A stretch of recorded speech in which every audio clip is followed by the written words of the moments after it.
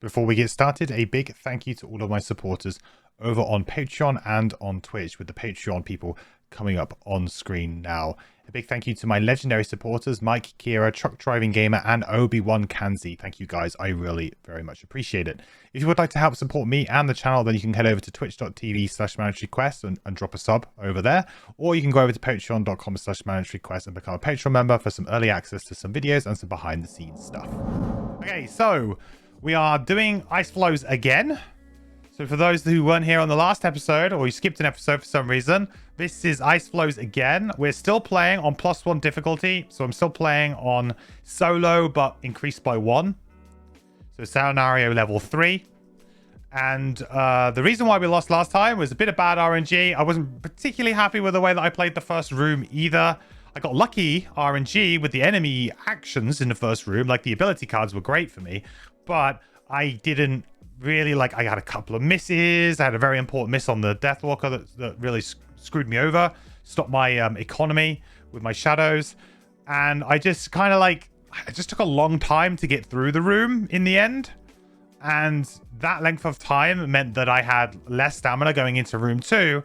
And room 2, we actually did have a really good shot at winning the scenario, but I got some really bad RNG at the end. But for me, like, you can always kind of like look back on a Gloomhaven scenario and see like where you did poorly. Like, sometimes you will just lose to bad RNG, but also, like, I didn't have that extra stamina in the bank that maybe I could have saved early on to ride out that bad RNG if it did come in that room. So I always feel like, even though, yeah, you can sometimes get incredibly bad RNG and there's nothing you can do, but a scenario like last time, I did get bad RNG, but also I didn't really like give myself that breathing room. So I was very tight. I needed to draw what I needed to draw in the last few turns to win. And this is a very hard scenario, so we might end up in the same situation again, but hopefully not. The one thing that I will say is that last time with the Death Walker, we tried running Abyss, Call to the Abyss, and once it got going, it was good. It just took too long to get going.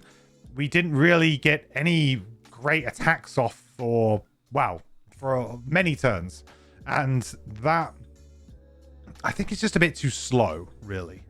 So what I'm going to probably propose is that I'm probably going to be playing Eclipse this scenario, because again, it's another scenario where we have a bunch of like a bunch of enemies early on. We're starting in a big room. Eclipse seems to be well suited for this type of scenario, rather than maybe we start in a small tile and, you know, like a conventional scenario where maybe you move through 4 like connected tiles that are connected by a door. They're smaller rooms, they're all connected by a door. I think like Abyss works quite well because you're usually only facing a few enemies per room, and then, you know, you kill one, make a shadow, kill one, make a shadow, and you just kind of keep rolling on. Whereas Eclipse works really well for scenarios like this, where, you know, if I put 4 shadows out on the board, the chances are I'm going to be able to find something really, really good to attack. So that's where we're at. So this is a retry from last time, but I'm not reducing the difficulty because I'm adamant that we could have done it. Before we start as well, we did get an official FAQ clarification about the second part of this scenario. So I'll preload it here for people who haven't seen it or want to know. In the second room, we were having a conversation about whether or not the water hexes that are technically outside the bounds of the scenario, so like overhanging the tile, did count towards the loss condition of the scenario. And we've had it confirmed, yes, they do, which is good because that is the way that I played it yesterday in the last scenario, the last episode. But I think there was some confusion there, so it's good now that we've kind of cleared that up, because it is very difficult. And yeah, that makes it more difficult. It means that basically we can only lose, I think, like four hexes or something before we lose the entire scenario. So yeah, you can lose incredibly quickly. So worth bearing in mind. But yeah, I wanted to front load that so that we're all aware of it going in. Also, the enemies only attack 1 ship hex. Okay, great. And there you go. There's another clarification from Dwarf. Thanks, buddy. That also, even if the enemies draw, you know, multi-target attacks or AoEs, because there were some of those we were a little bit confused about, it is only 1. Which, again, that's great for us because that is how we played it last time, but it's good to have that officially qualified. So thank you, Dwarf, for that. Appreciate it. Did I level up? I did level up. However, you can only level up when you go back to town. So although I do have the prerequisite number of experience points, I didn't technically level up. Now, if it has it set me to a level? That's a good call though, because it might have set me to too high a level here. Okay, no, it hasn't. That's great. I am technically level 3 on my spreadsheet that I'm using as my master sheet, but it looks like it hasn't done it here, so that's good. Because technically I have leveled up, but I'm pretty sure that it just automatically levels you here, which kind of sucks. But I do need to add that extra 1 health for our traveling cloak. Our goggles gone and replaced by the spyglass. I think it's more that goggles are considered to be a more powerful item, so are probably going to be found later. I don't think it's been replaced. Maybe, I guess you say it's been replaced as a starting item, but goggles will be probably something we can unlock later on.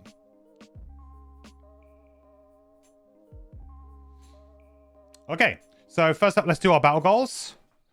And hopefully we get some more interesting ones than last time, because I think that the last time the ones that we had were pretty... I think we had like pedestrian and we had the overkill one. Neither of which I'm a massive fan of.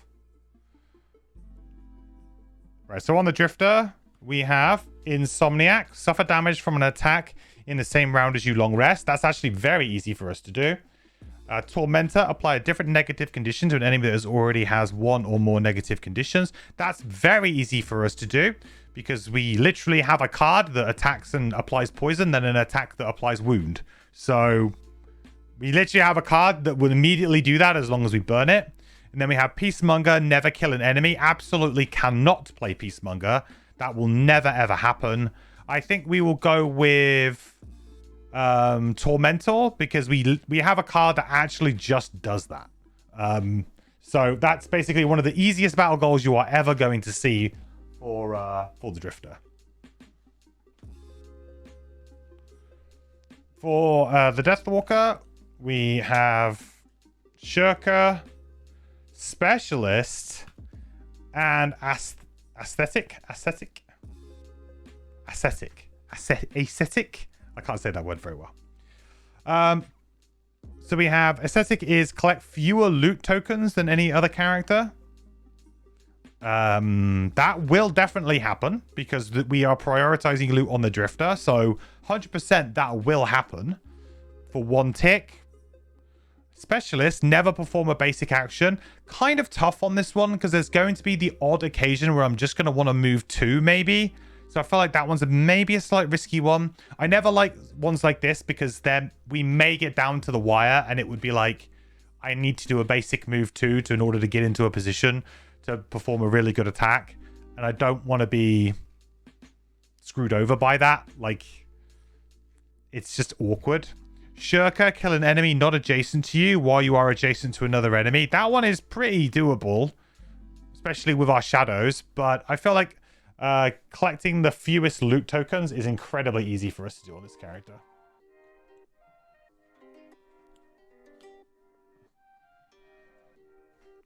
All right, good. We're on a boat. Yes, we are on a boat. Okay, good. So, let's do it. Easy, right? Easy, easy, easy. So I think, I mean, I could just try and get Shockwave going this scenario nice and quickly and early.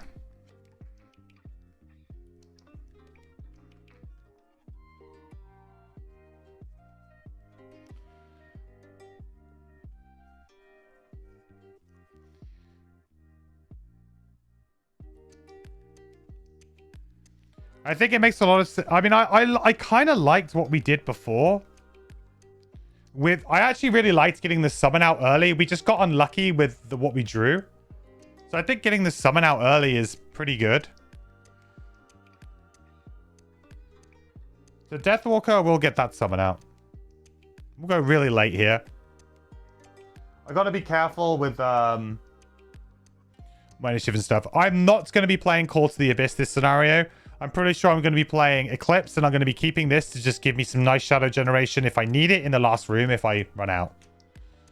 But we are going to be trying to be quite efficient here.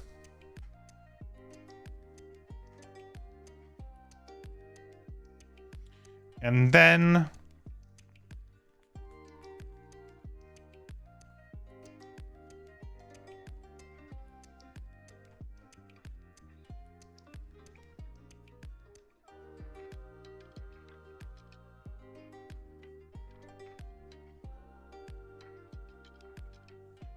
I could just go really hard on the Drifter and just play like 3 of these.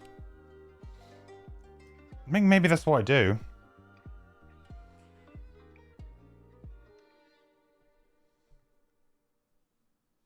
This will be the first time I'll try and do this, but maybe play 3 different active abilities. I mean, we might end up doing the Mastery if we do this.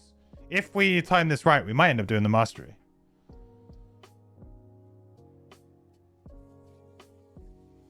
All right, so we got the wave crashes first. That's good. No summon on the first turn. We'll take that.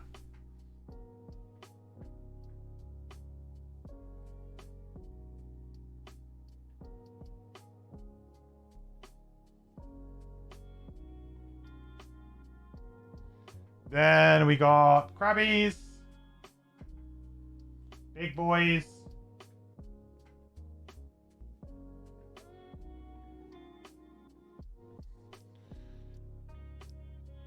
It's nice to get them towards the middle of the ship, I think.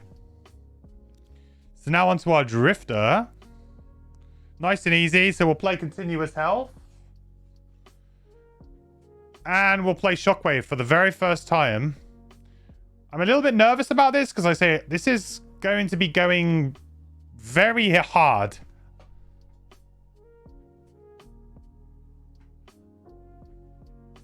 Because my plan is to play Crushing Weight as well next turn. And then on our Deathwalker, we are going to make our summon. So I place a shadow, then consider a shadow to make our little dude.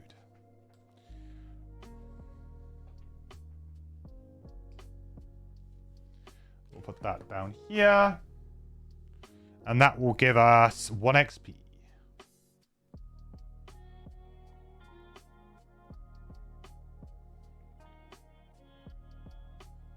All good.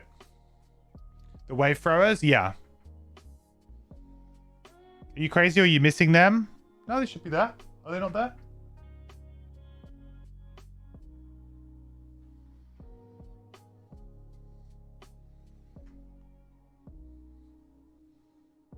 Hey Modestone, your buddies and you are just starting Gloomhaven. They're playing Spellweaver, Brute, and Mind Thief. You're deciding on tank or crag. Which do you think is better? That's a loaded question. I think so the Crag is my favorite character. So I'm not very non-biased in this situation. So the correct answer would be Cragheart.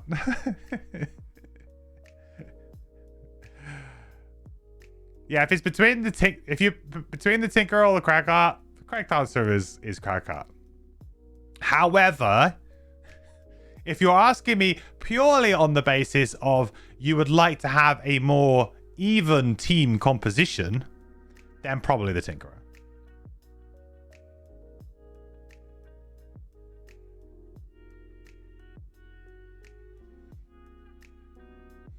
Because what you've got there is you'll have Brute and Mind Thief are mostly melee-based characters.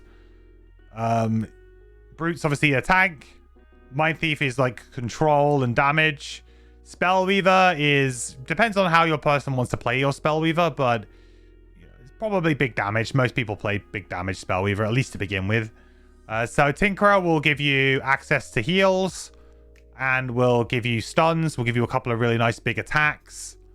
We'll give you ways to give people cards back, which will be quite nice.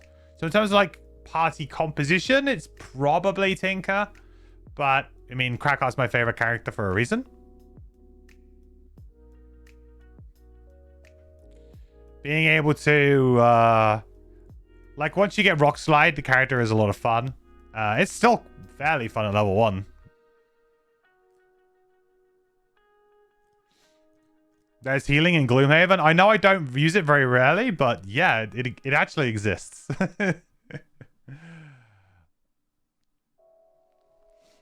Appreciate the info. Thanks. You sent all my buddies to watch my guys on YouTube. Awesome.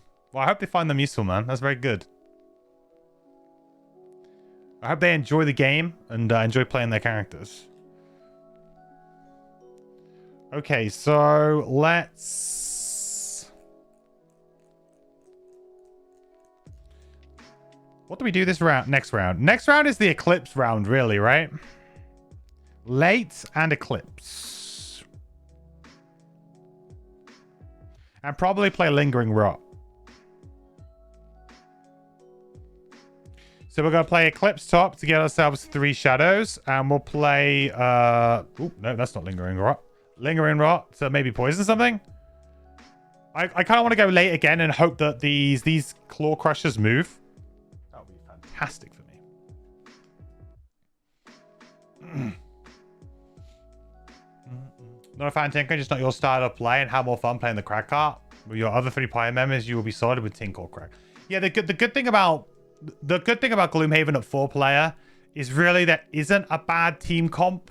Really, I would say that the worst team comp you could possibly have at 4 player would be if you're all playing the glass cannon characters. So if you're playing like Mind Thief, Scoundrel, Spellweaver, and Tinkerer, like if that was your party, that would be a pretty rough party. Just in terms of like, you don't really have anybody who would take hits. It would actually be Tankerer time, as we call it for fun. So it'll be the Tinker would be the one who would have to take the damage out of that party. Like, it's a bit of an odd group, but you can still make it work absolutely fine. But it's just a bit of an odd group. Every other combination of the characters, if you have the Brute or the Crack Cart in there, is going to be fine. Like, they'll be able to do what they do.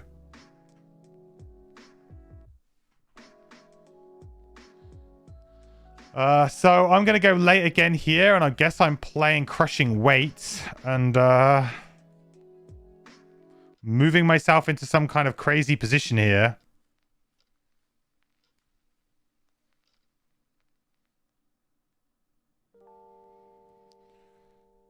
Okay. Let's hope that they don't summon. Okay, they summoned. Okay, they summoned. Maybe we're not going to get so much good luck this time, huh? Alright, so the Claw Crushers are going to go. They're moving 3, which is great. That's exactly what we wanted.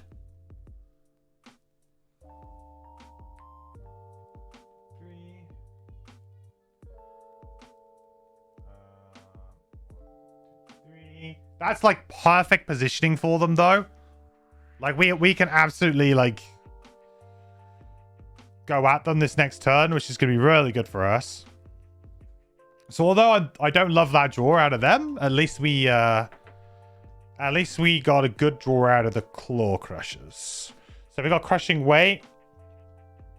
I think this is the first time I've had 3 up at once, like, this early. I have had it at one point, but I don't think I've ever had it this early.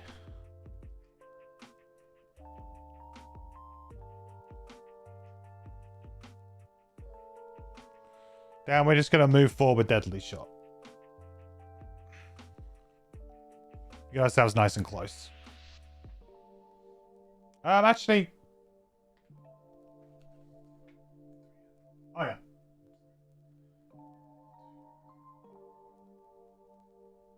Yeah, we're gonna double team this guy, I think.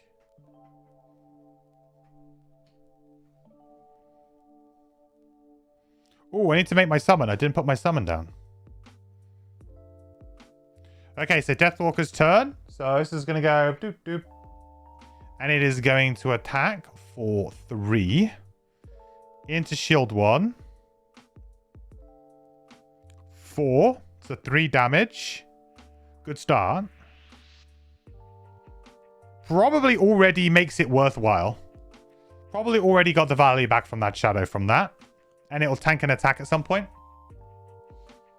Same boat battle as before. Yeah, we lost, unfortunately, in the last couple of turns yesterday. So that's my summon. So now I'm going to go Lingering Rot. So I'm going to move 3. And I'm going to poison this guy. A little bit awkward that we couldn't poison the other one, but hey-ho.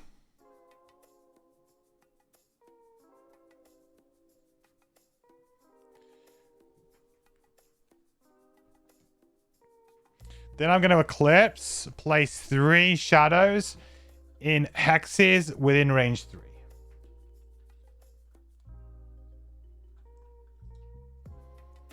So what we kind of want to do here, we definitely want to get some that are kind of like in the middle of these guys, but we also want some that are quite close, and maybe even one underneath us here.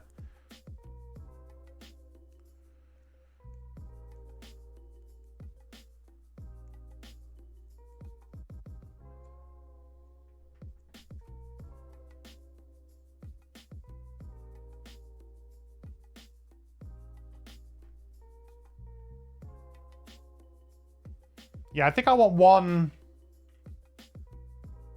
underneath me.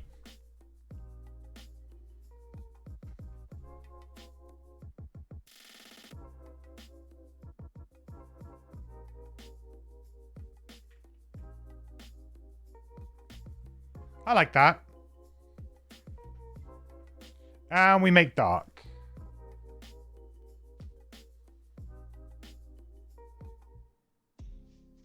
All right, now the scary bit that we weren't really wanting to do.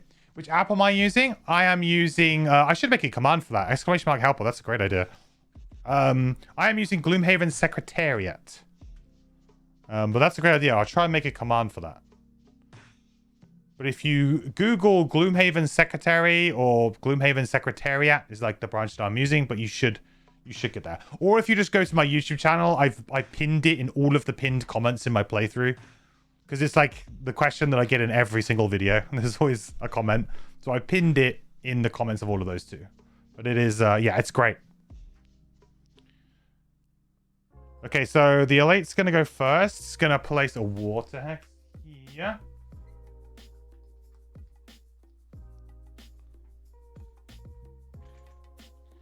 Summon an Elite. Then the number 4 is going to go. Do I put it there? Sure.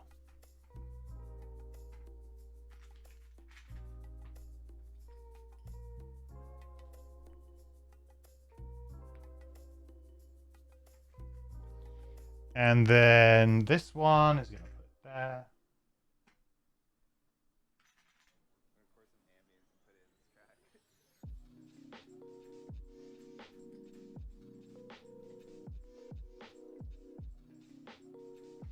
So that is Elite number 10. It's kind of annoying that they don't add the monster to this list. Like, they may as well.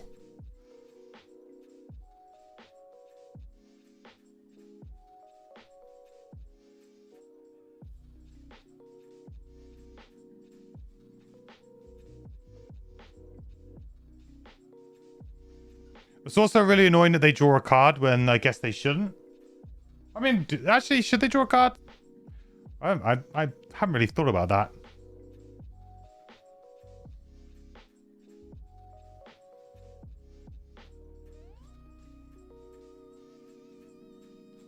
Guess they should.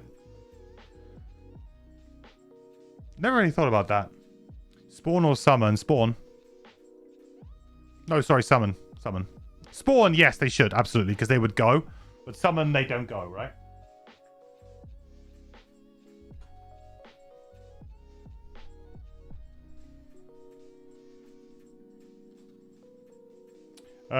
Okay, well, that's that all done. So that's that round over. We don't want too many more rounds of summoning, that's for sure. But so far, so good. This is already feels a little bit stronger than how we started last time.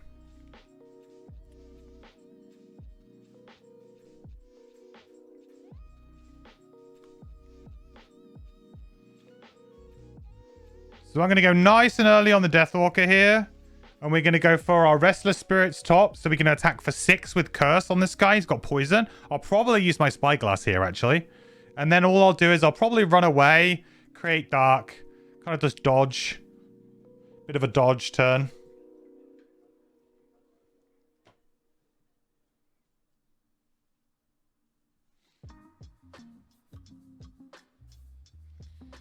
So now we will go for our friend the Drifter.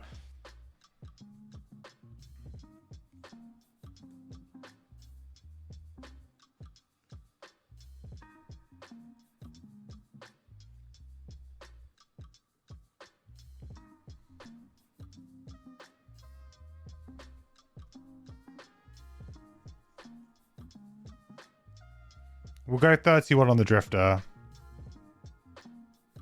And we'll try and get a double attack in. Wound should be nice. Okay. Good. That looks like a pretty... That's a pretty damn good turn. Was that range 6?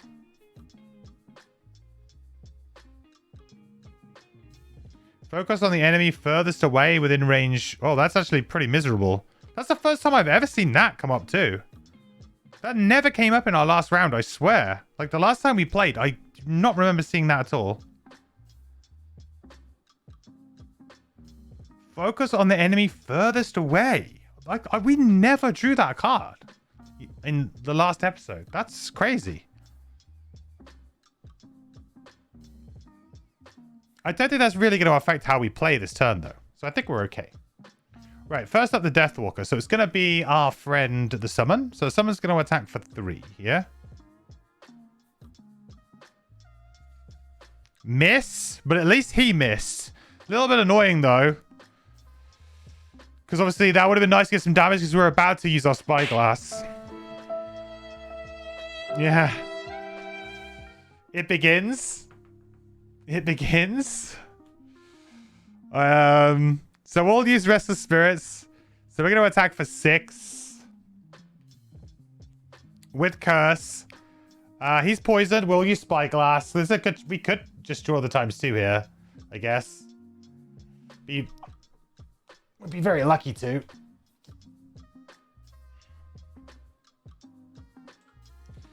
So this is going to get us an experience point. And we are going to be attacking for 6 with Curse and advantage and poison. So let's just do it.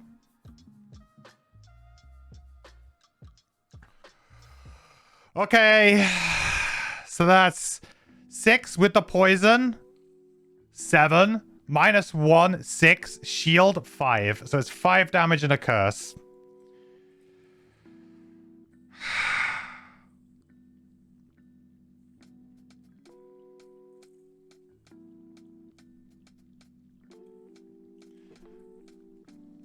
Sometimes you get that feeling.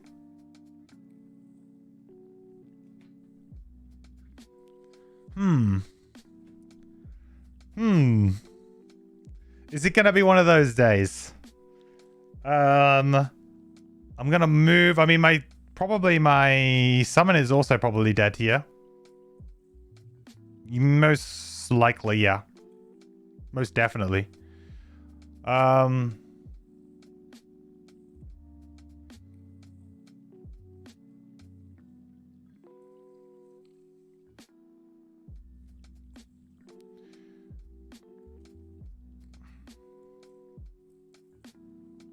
Okay. Oh, yikes. Drifter time. All right, Drifter. You can make do. So we're going to attack for 3 here, but with the crushing rate, it's going to be crushing weight. It's going to be an attack of 5. So 5.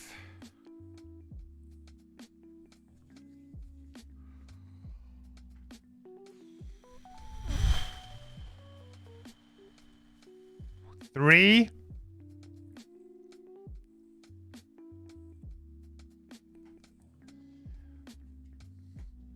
It it begins. And then Bloodletting. We're going to attack for 1, 2, 3. Shockwave's not going to trigger yet. I mean, I guess now would be the time to, like, at least we shoot a -2 on the attack with Pierce. Okay, good. So 4, -1 for the shield, 3.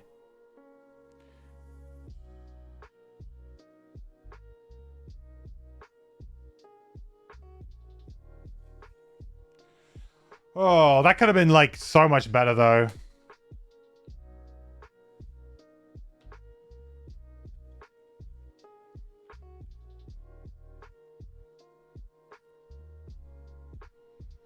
I'm trying to think maybe I should have used my stamina potion on my Deathwalker, maybe? Yeah, I think I'm going to use my stamina potion on my Deathwalker, sorry. I could do with getting Call to the Abyss back to get another shadow this sort of cycle. Because these shadows, are as good as they are, I'm probably not going to be using them.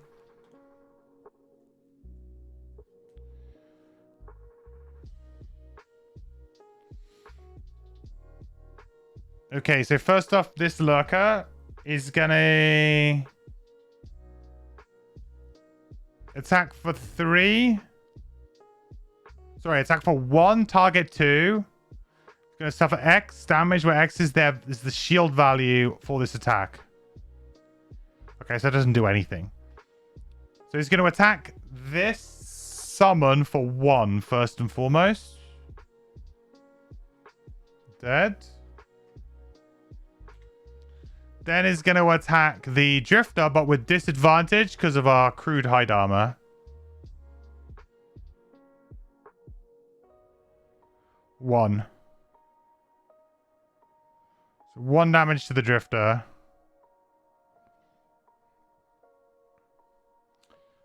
Then the next guy is going to go and will attack. Oh, I just realized I should have moved. Should I move 1 hex back? No, I'm okay. And he's going to attack Deathwalker for 1. Curse. Love it when they draw the curse on the attack 1, huh? Ooh, Gloomhaven is already like, nah, you're not going to have an easy ride this time. No, we're going to make it difficult, this scenario. We're not going to give you the we're not going to give you the good RNG. I'm going to have to earn it. All right, so that's the Claw Crusher's gone anyway. Now onto the Wave Throwers. So they're not going to move, and then they got this really bizarre attack. So Elite first. So he's going to go against the Drifter here. So he's going to attack the Drifter with disadvantage for 3 here.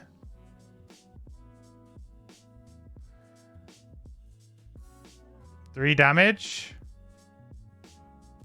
That is our crude armor used.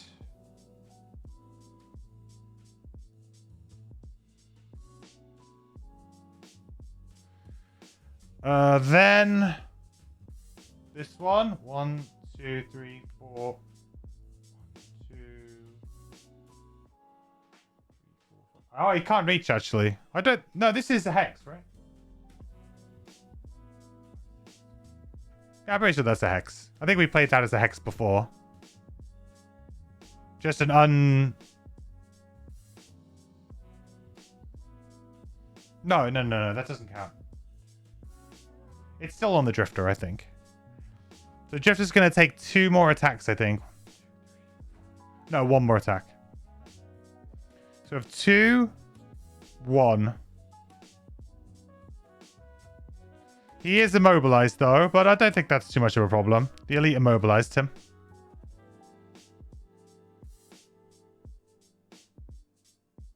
Why does that other Crusher still have 8 HP?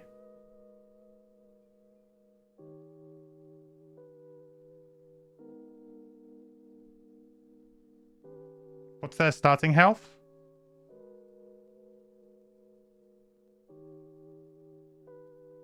Five. Because I only hit it once for 5.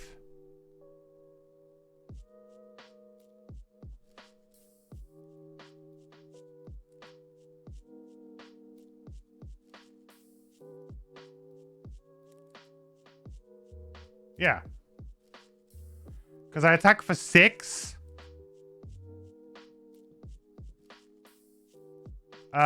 With the poison 7.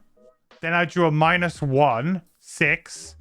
And then we had the shield, 5.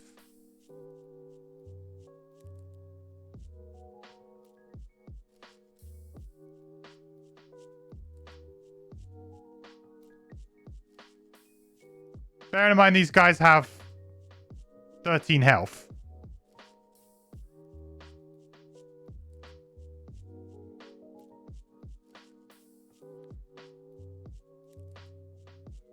The Claw Crushers don't have 10. These guys have 10. Claw Crushers have 13. I'm pretty sure that's right. I've only attacked him once. My Summon's been attacking this. My Drifter's been attacking this one. I'm pretty sure that's right.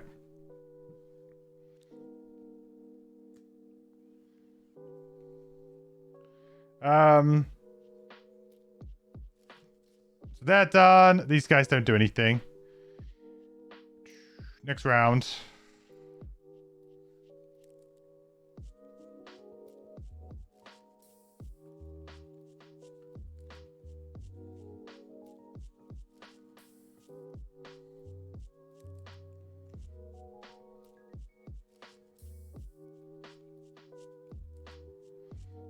I got a good example of like a turn now where I'm like, oh, I need to just do a default move too.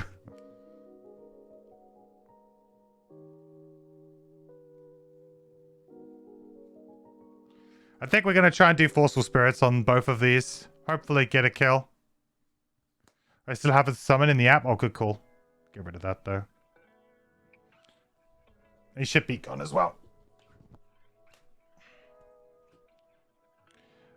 So we'll go Forceful Spirits top, and we'll just use Anger of the Dead as a default move too, I think. And the initiative. Now it would be nice to move back a token here. I think we have a pretty good shot at doing that on 23 with the Drifter. Oh, actually we're immobilized, right?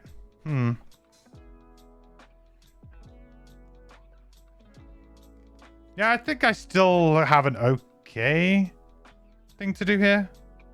I go 14 on the Drifter. So that means the Deathwalker will be going first due to tiebreakers. Oh, for God's sake. Like, they just play the... Like, this happened to me last time. They just... They didn't use this ability a single time in the second room. And not a single time when I needed them to do it. But every time I'm like, I'm like so close to killing them. They're like, ha. We're going to play our shield up turn. Like, you'll have to deal with this next turn. And then look, we get a big summon here. That's a brutal round for us. Really bad. The heals don't do anything though. Oh, I guess what I could do is I could use my boost of speed here actually. I'm going to do that.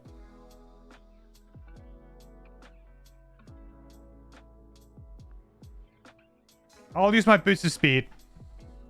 I forget I have these. That at least allows us to get some damage in underneath this shield, because it's a real pain in the ass. So we'll use this as a move 2. Where are we there?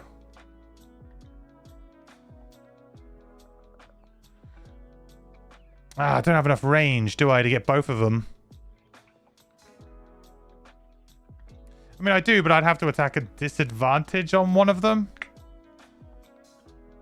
Disadvantage on the guy with poison.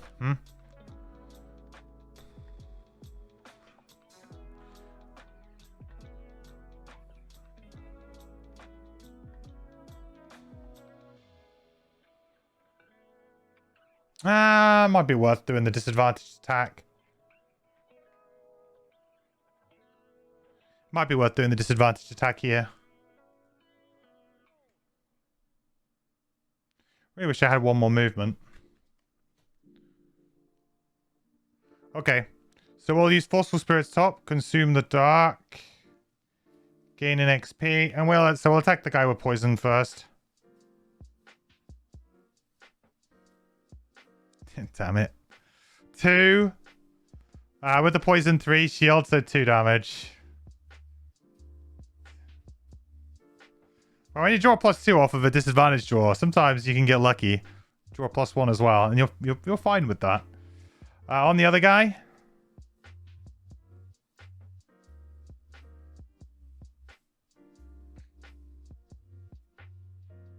+1. So that's 4. The shield 3, so he is dead.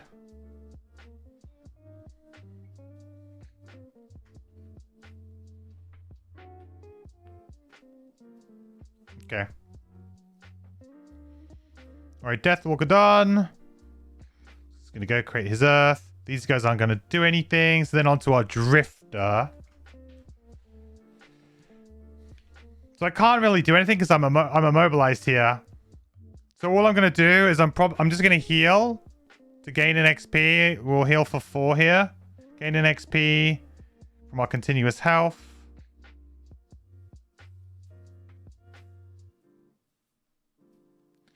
Then I will use just the top of sustained momentum here just to move back a token on crushing weight. Kind of a bit of a meh turn, but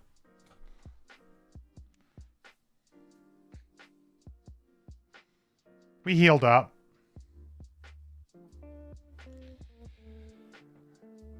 Looks like we got some more summons.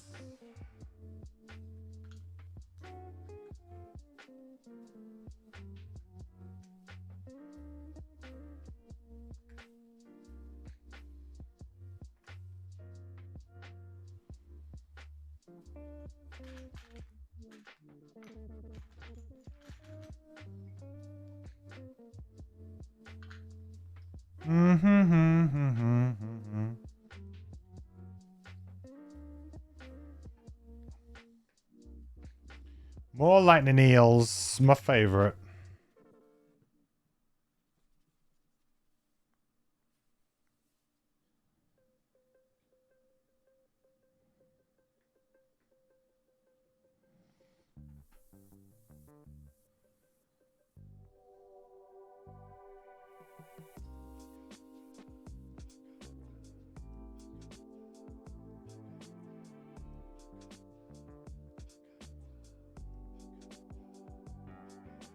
Okay, next round then. I mean, I still feel like we're doing okay here.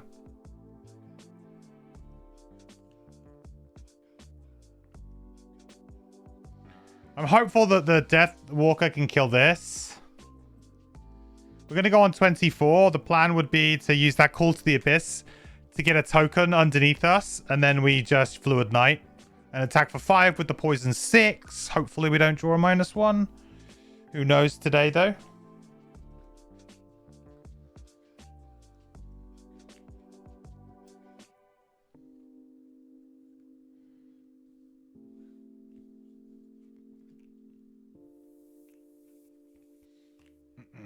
I could attack the other one. That one would have died because of the wound. Yeah, well, possibly, but obviously I have perfect information on that now.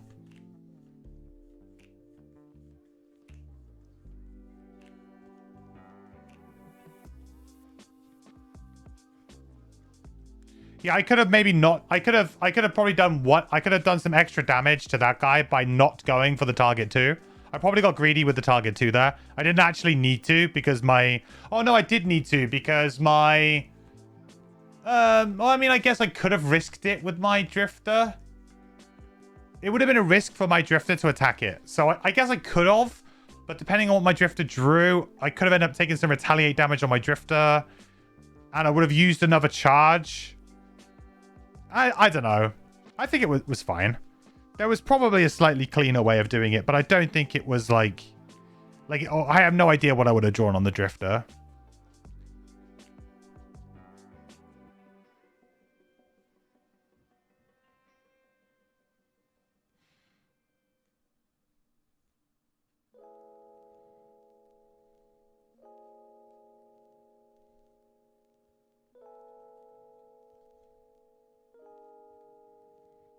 I'm kind of hopeful that these guys come forward a little bit, but I don't know.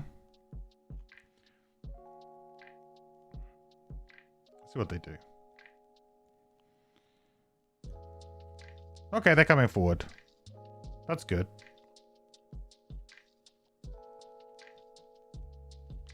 So first up, we're going to play the bomb of Call to the Abyss.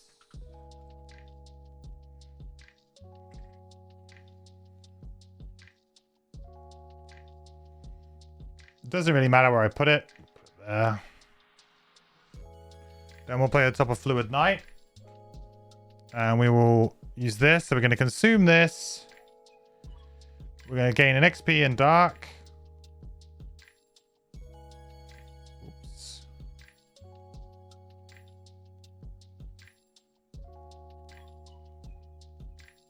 And we will be attacking for 5. Poison 6. 7 dead.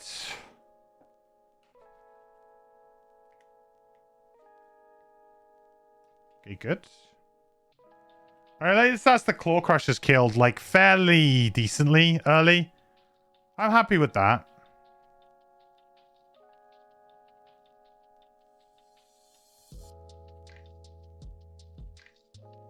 Good to see the back of them. Right, so Wave Throwers.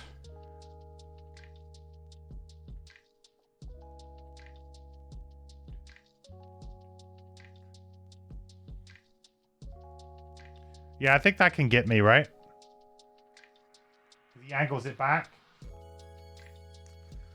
That gets me. Yeah, I'm pretty sure that gets me because basically you just choose this is the first hex in the AoE and then you project the other 2 hexes back, which would get the Drifter. So that's annoying because we're going to get immobilized, which again, neuters our turn massively.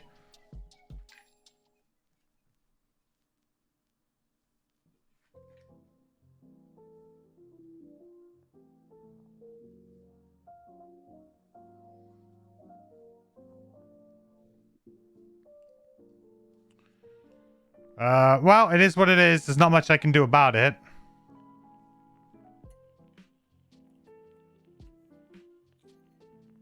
Nope, there's nothing I can do about it. So I just got to take my beatings. 4. Very nice of you. Then this guy attacking for 1.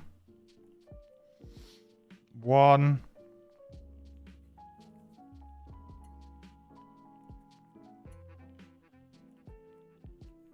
And then this one's going to go. It's just going to be able to move forward. Oh no, I guess it could go 1, 2 like this. That can't get us. Lightning Eels can't do anything. It's now to the Drifter. God, it sucks to be the Drifter, huh? Drifter is not having a great time.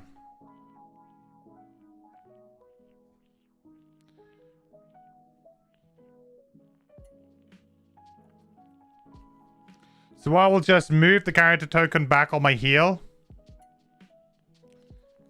I will do a loot 1 action.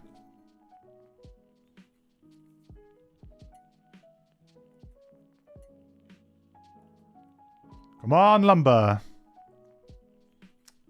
That's not Lumber.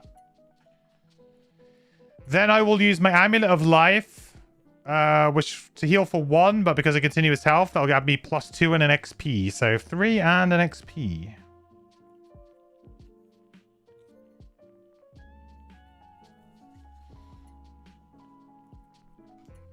Drifter's just having to sit there and take it.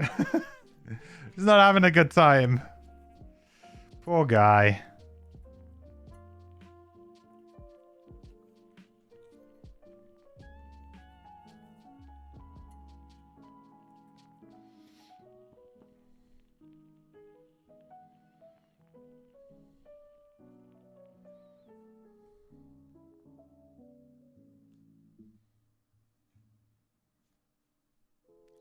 So I have a turn on both my characters, but I don't like them. I'm kind of like having to either short rest or long rest on the next couple of turns, so I honestly feel like maybe I just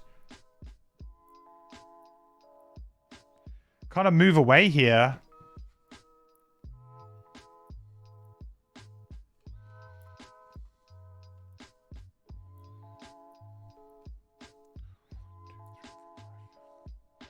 Yeah, I think so. I mean, I hope they don't summon again, but I also just feel like I need to get away. Okay, cool. This will work out nicely. So the first thing I'm going to do is I'm going to use the top of Black Barrage. I'm going to consume Dark here. And I'm going to attack for 3 at range 5 and gain an XP. I will attack... I think I'll just attack the regular. I guess the Elite's the more annoying one, right? It's got that immobilize. Let's attack him, number 3. Do I have line of sight, actually?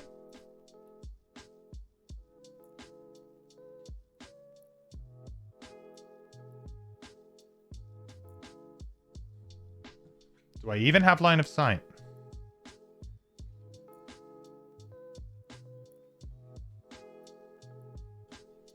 Let's attack the regular. I don't think it makes too much. Let's attack the regular. +1. So that's 4 damage to number 4.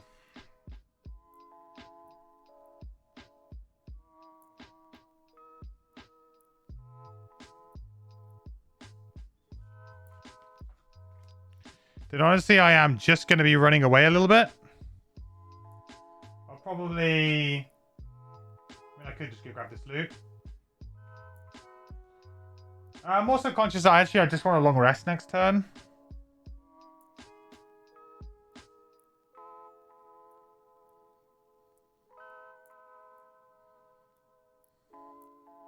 I can grab the loot.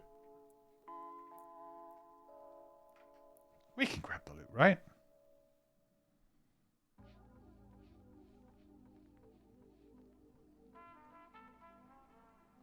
To hide. We're doing about 3 basic actions. Where's the laser pointer? Yeah. Not a bad idea.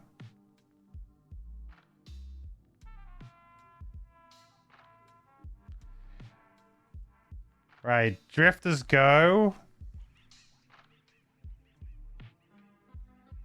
Quite honestly, I'm just going to move 2. Oh, well, I mean, I don't think I can even hit anything here. Yeah, I'm just going to move 2 and heal. Move back 2. And heal for 2. 3, 4. Heal for 4.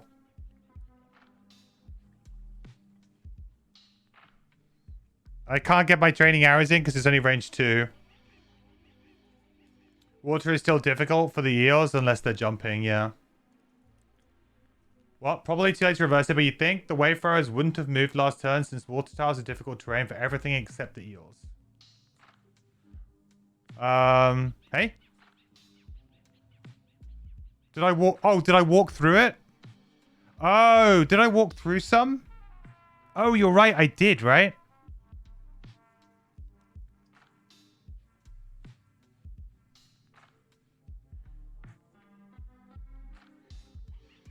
Yeah, it's too late to reverse it, but you're totally right. I moved the elite through... Yeah, they wouldn't have been able to move. Yeah, you're completely right. I moved this elite from, like, here. He wouldn't have been able to do that, because it's only move 3, so I've been... Actually, no, he would have been able to do that. That's fine. 1, 2, 3. Yeah, the elite would have been able to move, right? 1, 2, 3. I think they had to move 3. Maybe they only had to move 2. What was the card?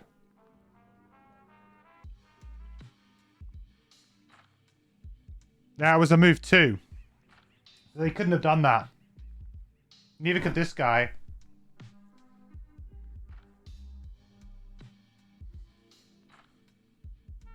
Yeah, they would have stayed where they were. You're right, though. I think it's too late to reverse it now. because it was like 2 rounds ago. But yeah, that's a mistake. I mean, it's not really a beneficial mistake for me. Not really, like, it's probably worse for me because it really hosed me for that round. I couldn't do anything because of my immobilize. So, if anything, at least I didn't make it in my favor. Maybe bringing them slightly closer to me is slightly in my favor, but I ended up taking damage there that I didn't need to take, which is usually not in the player's favor.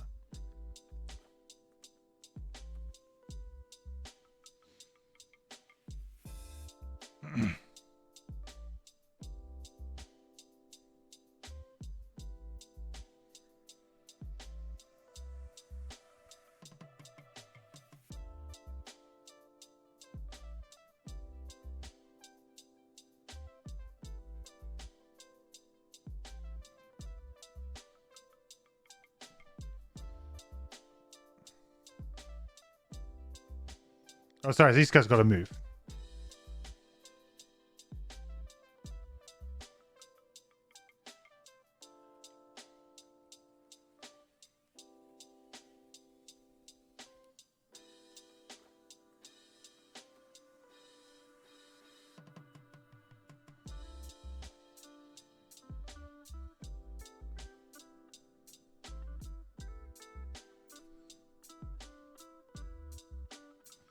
Okay. So this is the round I'm going to long rest. It's a bit risky, but to be honest, at this point in time, I kind of needed to engineer a long rest at some point. So I'm pretty happy with that.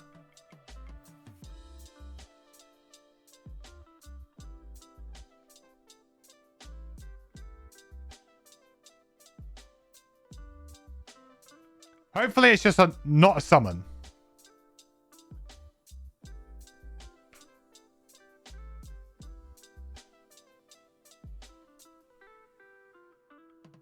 Interesting. Well, we're definitely getting hit by everything here, I think. Pretty much. Okay. 1, 2. Would it even move? 1, 2.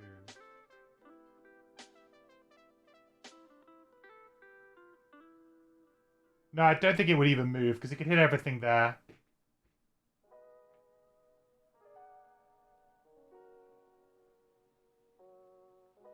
Yeah, that's not going to move. That's not going to move.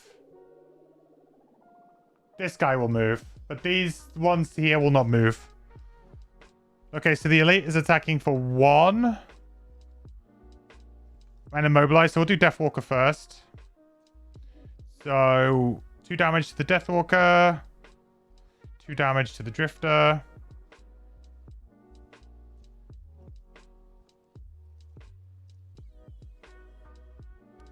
This guy's not going to move. He's just going to do the same, but he's attacking for 0. So Deathwalker, nothing. Drifter, nothing. Then this guy's going to go 1, 2, so that he can get everybody in the AoE. And we'll attack Drifter for nothing. And Deathwalker for nothing. So both of them for nothing. Okay, good. So they're done. These are done. Deathwalker's going to heal up for 2. Reset. We can move one of our shadows up to 3, which I'm going to do.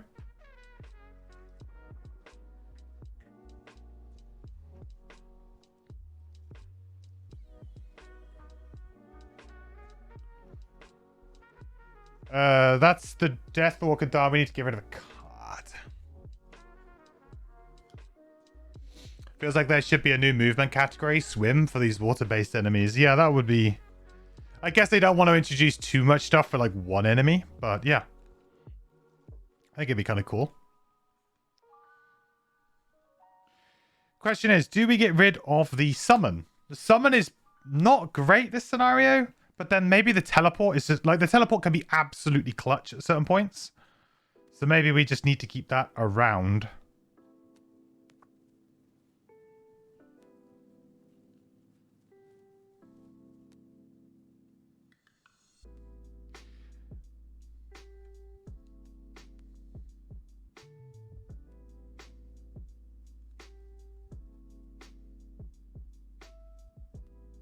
Yeah, I think I'm going to get rid of the... I think I'm going to get rid of the summon because I just don't think it does enough. Like, it dies too quick. There's so much AoE and target 2 from these enemies. And then you've got the really early initiative on the eels. That just mean it's like... It's probably going to get one attack in and then die. The only thing this is really good for is a very late initiative, really. And maybe the teleport. But I do have teleport on Forceful Spirits bottom 2. Although, don't really like to use that card for that. It just feels like the summon is not well suited against the wave crashers, or the wave throwers, because they have lots of AoEs, so they just kind of just kill it. It's not good against the claw crushers, same reason really. They have innate target too, so not very, very good against him either. The eels have such early initiative that if the summon, even if we go late and the summon goes in and maybe gets a hit, it will die immediately. From another eel on the next turn, most likely. So, yeah, I feel like the summon is the weakest thing that we have.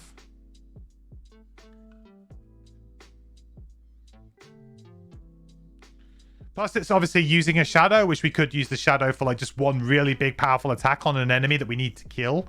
So it's like the shadow economy game. It kind of upsets it. Right, onto the Drifter.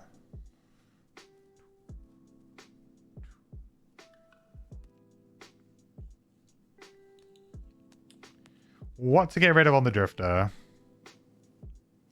We basically need all of these cards. Funny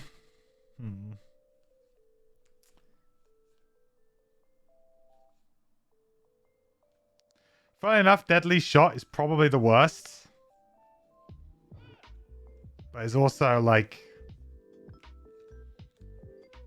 our move 4.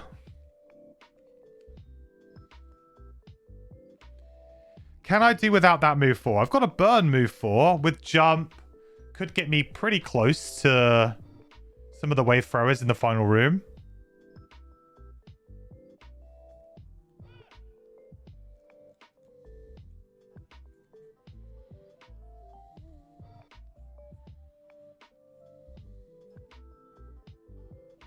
Fortitude's really good at killing something.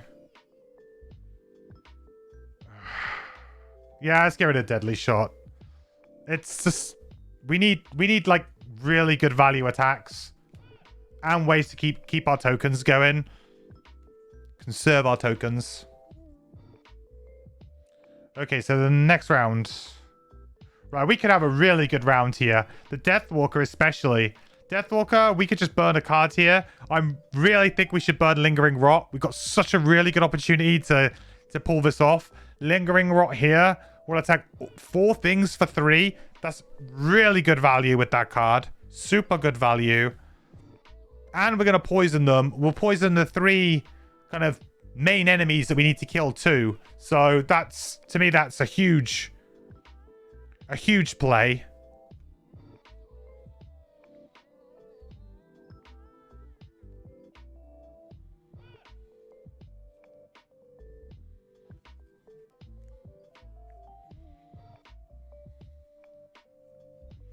It's kind of so big, in fact, that I'm kind of tempted to just play like Anger of the Dead as a bit of a...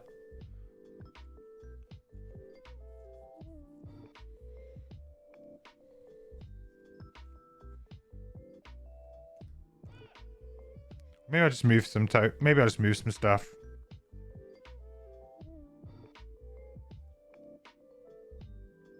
Or maybe I'll just play Call of Doom to help finish off. Okay, we go 32, and if I need to use my boots to go early in that, I've got them, I guess, in the bank. But it would be really good to do this, I think, this round.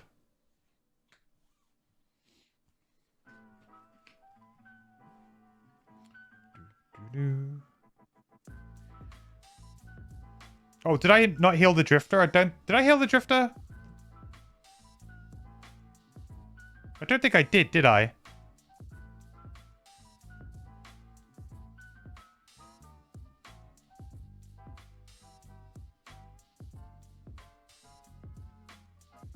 Unfortunately, that does use one of the charges. I don't think I did.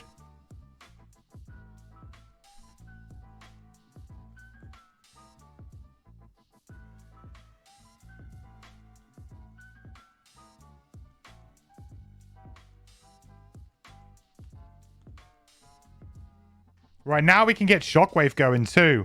All right, this is a good turn for us. We've got a really cool turn coming up.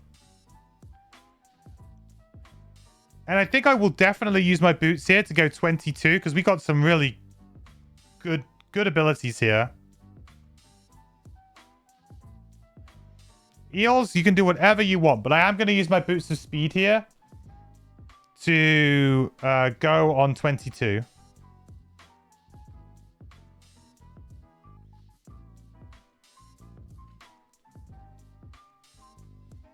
So Deathwalker first. So the first thing I'm going to do is I'm going to use Lingering Rot.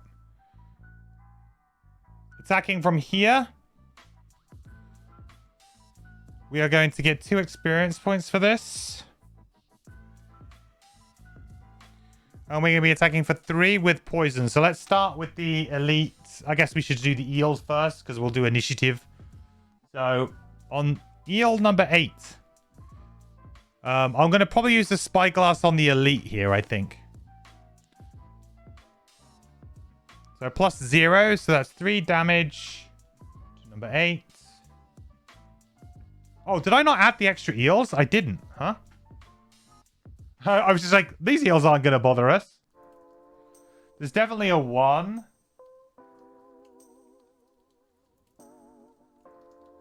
A 3. And then there's another elite.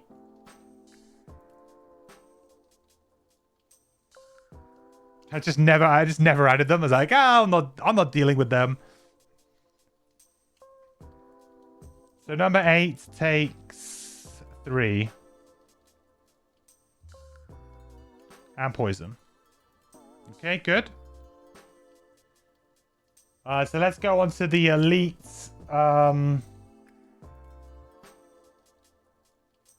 Crasher. And we'll do an attack of 3. Excuse me. 3 plus advantage.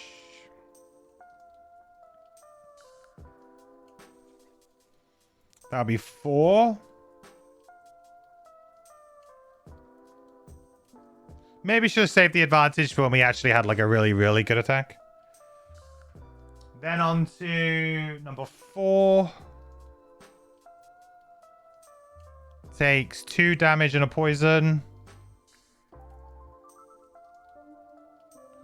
Then number 6. 3 damage and a poison.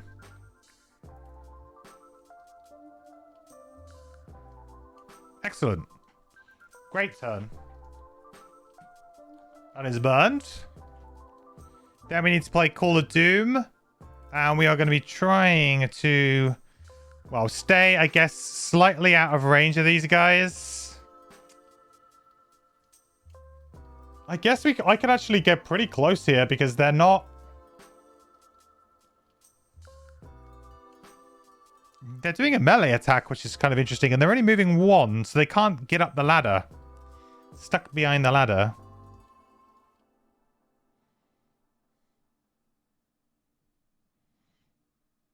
Make dark. Drifter time.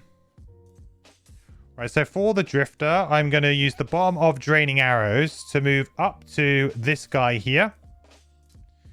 If you are adjacent to exactly 1 enemy, move the character token on one of your persistent abilities back 1 space. Back the heal.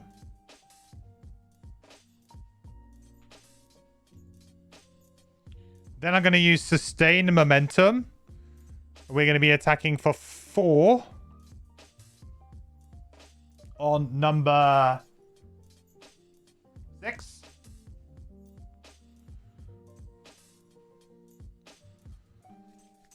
Four plus the poison, 5.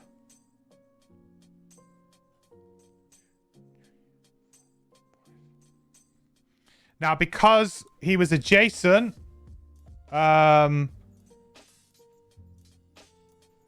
that's also going to trigger Shockwave for 1 XP for the first time. First Shockwave trigger. And that's going to do 2 damage to an adjacent enemy. So, number 4. We should hopefully be able to kill him with just Shockwave damage. And then I get to move... I get to also move a token back. I'll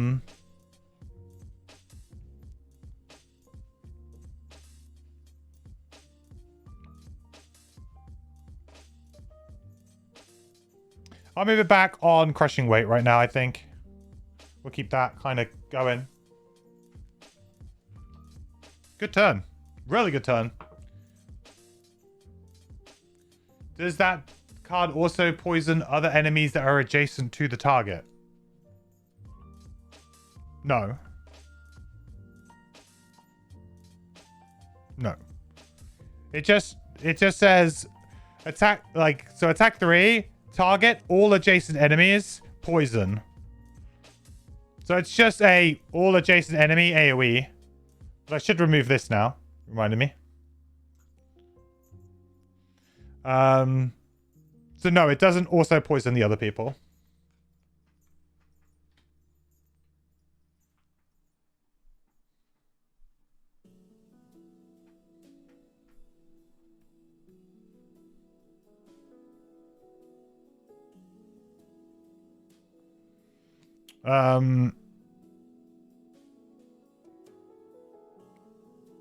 Cool. So that's the drifter gone. So now it's the wave throwers. So the only wave thrower who can actually do anything here is this guy here, who's going to attack for 3 onto our drifter. So that would be, oh, with disadvantage technically. So I should draw him another one. Whew. Clutch. So that will be 2 damage to the drifter. Dodged. And they are done. So next round. Okay, we're motoring now. We're good. We're motoring.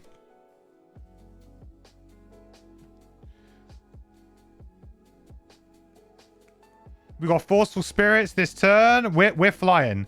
It's amazing how, like, easy this character is to play sometimes. Like the Deathwalker with the Eclipse is just like, pun intended, night and day. Trying to play Abyss versus playing Eclipse. Like Eclipse is, like, Abyss is fine in certain scenarios, but if you just get that 1 or 2 bad turns, it feels so bad. And then you're like, oh, I have no shadows to use. Oh, well. At least with Eclipse, if you fail on one attack, you should have another shadow you can use.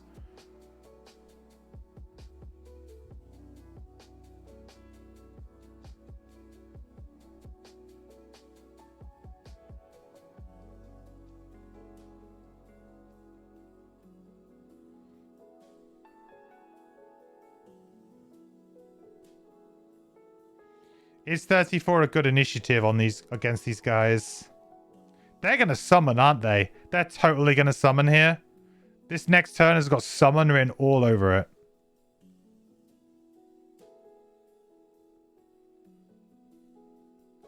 Right, 34.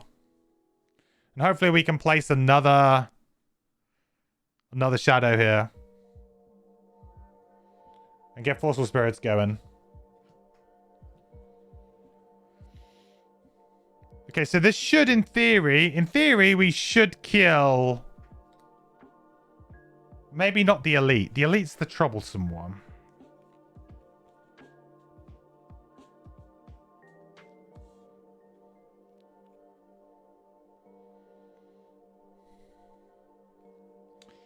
Damn you, Mr. Elite. I think I have to go late here, but that's fine. Because they're going to definitely summon. All right, chat? It's guaranteed. Oh! I love being right.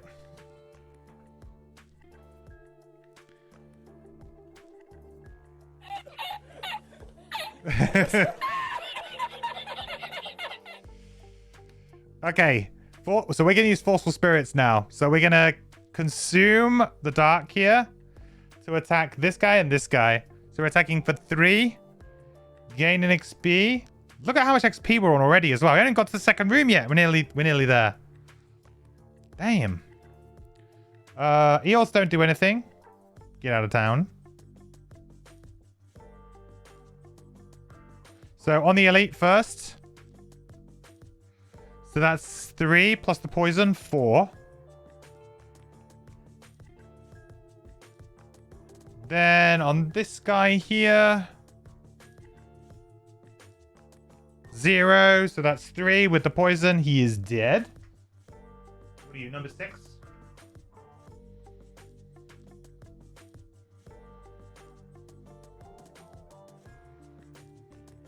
Bah.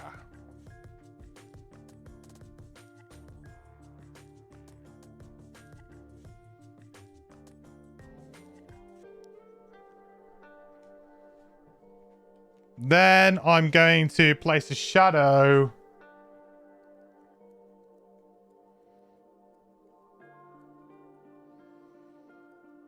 At range 2.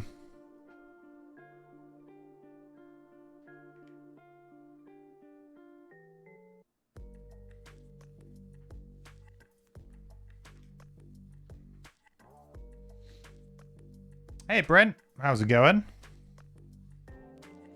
You joined us just at the right time to see the Drifter absolutely crush. Okay, so the first thing we're going to do is we're going to use precision aim here.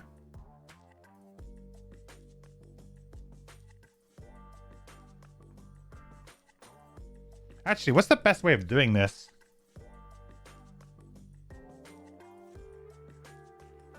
Do I let the... Do I let them summon an elite, or do I let him summon an... Oh, I could block him from summoning here. I could block him from summoning. Oh, this is super good. I'll redo this for sure. So we're going to move to... Oh, no. Oh, no. I've got my wing boots. Thank God. Wing shoes to the rescue. I was like, oh, no. I forgot that this is an extra... I forgot that this was an extra point of movement. Wing shoes. Help me get down to the deck. Okay, so move the character token back. I'm going to move the character token back on my heal, I think. We're going to need some heals, for sure. Then I'm going to use the top of Bloodletting. And we're going to attack for 5 on the elite with poison. So 6. 6, which kills it. Which triggers Bloodletting.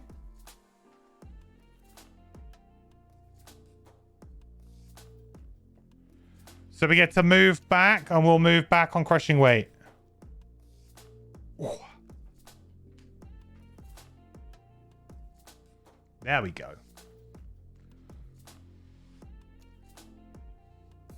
Two of their 8 cards are summons. Just don't tell me the odds. I just look like a genius.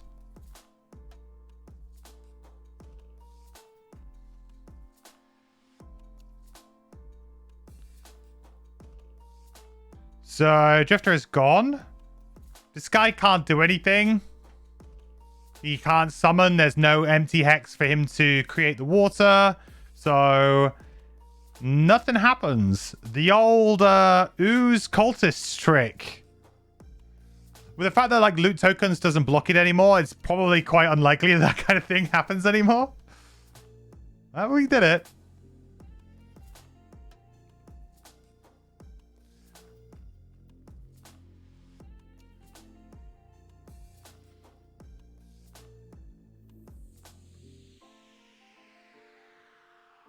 Right, so the Drifter is going to have to kill these eels. Or this eel, I should say.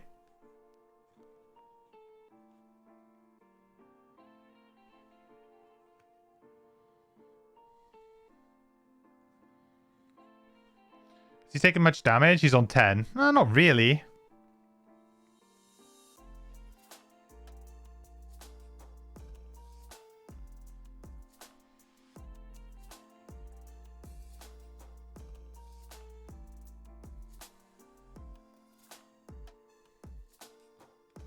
I think I should go as early as possible here, though. We're going to go on 14 on the Drifter.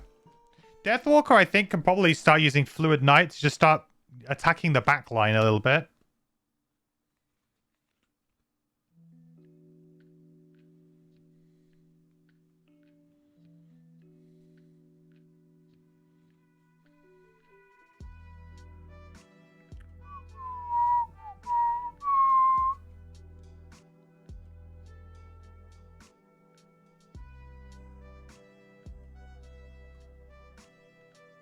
Oh, Drifter. He's getting lucky today.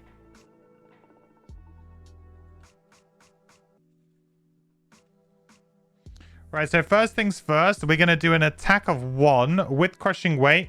It's going to be an attack of 3, and Shockwave's going to trigger. Now, I think I just do it against... yeah, I think I just do it against number 8. We don't gain any XP by doing this, unfortunately.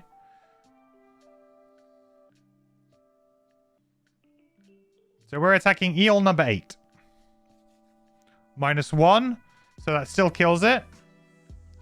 No poison. So this eel is going to die. And Shockwave is going to do 2 damage to this wave thrower at the same time.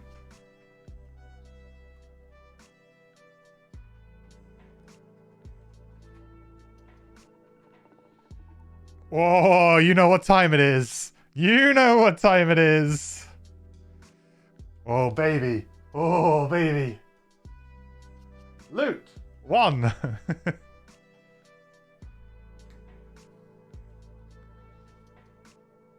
One, 2, 3, 4. Lumber. Wishing for lumber. Let's go. Come on. Nice. Lumber, lumber, lumber, lumber, lumber, lumber, lumber, lumber, lumber. Not good. 1. 2. Not good.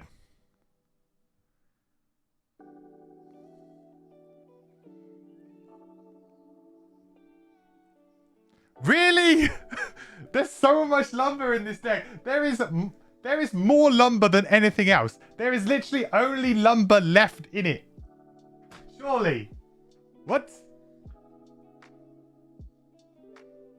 There's 14 cards. 5 of them are lumber. Come on, dude.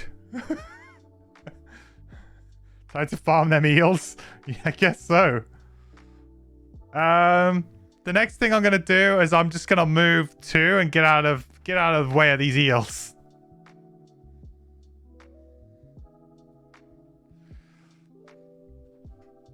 God damn.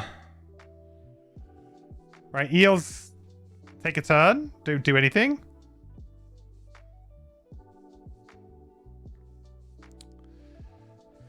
Deathwalker's turn.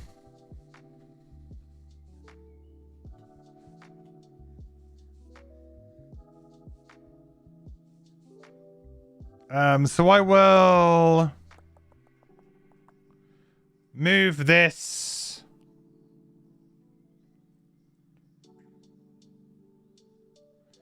And I will use the top of Fluid Knight.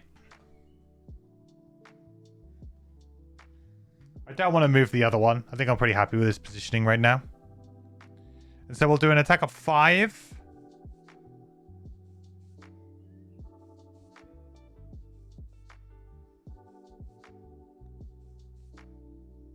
Attack of 5. Dark. 1 XP.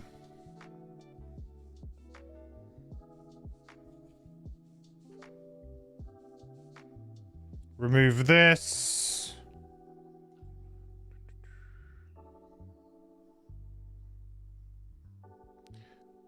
Number 10.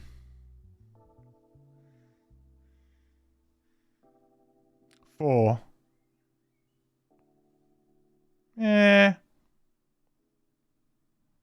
Well, it's just most likely going to be 2 anyway, most of the time. Next round.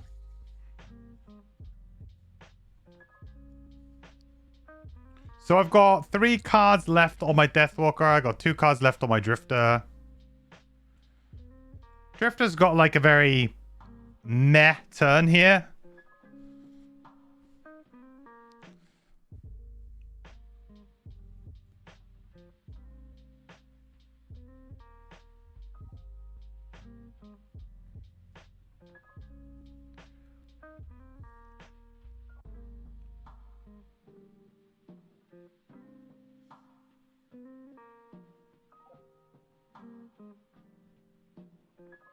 Probably gonna have to use the crude spear, I think.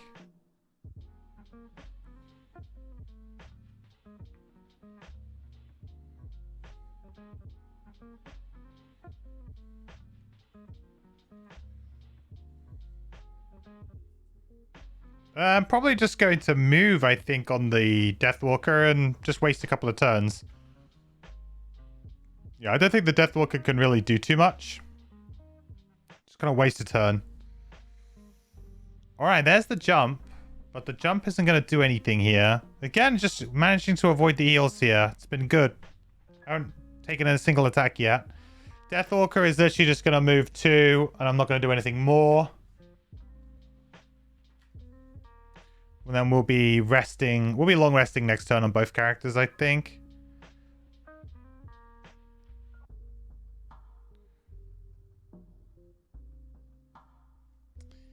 So the Drifter...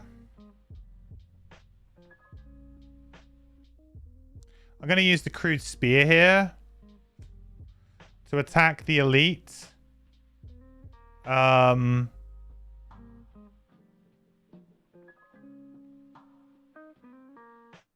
With fortitude. So we use this.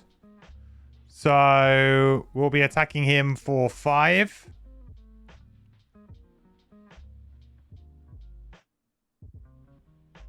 Yeah, that's fine. Did I move the track back?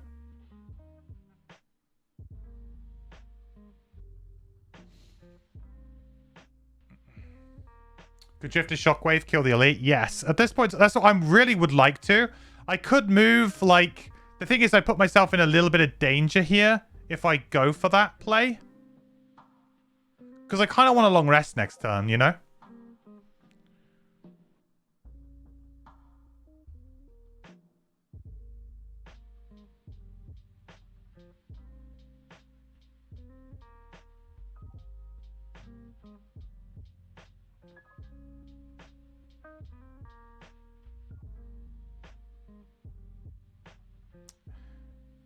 I guess what's the worst that could happen? They can hit me for a couple.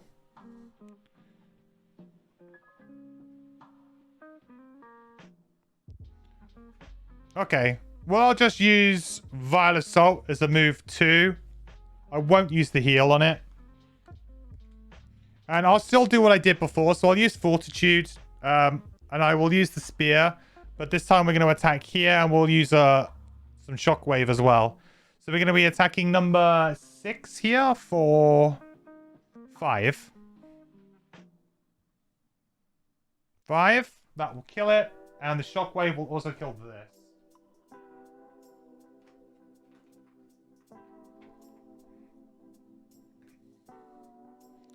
Just don't like long resting next to eels, right?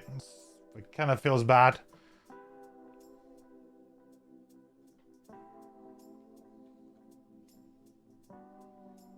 Okay, good. Right, that is all done. End of round. So Deathwalker is long resting, Drifter is long resting, and we just see how we do here. Okay. Yeah, that's like one of the worst ones we could get. You know, we could have just got the attack 1 or something. Okay, so they don't have jump, so that elite's not going to do anything. But then this guy's going to go... And he is going to attack us for 3, making light. With disadvantage because of our crude hide armor. So 3 with disadvantage.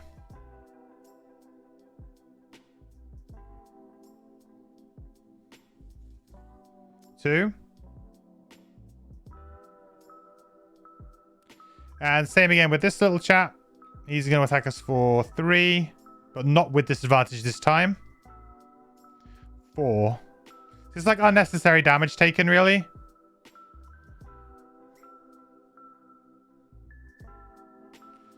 But we killed them in a nice, clean way, I suppose. So, long rest. The Deathwalker's going to get back this stuff. And potentially move a Shadow, which I think I will do.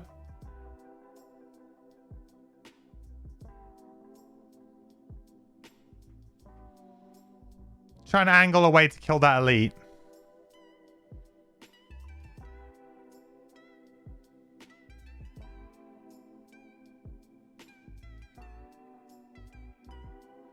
I need to get rid of the card, don't I? It's probably going to be Black Barrage. Probably. Oh, that definitely shouldn't be there.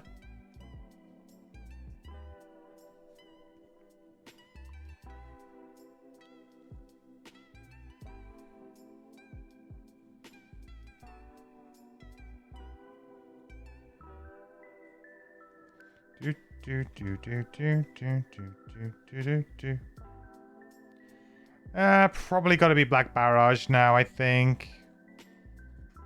Don't like losing that one, but... Okay. So Drifter is going to heal up for 4 here. I mean, I guess I could use my amulet before I take my long rest, right? I can't remember if you... I think you could do that. I'm not going to do that. That was kind of like a cheesy thing you could do in digital. I don't know if it's... I can't remember if you can't do that. Don't think it matters too much because I'm probably going to have a good opportunity anyway.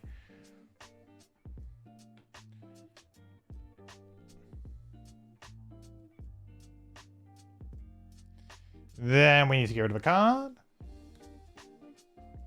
Do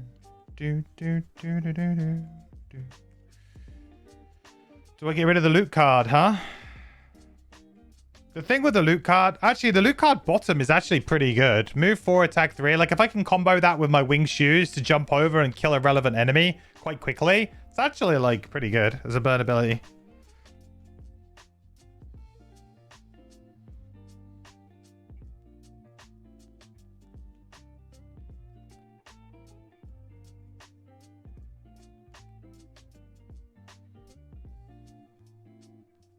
I guess you would say precision aim is probably the worst thing here now.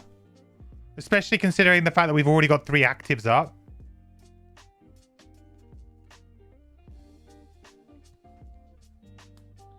Like, we needed it last try round, but I don't think we all needed this try round. The initiative is naff as well. Alright, we're back. Okay, so we want to try and clear this room up really quickly now so that we can get down and we can, like, pretty much just... I don't want to have to rest again. And I also don't want to use any items in this room because I'm not going to probably have the time to long rest again. No item usage. That is the name of the game here.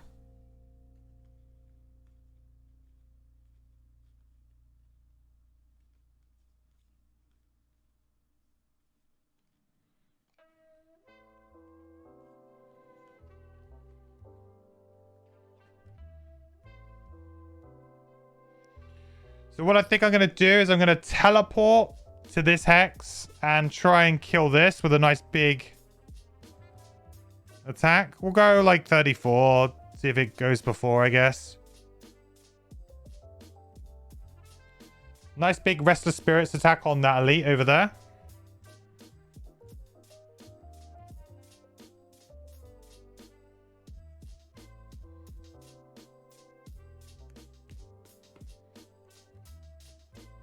Drifter, drifter, drifter, drifter, drifter.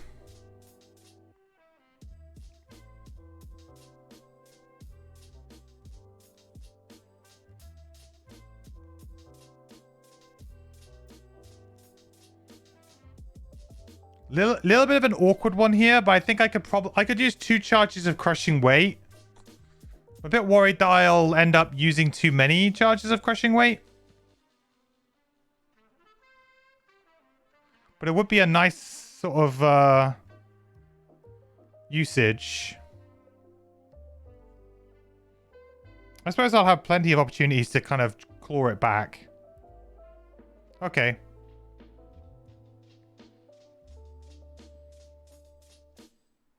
I just would like to try and quite efficiently kill these guys. Have I not deleted some? I'm really bad at managing these guys today. Right, you're dead. You're not there.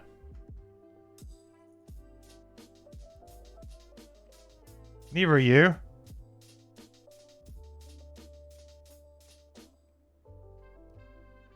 That's much better.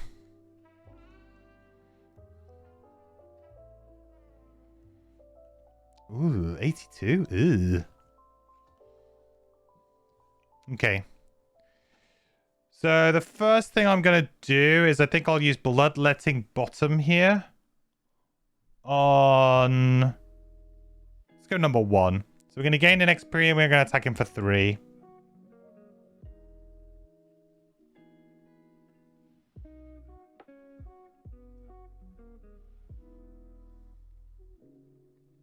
Four dead.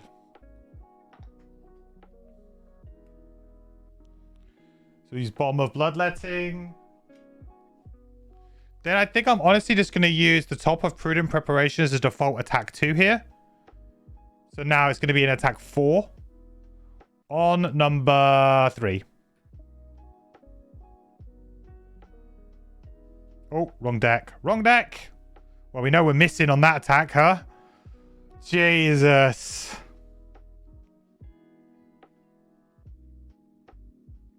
Dead.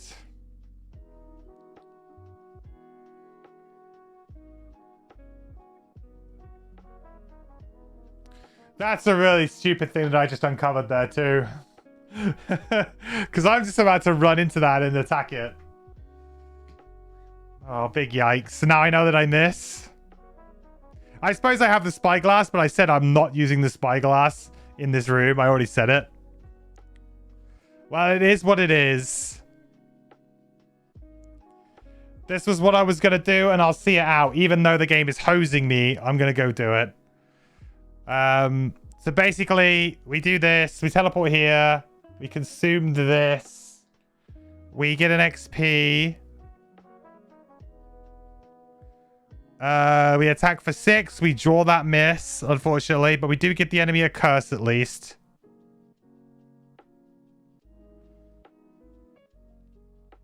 Well, we are about to get stunned.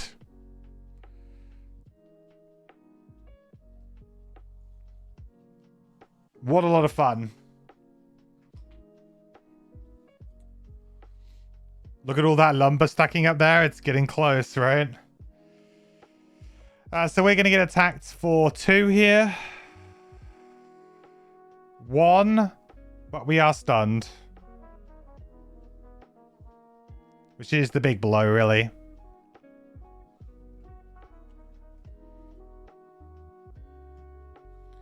Drifter time.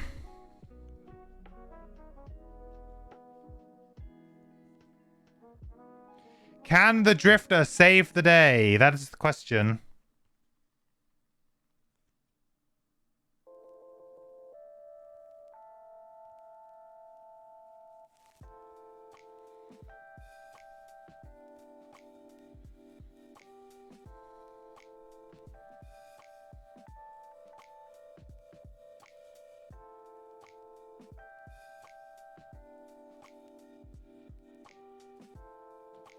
May as well just throw away 2 cards here.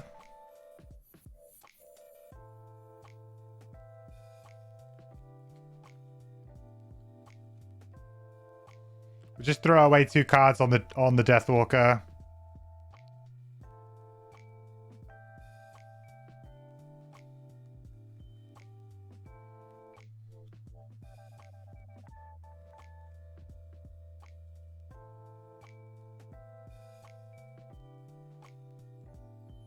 Oh, whoa, what? I accidentally killed him? Oops.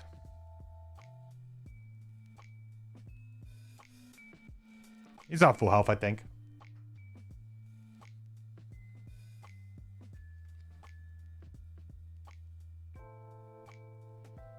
So we'll use Draining Arrows here.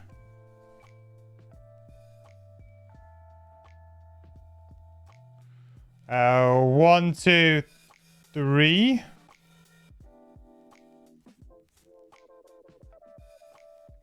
And we'll move back. Crushing Weight. And then we'll use Violent Inheritance.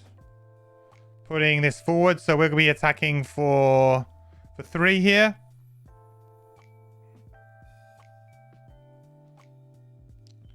I have to draw the attack modifier first. Man, can you tell I'm tired? 2, 3, 4.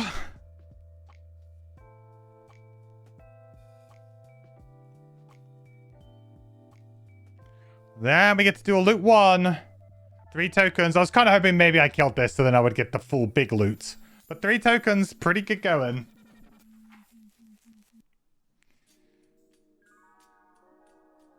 We will absolutely take that. So what do we get? Lumber. Lumber. Lumber.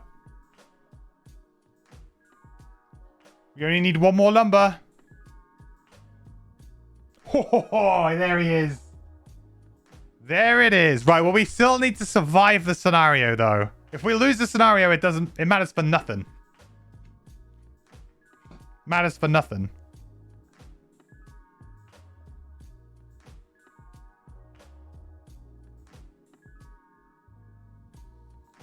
I missed my dinner.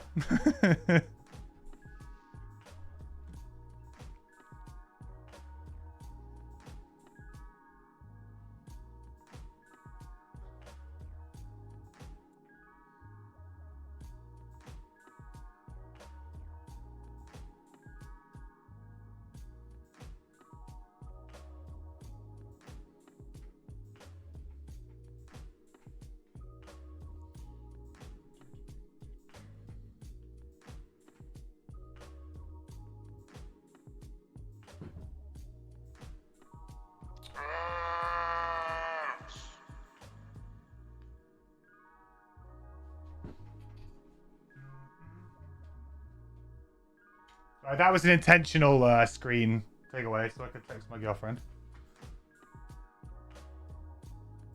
That was an intentional app go away. Sorry, I didn't think you wouldn't see my personal conversations, but okay.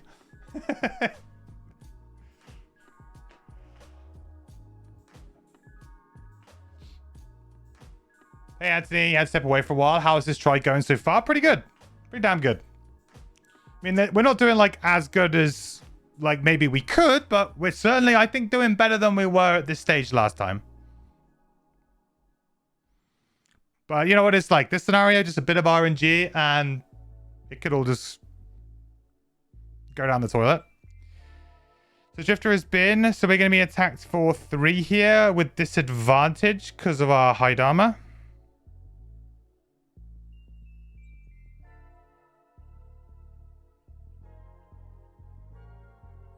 Two.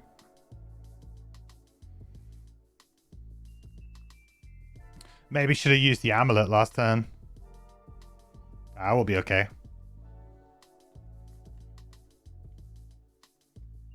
Oh, why did I throw that card away? That was the card I needed.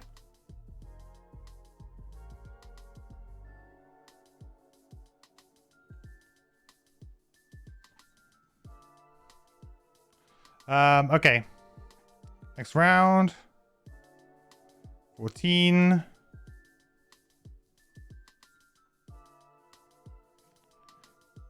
Drifter.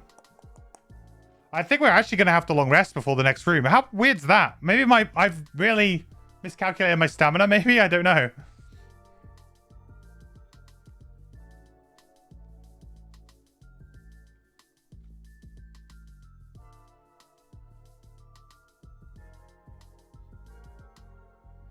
Yeah, actually, we're going to have to.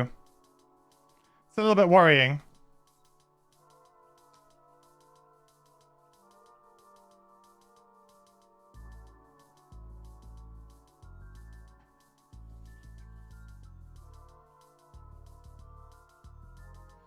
Okay, so we're going to go... We're just going to use a default attack 2 on the Deathwalker here. See if we get it. Here we do.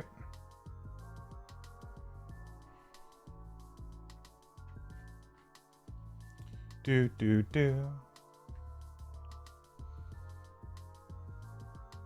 14 rounds in, not even below deck yet. You say I'm going to be cutting it close? Yeah. But everyone's cutting it close? Yeah. It's fair. I've probably got like another... Yeah, I probably only got like another 4 or 5 round, 6 rounds in me, probably. Then we are just going to be moving. So we've done that. Then we're just going to be moving 3, making dark. The thing is, we just need to go like really hard in the last room. That's all. Like, it's just a case of we just need to go super, super hard at it. Burn cards and don't look back, basically. So we'll move to... I'll use my wing shoes here. To go 1, 2, and to heal 2. Gain an XP and heal 4 instead.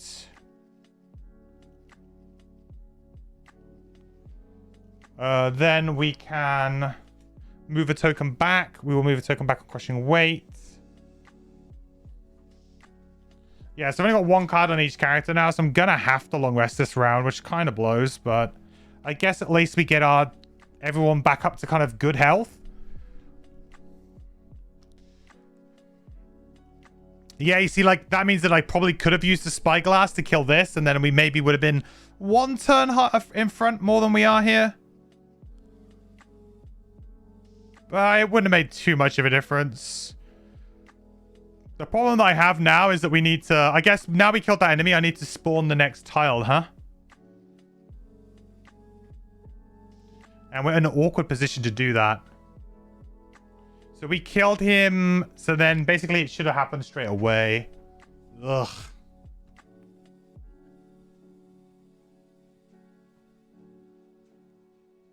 Just can't draw any nulls. Easy peasy. Yeah. Okay, so because we did kill the last enemy, I should have done this.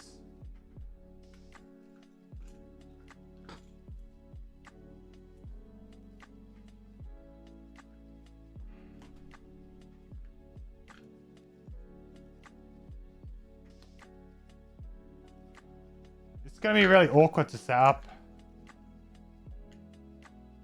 Because we're quite far away from the room this time.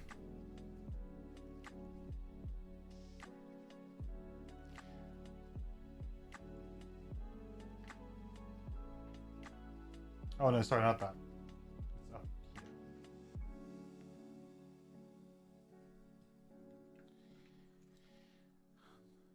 So barrel. Barrel, barrel, barrel.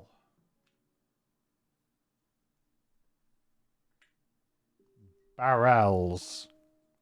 So yeah, I could just lose by long resting this next turn as well. That's the brutal part of this.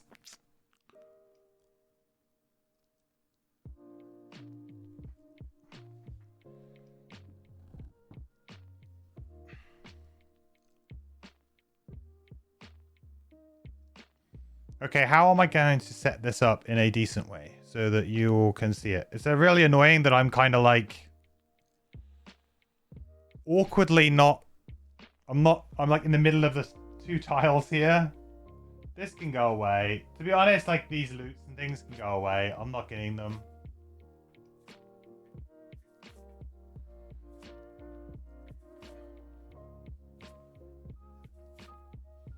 They're going to have no bearing on the rest of the scenario.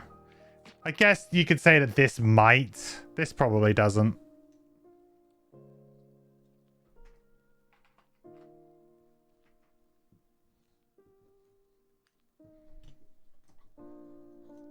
You put the tile when you open the door. Yeah, exactly. But the door opens when you kill the last enemy. Like, the way that it works is that you kill the last enemy and then basically it immediately kind of opens. And it's not technically a door.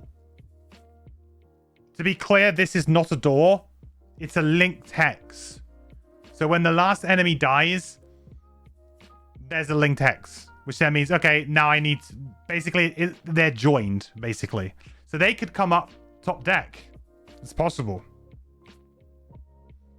There is no, like... door opening, if you like.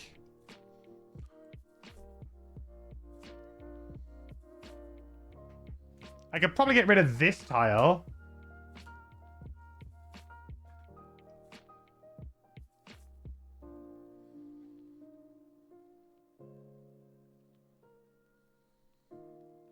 And in a weird way, I could kind of play it upside down.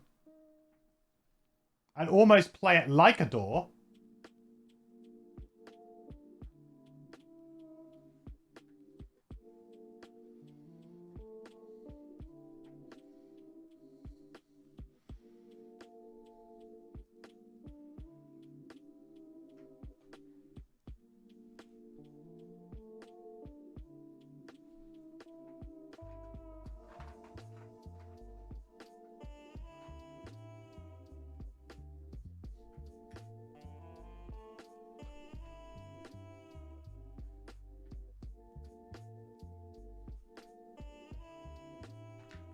That kind of works. You guys can see all that, right?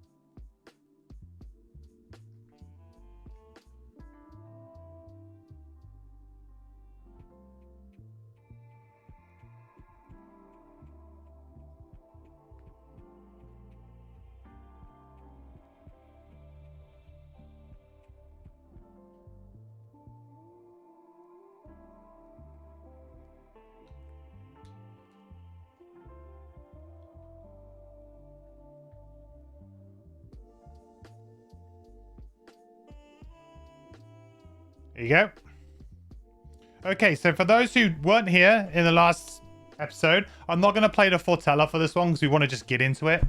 Because we know the scenario because of last time. So essentially, they are trying to sink the ship. And what they will do is if they cannot attack me, so they cannot attack one of my characters, they're going to attack the ship instead. And they attack the closest hex to them that has the most damage. So they will always kind of move towards me, like with focus. But if at the end of that, they have an attack ability and they can't physically attack me, then they are going to attack the ship instead. And it'll be the tiebreaker is they'll attack the hex that's already had the most damage done to it. Or just the closest empty hex, whichever one kind of overrules. The scenario is lost when I have 11 or more water hexes on the board. And if a hex, an empty hex, takes 10 or more damage, then it becomes a water hex. So they're sinking the ship. These tiles that are outside do count. And also these enemies can attack the border hexes as well as the hexes inside the scenario. So they can actually attack, you know, these kind of like hexes that are along the edges as well. So it's like they're blowing holes in the side of the ship. As you can see, we've already got 3, 4, 5, 6 on the board. Yeah. 3, 4, 5, 6. So we've already got 6 on the board. So if I was to get 5 more waters on the board, we would lose. Now, the scariest thing about this is, of course, these wave throwers here, because they have cards that just create water. So if they are alive and they just create water, that's 2 on the board straight away without even worrying about it. And then also, of course, they add more eels, which the eels are then going to start to attack the ships as well. So it's just kind of brutal, really.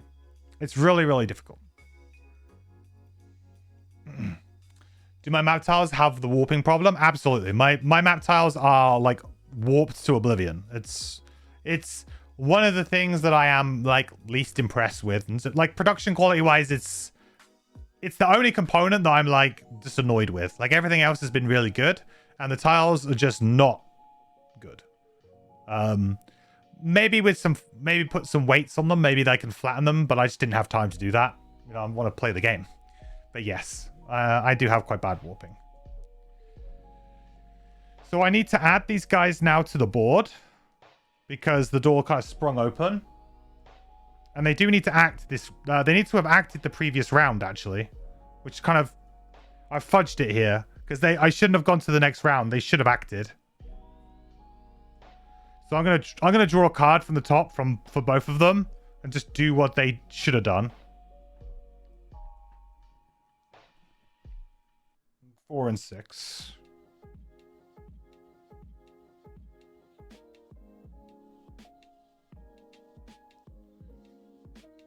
One, 3, 8, 6.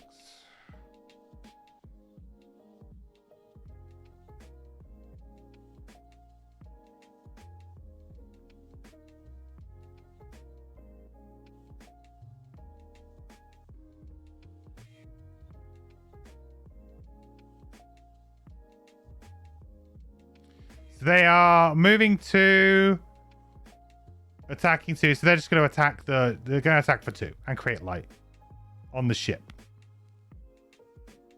So we'll do this in order. So number 1, I'll get it to attack the side here for 2.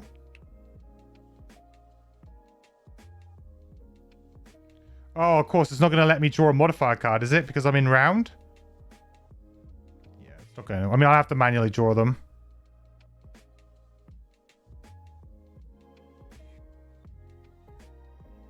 Okay, 0.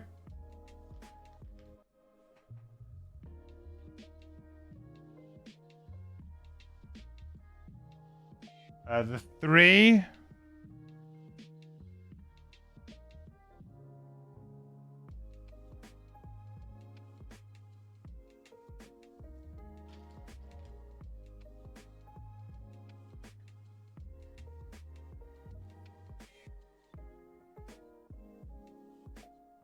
Then 6.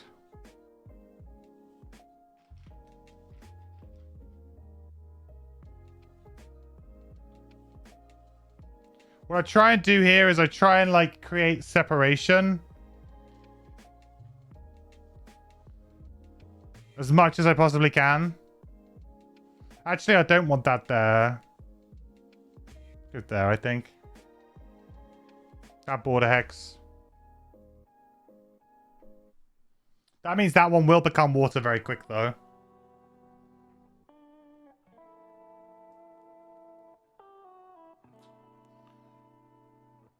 Maybe I should put them in there instead. Just wondering that otherwise it's basically going to become water in a single turn. But this will stop the wave throwers from getting closer to me, which I want. Let's put it here. And then the last one.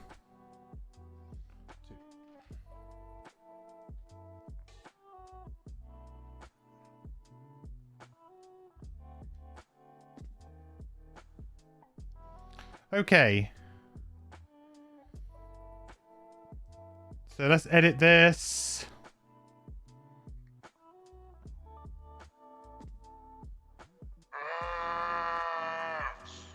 Done. So they've taken a turn, so now I need the wave throwers to have a go.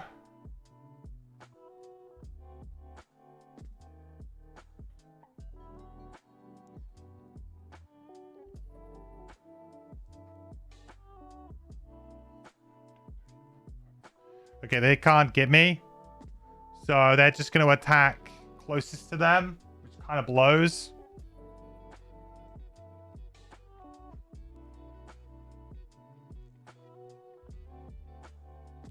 They do not move before you went to Hex A. Just check yesterday's stream. What? Why would they not?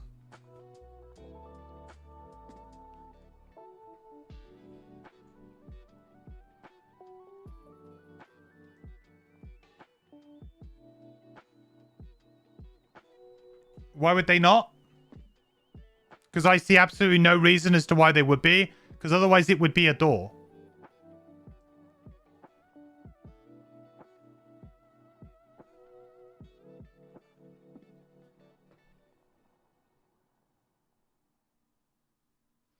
What's the point of having A and B being linked hexes if it's just a door?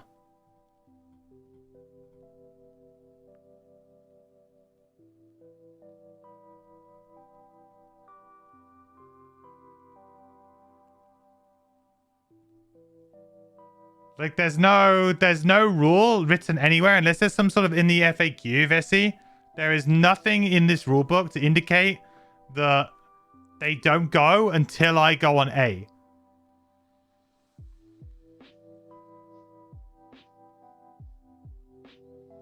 All it says is that when all revealed enemies are dead, read 26.3.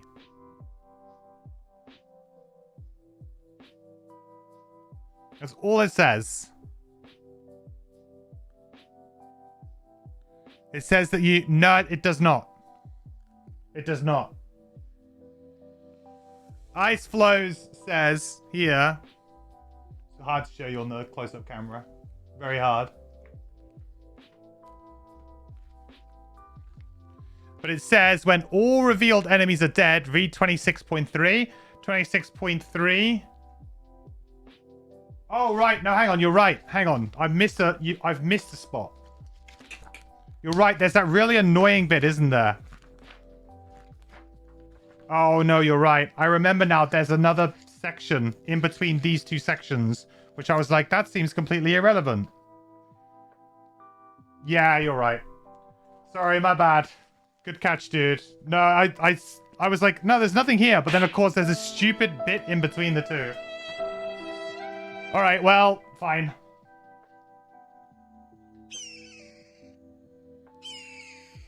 Well,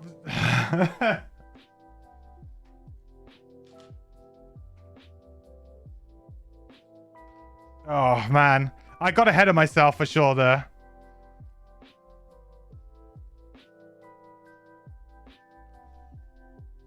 Right, let's just... It's basically a door then. Let's just leave this. How do I need to set this back then, huh?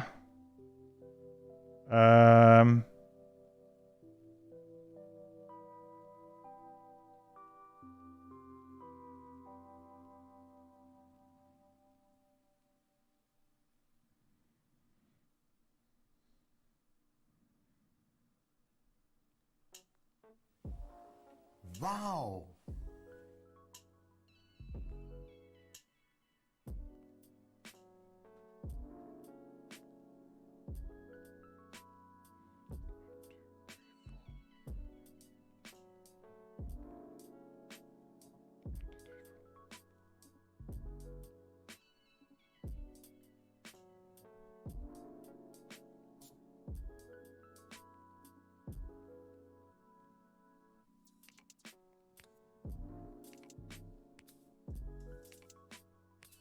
Something like that.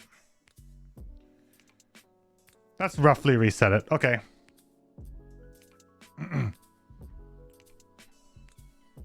Yeah, they aren't even on the map yet. So, yeah, no, it's so much better for me.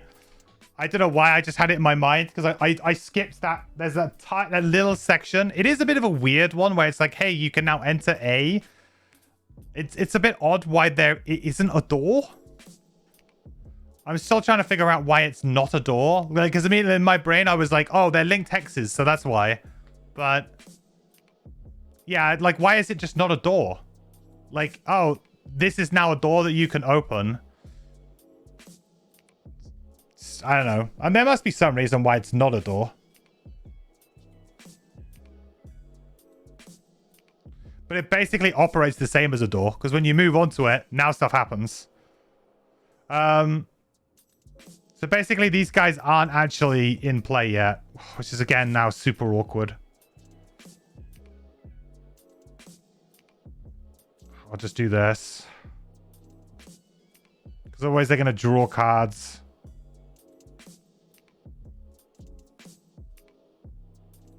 Right, we can get their team.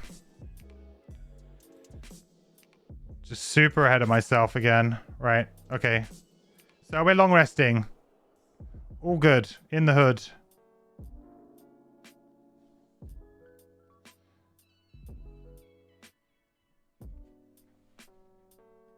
We don't have any shadows to move. That's all fine. Get rid of a card.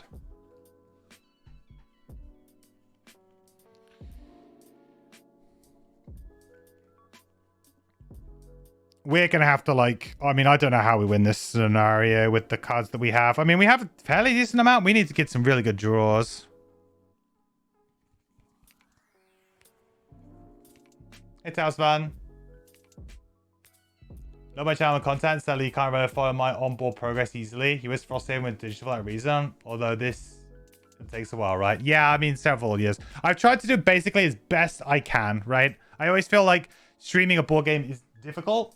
And I feel like I've done pretty much as good as you could possibly do by giving you guys all of the digital, like, you know, giving you basically access to all of the information at your fingertips as much as possible. It's just super hard to stream board games in general because there's so much information that is, like, you know, written as text on cards, on small pieces, on playing pieces. It's so difficult. But, you know, with the 2 different angles, I was hopeful that you guys could see a lot more.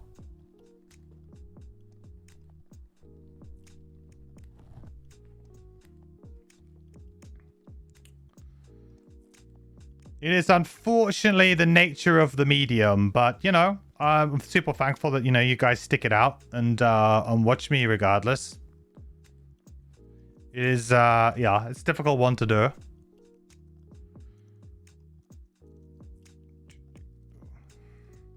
Okay.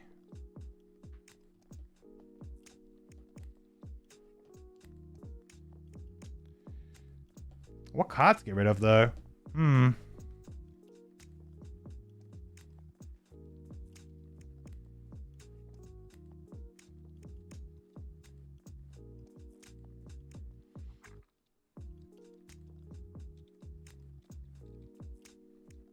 I kind of feel like it should be Anger of the Dead. You know, it's my lowest initiative, but I think it should just be Anger of the Dead. It's just not a card that I'm ever going to use for anything other than, like, move 2, 14 initiative in this scenario now. Drifter. No XP this time, but we've got to remember to move that on.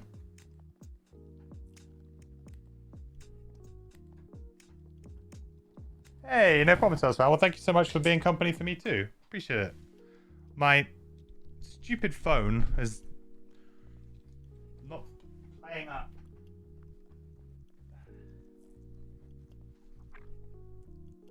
My second phone that I have you guys on. There we go.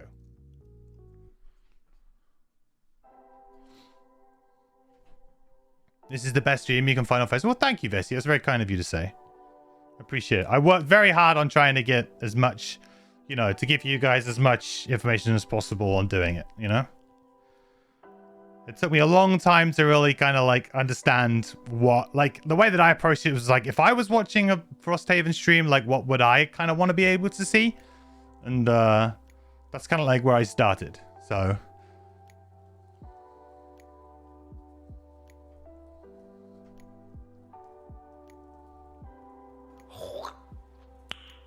nice. Don't know what card to get rid of here, though. I mean, we've got loads of like really good actions.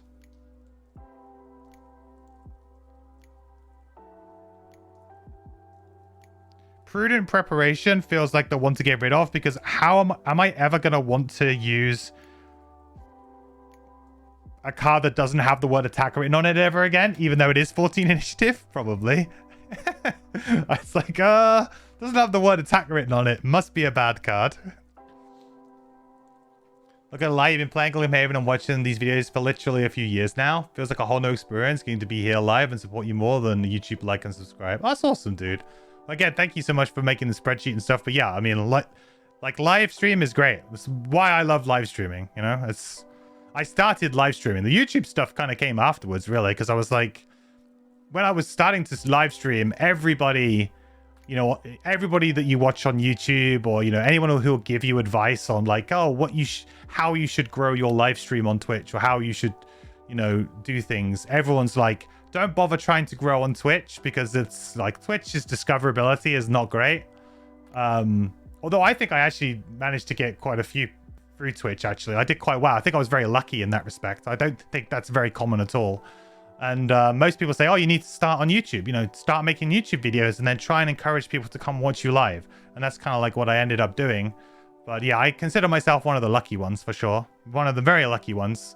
It's a crazy world out there, and Twitch does not help creators get noticed at all. Like if it was down to Twitch, they would love people to just watch like the top 10% or whatever it is, the top 1% of streamers, and because they probably lose money with all of the bandwidth that I take up.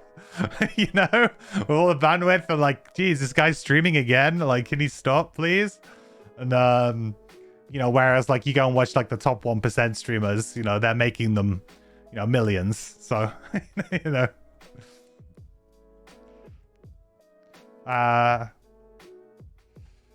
the one thing that I would love from Twitch, I've always said, like, the one thing like I would love to make partner is that so I could get transcoding on my channel. That's like the only thing that I really, really want is dedicated transcoding, which that means that if you are watching the stream, you can always be able to downgrade it from like 1080p to like 720 or whatever you want to. If your internet connection is like not strong, you can kind of bounce it down for whatever is comfortable for you.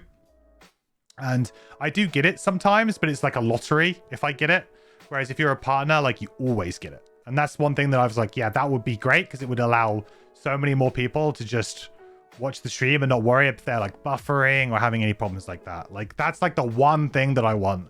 Like, I don't care about anything else. It's like, just can I please have dedicated transcoding, because it would just make the watching experience so much better for other people who don't just have the luck of the draw, or, you know, pause the stream and wait for it to buffer and start again. Because it's one of those things where, like, people who don't have great internet, if they jump on a stream and it starts to lag, they'll probably just leave the stream. And they're just like, no, I don't want to sit and watch a laggy stream, right? So you just leave. So it also helps, like, discoverability too, because more people will be like, stay on your stream for a bit longer. Seems more often these days. Yeah, I think, like, generally, I don't know how they work. Maybe there's like some sort of algorithm at play. Like, I really don't know. I'm sure there's some sort of way they're working it out in the background. But all I know is that if you're a partner, you 100% always get it. But there is some kind of random lottery of other people getting it. But I'm sure that they will still, like, prioritize people who have some more viewers than people who are maybe like on one viewer, for example. I'm sure that there's something going on there, but I couldn't tell you how it works. When is the Crack Heart hot tub stream again? I should probably do that. I mean, it's a bit, maybe it's like right now Craig's on like vacation, but he'll come back. He'll come back. I don't know what card to get rid of. Oh no, I got rid of the card, right? Now I'm on to the next round. I'm pretty sure. Yeah. We got rid of prudent preparations. Right. 1, 2, 3. The problem is that I can't get into the room.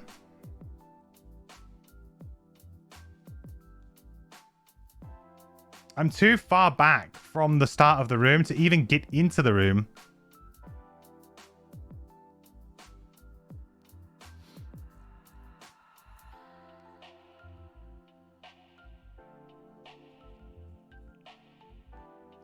I guess I could, like, just get near the door and then go in next turn. Waste a turn outside the room? Is that bad? Well, maybe not so bad.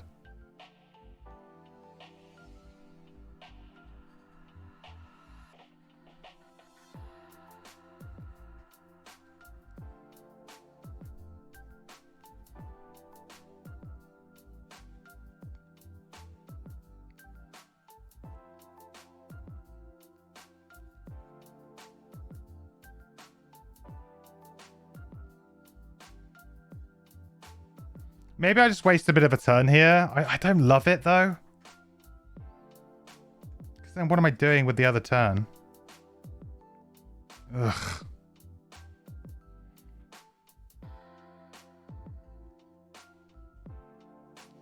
Ugh.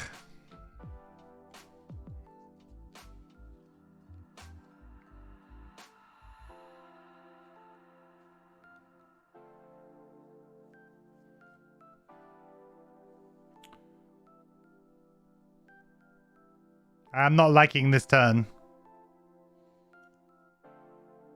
Do I have another job, or is this my full-time gig? No, I would love it to be my full-time gig champ, but no, I work a regular job, 8:30 till 5 every day. Well, every day, 5 days a week, Monday to Friday. So yeah, my days are pretty long. Like I enjoy doing this a lot, so for me it's not so bad, but like it's long. Like today, like by the time I get home from work, I don't get home until about 6 o'clock. So then I usually have like a couple of hours to like do some errands, prepare for stream, have something to eat. Then I'll stream all the way until midnight and then sleep for 7 hours, get up and do it all again. But you know, it's part of the process.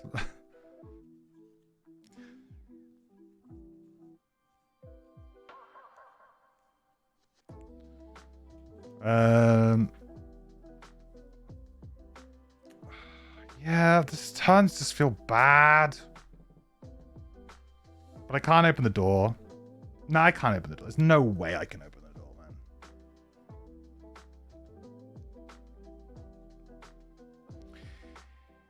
I'm thinking the best thing for me to do would be to maybe... Last time I didn't kill the Claw Crusher. I kind of like ignored him and he ended up beating me up pretty bad. Maybe I just try and nuke him really, really fast. And then we move on to the other guys and just try and kill them as quick as possible after that.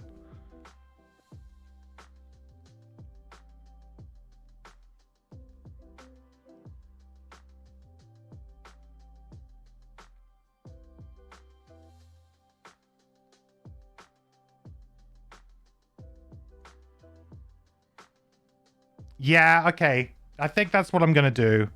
I don't love it, but I think we need to kill him. I'm going to lose crushing weight. That's the big thing, though. I'm going to lose crushing weight. Actually, maybe not necessarily lose crushing weight.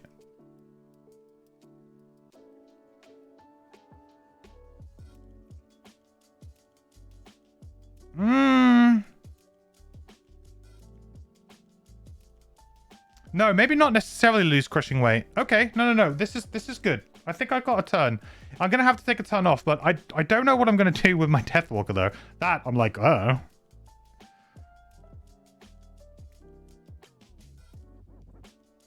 Oh, actually, no. I have a turn with this too. That's not too bad.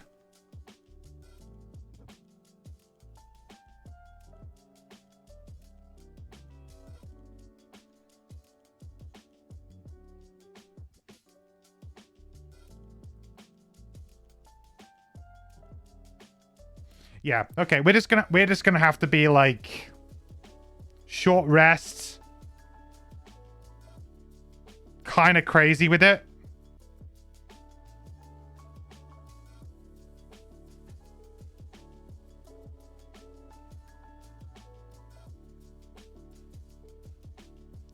Okay, so what we're gonna do is I'm gonna make a shadow here. That's that we're gonna do there. We're gonna do nothing with the top of this card. Right, that's Deathwalker's go. Then for our Drifter, I'm gonna use Fortitude as a default move 2. Grab that shadow.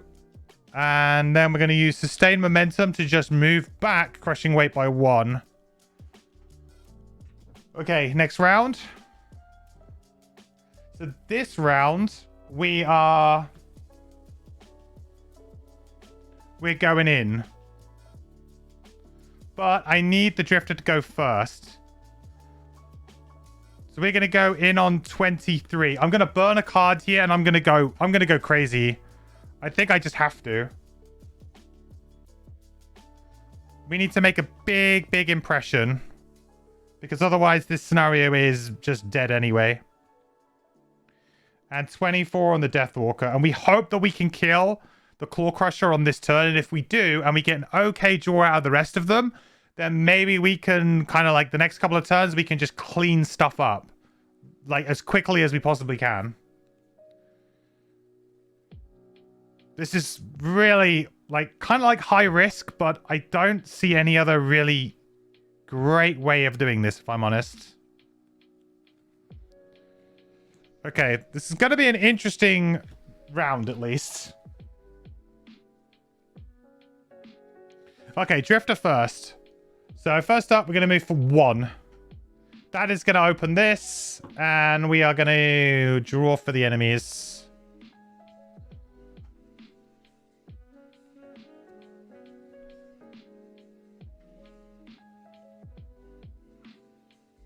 You're kidding me. Why? 13? Arrgh!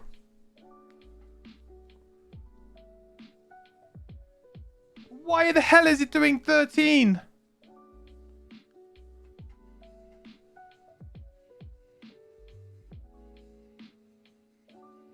What a jerk.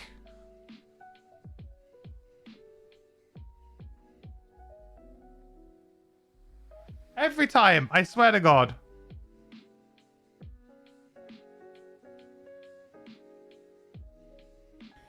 Yeah, boy.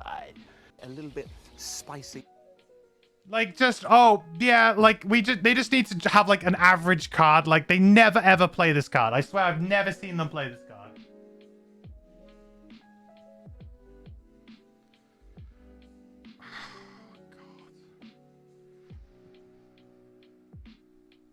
The ideal strategy is to only draw positive modifiers here.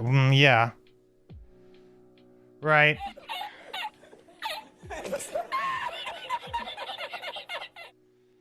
So we are moving. So we've moved that. So we're going to move back. Crushing weight.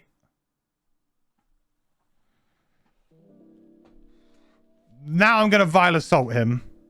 I'm going to violently assault this guy.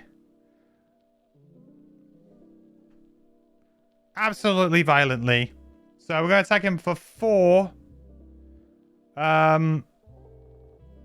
With poison. This is going to do our battle goal, though. So Tormentor's going to go off at least. Right, here we go. 4 with poison. 5. -1 shield, so 4. Oh, and he's got 2 shield. 3. Jesus Christ. Forgot he has 2 shield.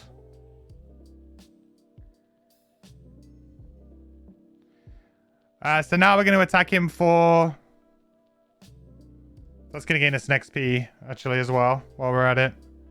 So now we're going to attack him for 4 poison 5.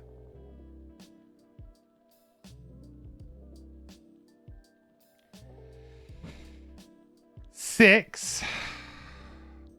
-2 shield 4. But he is wounded. Pretty nice. And we've done our battle goal. So that's good. Battle goal done, at least. Wow.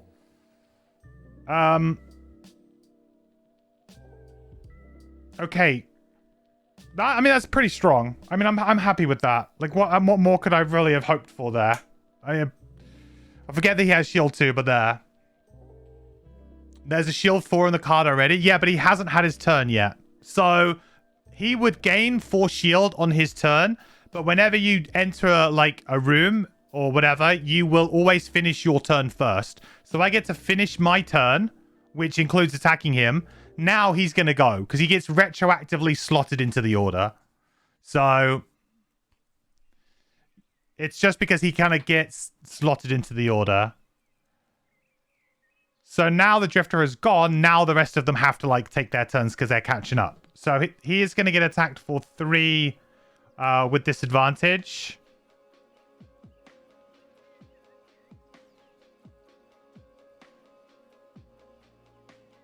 Three.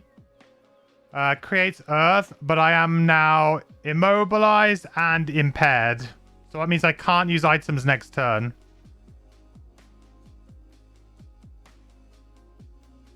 And I can't move. Super. Eels are going to go. Now, they can't attack me, but they can attack, obviously, the ground. So that's going to happen.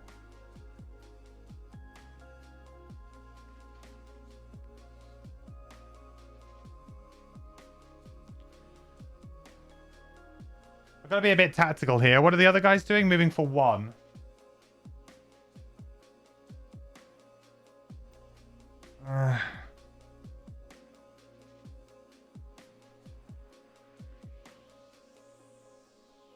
Maybe I attack here.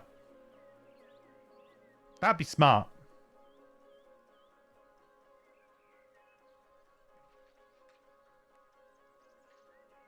Because they can't attack that hex.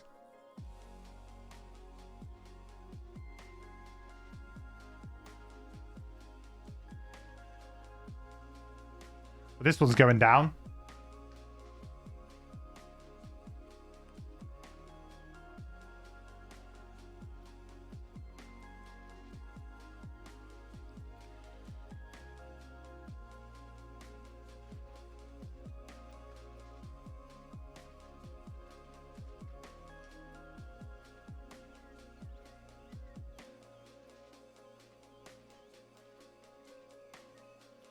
Alright, so that's those guys gone.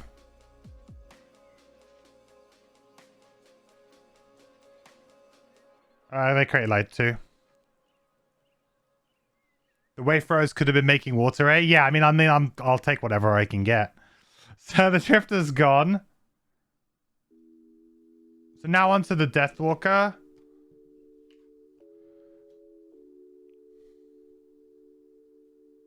So my plan was to move this for 4 and then Fluid Knight him. But obviously he's now got shield. What's his total shield this round? His total shield is 4. So I'd be basically attacking for 2 with Fluid Knight. Whereas I could just move this straight through him, which would do 3 direct damage. But then, yeah, I mean, that's the best way. That's the best thing to do here. So if I use Restless Spirits to go... and then basically do 3 direct damage to him.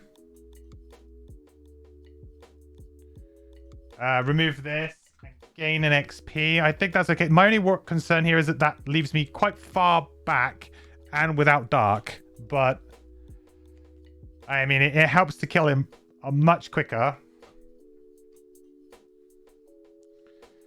Okay, so now it's these guys. What's this? 6 and 4. So he's going to go there. Tactical here. They're attacking for 3. Tactically, he's going to attack a hex behind him.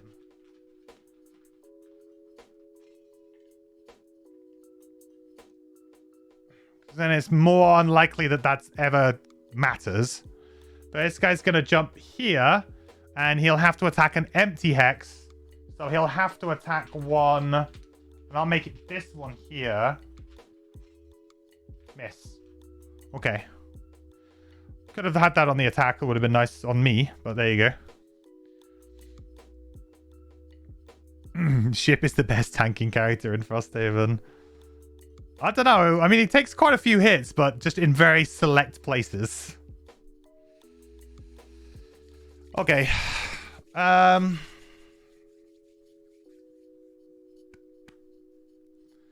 we only got 2 cards. Like, so this is like where I'm like, do I short rest? What do I do? I really wanted the dark because I had a very good follow-up turn if I had the dark there. Instead of doing that 3 damage. So now I think I maybe short rest. On the Deathwalker. Because we just need to go hard and fast here. What does the Drifter do, actually, before I do any of this stuff? Yeah, see, Drifter has not got a good... Got terrible initiative this round. Like, awful initiative.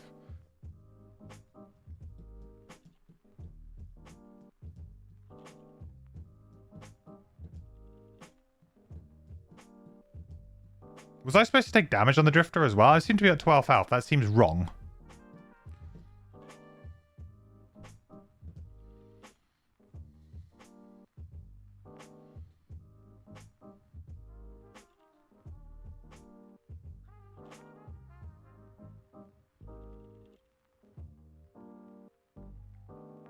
That seems wrong. What did he do? He played his shuffle. But wasn't it an attack of like 3? And he drew like a -1? I think I should have taken 2 damage.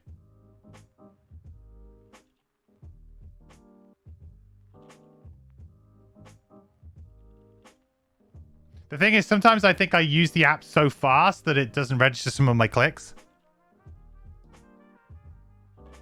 It's quite fiddly on a screen that's like this size. But I'm pretty sure I should have lost 2 health there.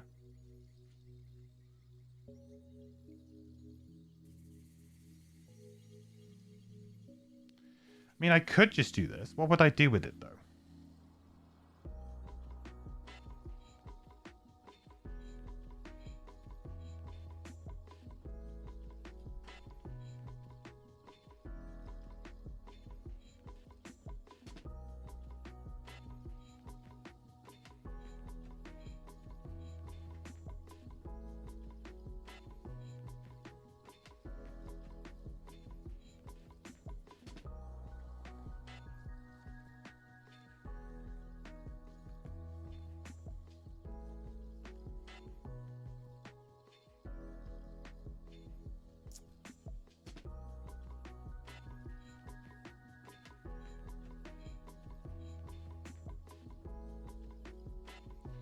My initiative is so bad on the Drifter.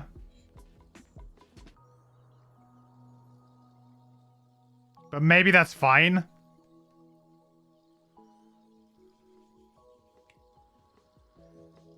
Like, maybe that's fine. I mean, I can't beat the eels. And mainly, I'm just worried about the summon on the wave throwers. So, as long as I'm earlier than that, and that's like a 90-something, isn't it? So... maybe I can just afford to go super late. Thing is, I'm thinking about burning another card. I'm thinking about burning another card. I don't know if that's a good idea or not. But I'm really thinking about it.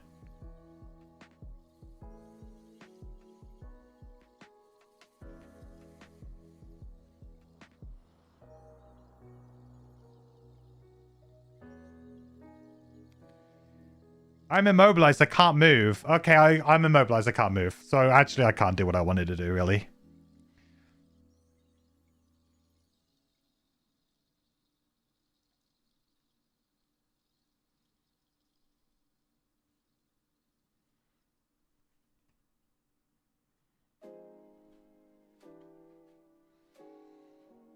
It's a 98? Right. Being immobilized really sucks.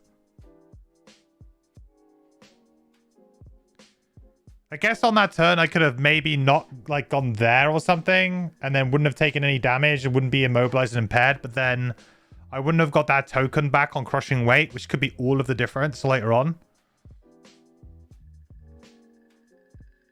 I just don't want to take a hit from this big hulking dude. Okay, I think I just have to hope for something here.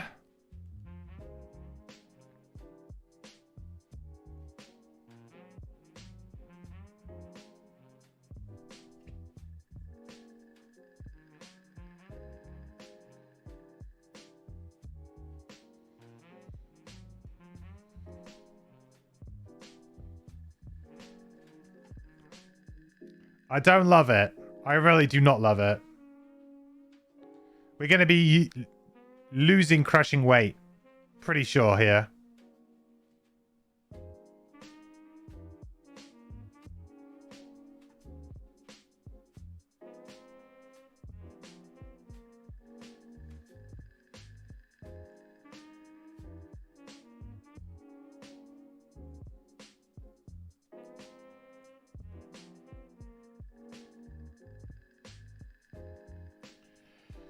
Oh, I'm so contemplating short resting on my Deathwalker. This is agonizing. This is agonizing. I feel like it's all hinging on like this turn almost. Like if I can get a good turn off with some okay initiative.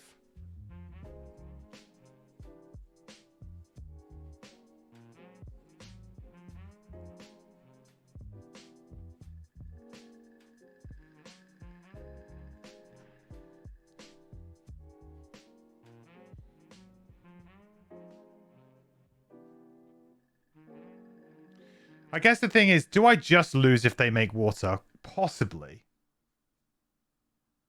It's pretty likely that I just lose if they do make water. Like, it's just over, pretty much. In which case, I should short rest on my Deathwalker and I should go super aggressive. Okay. Decision made. Decision made. If they draw that card, we lose. Pretty much on the spot. Like, there'll be so much water and so many eels that they will just... The next turn, I won't be able to kill enough eels to be able to stop them from just blowing holes in things. Like, eels attack every single round.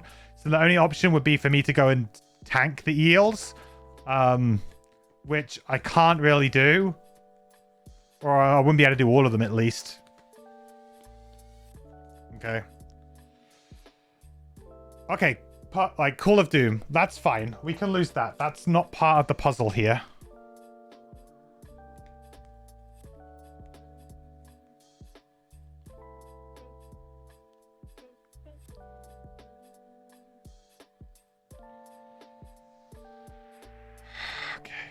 Okay.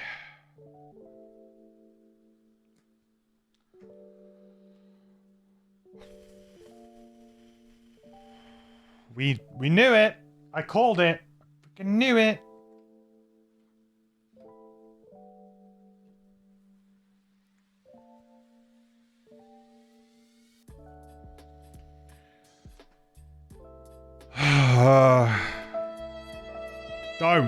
Don't even.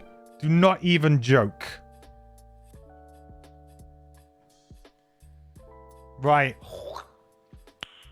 Nice. Move 6.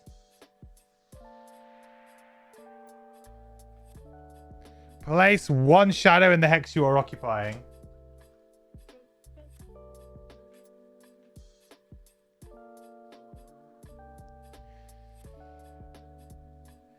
Restless Spirits. We're going to attack for 6.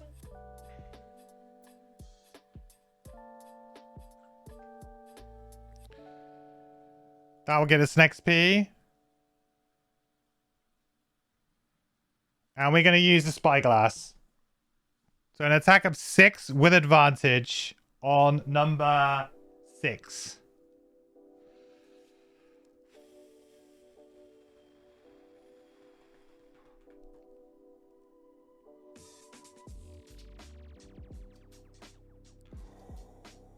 That's 8. That's 8.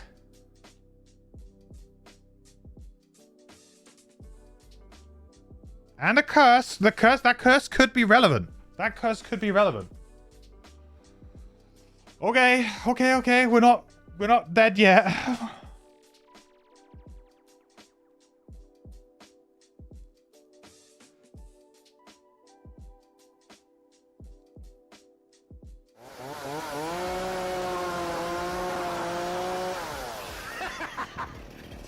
Now that's a lot of damage. That's a load of damage. Okay, Claw Crusher's gonna go.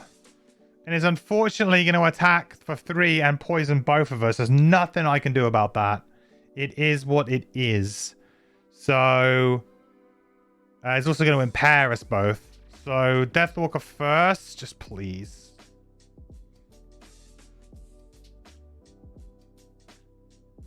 Bro, really? I mean, I have to take the damage. I have no choice.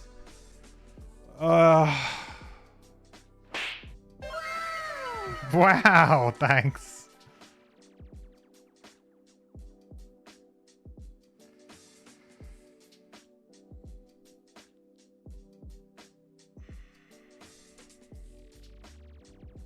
Then on the Drifter.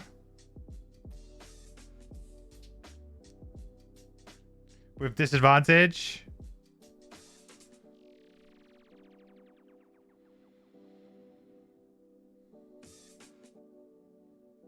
I'll take that at least.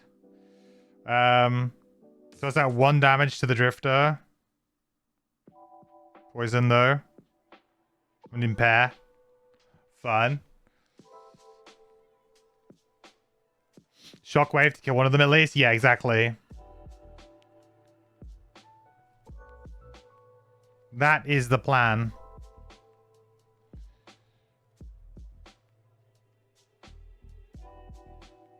Okay, Drifter's turn. So we're going to use Bloodletting Top here.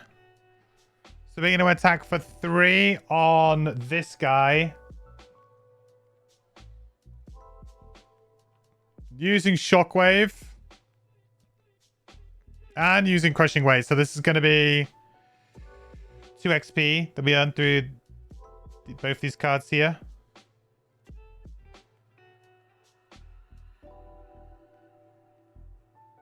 -1's fine. It kills. Kills.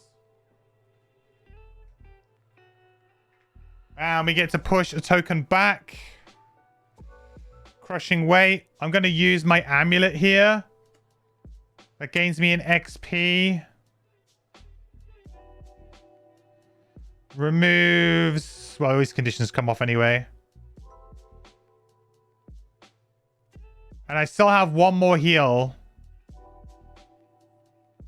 And this guy's dead too.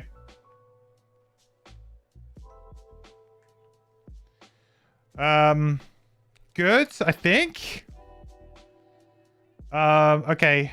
That was number 6. Oh, the other card that I was going to play there, I can't really do anything with because I was immobilized. So the other card doesn't do anything.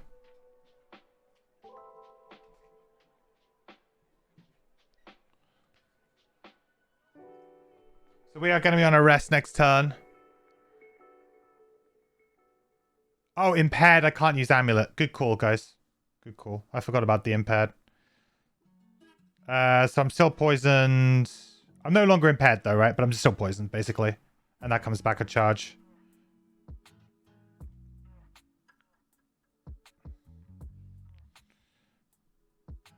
Nice. Okay. Yeah, I can't use amulet. Thanks, guys. All right, so we're good. That's done. So now it's on to Eel. They're going to attack for 1. Nothing. This guy's going to attack this one, even though there is some damage there. There's more damage here. There's 4. So he's going to attack that one for 1. Miss. This one's going to attack this one for 1. Miss. Oh my god, please. Well, no way. I feel like I'm still going to lose. Next guy. I mean, to be honest, like, if they just hit for 1 here, that would have been fine. 1.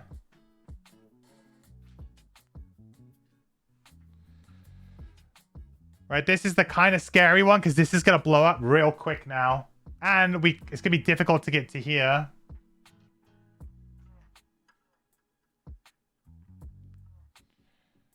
Normal lightning eel.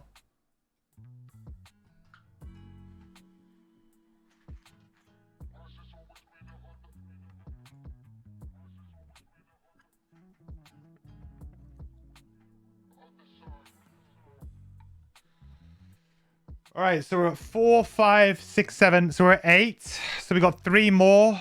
In terms of like ones that are scary, this one's gonna go pretty quick. There's not much I can really do about it. With 3 eels surrounding it, I just kind of have to resign myself to this hex going. I still need to just kill this as fast as possible, right?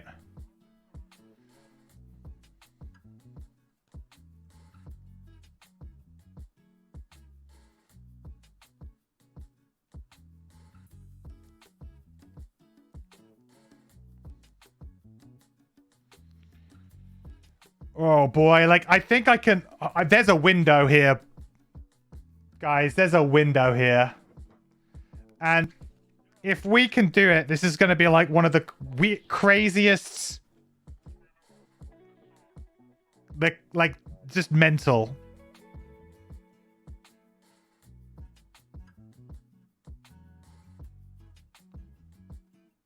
Right, 24 on the Deathwalker because we're going to go with Fluid Knight top here. And in order to do that, we're going to need to play Call to the Abyss. So Call to the Abyss bottom has actually been pretty MVP for us. We're going to be able to do this and then immediately use Fluid Knight to attack for 5. Get us Dark, which then on the turn after, we can use Forceful Spirits to hopefully kill a bunch of eels. So we're actually in a really good position with the Deathwalker now. We've got a good, like, 2 rounds ahead of us. We are low on cards, but I mean, this is it. You know, this is the world we live in. We need to kill these guys super fast. I'm going to have to short rest on the Drifter here. Ooh. What's the loss condition again? 11. Yeah, 11. And it's 10 damage on a Hex, turns it into water. This doesn't count. Get out of here.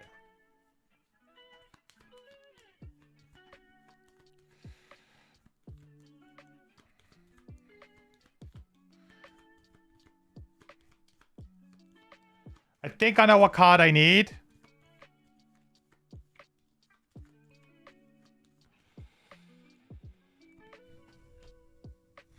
Ooh, Bloodletting's a... I think I might have to let Bloodletting go. Uh-huh.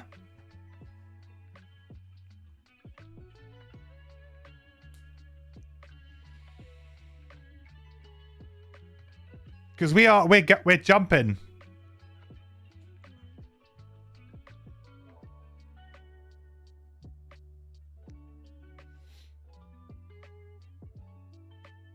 This being a ranged attack is actually really annoying.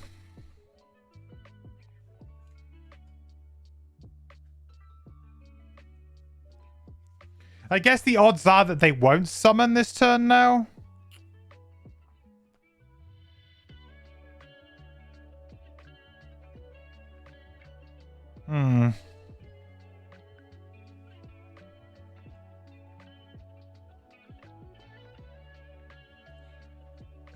They only attack the ship if they have no focus in range. Not strictly true. They only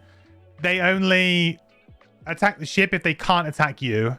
It's like slightly different. Like focus doesn't really come into it in the sense that it's more to do with, can they attack you? Yes, then they will attack you.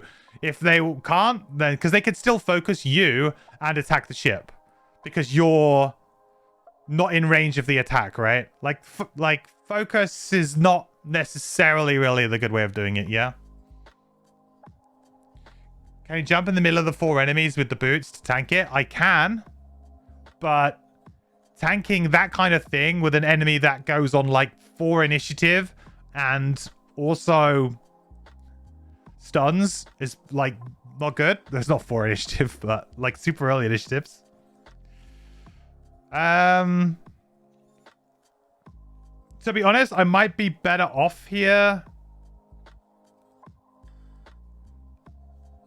not doing this.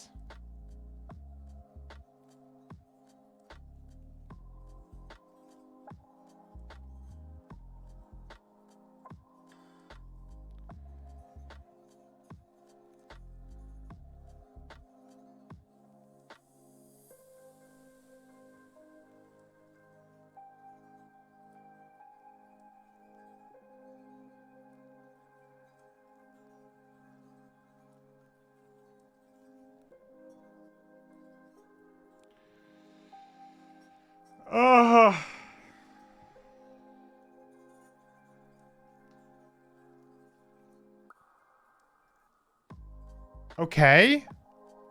This seems okay, I think. There's that stun I was talking about. You get caught with that, then you can get stun locked quite easily by these guys. Alright, so Call of the Abyss. We're going to put this here. And then I'm going to immediately use Fluid Knight to remove it. Create Dark, 1 XP.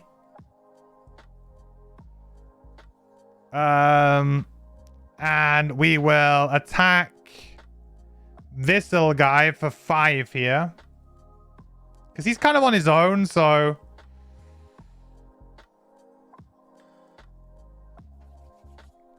Dead.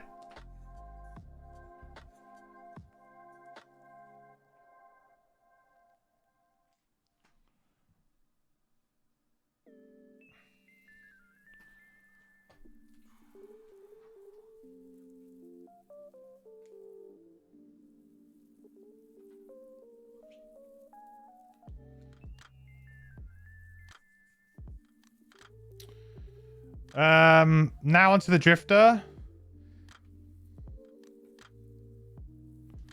I was going to be a little bit selfish here. Not selfish, but I was going to just use this as a move too.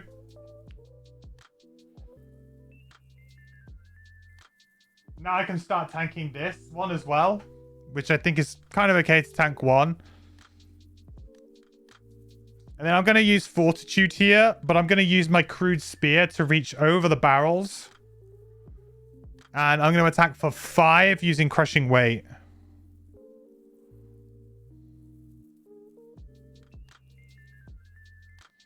I got to draw a ×2 or a miss at some point soon.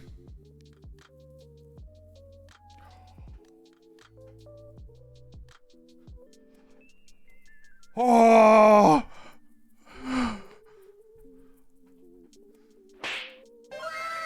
Oh, it happened! Wow. Oh my god. Okay, okay, everybody be calm. Everybody chill. Shockwave should have happened there too, but... Okay, this is dead. This is definitely dead. This is exactly dead. 10. Get out of it. Woo. And then it's going to do 2 damage to number 7. Why don't I have number 7 down? I have 6, 8, 1. Oh, 3. You are now number 3.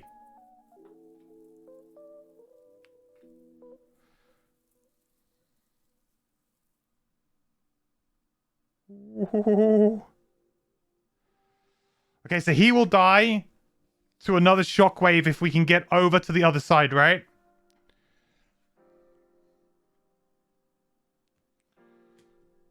I'm not gonna lie to you, I have not got very many cards left, though.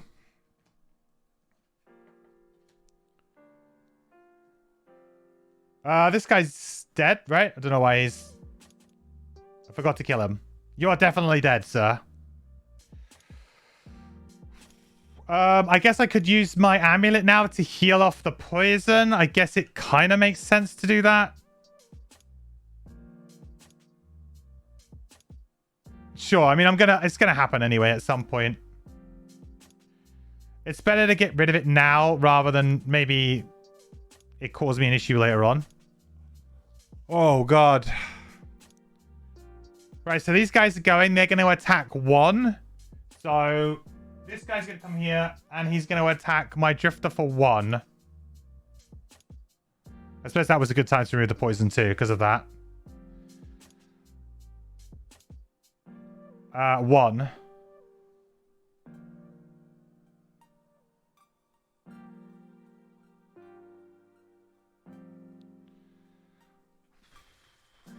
Okay. The other guys are just going to attack the hexes. So they're going to attack this thing first. So it's a 3. So 3. So that's... oh, it's only 2 damage, right? So 2. So 5. 6. So that's now it's 6.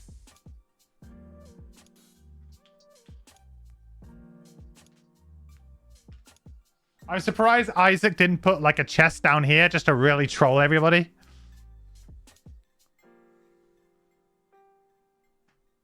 And then a mate's going to attack for 1. Nothing. Ooh.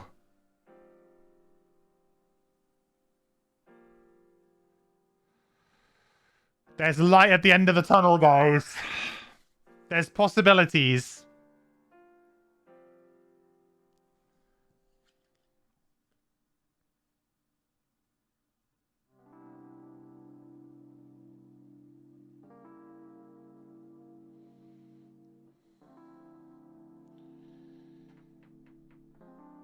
Right, let's move. Okay, we got a good turn next round too. Depends on what initiative these guys go on, but hopefully we should be okay. I'm feeling good now. I feel like we can roll now. I need to short rest on my Deathwalker though, I think. But we're not out of the woods quite yet. So in terms of number of cards, I have 2 cards in hand with my Drifter. I have 2 in my discard.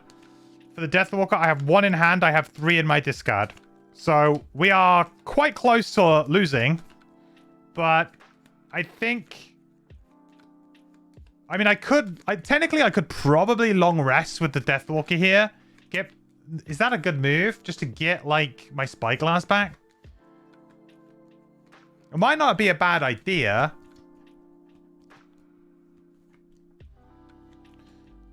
But I'm also conscious that... I guess they could... I mean, how many more waters do we need? 3, 4, 5, 6, 7... I mean, they've got to get 4 more. Even if they blow that one up. It is unlikely that they do it. I guess I'm pretty safe to long rest now. I'm probably out of the woods, really. I don't want to with my Drifter, but certainly with... I'm definitely out of the woods at the moment, right? I can long rest, I think. There's no card that they can draw that particularly scares me here. The only thing is I would lose the dark, which is quite nice.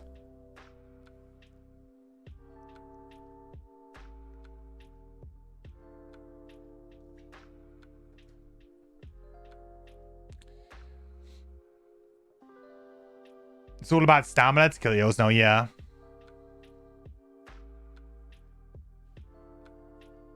Why would you have a chest in your own boat? It's a laundry basket. They brought it on board with them. The lurkers brought it on board. It was very nice of them. Yeah, it's floating in the sea and accidentally came aboard. Yeah. Exactly. We don't have to question these things. You do not say no to a free chest that you see floating in the ocean. It just happens to float on board your ship. Yeah, so if I long rest, the downside is the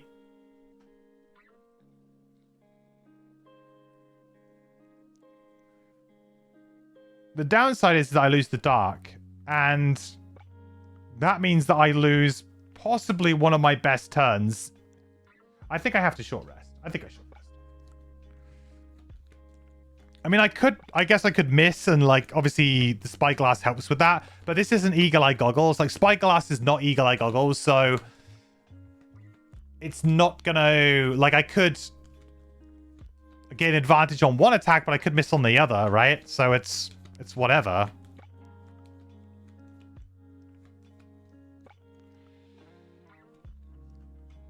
All right, Call to the Abyss is the card that I'll miss. Now, is that a problem? It pretty much is, because the other 2 cards are cards that use...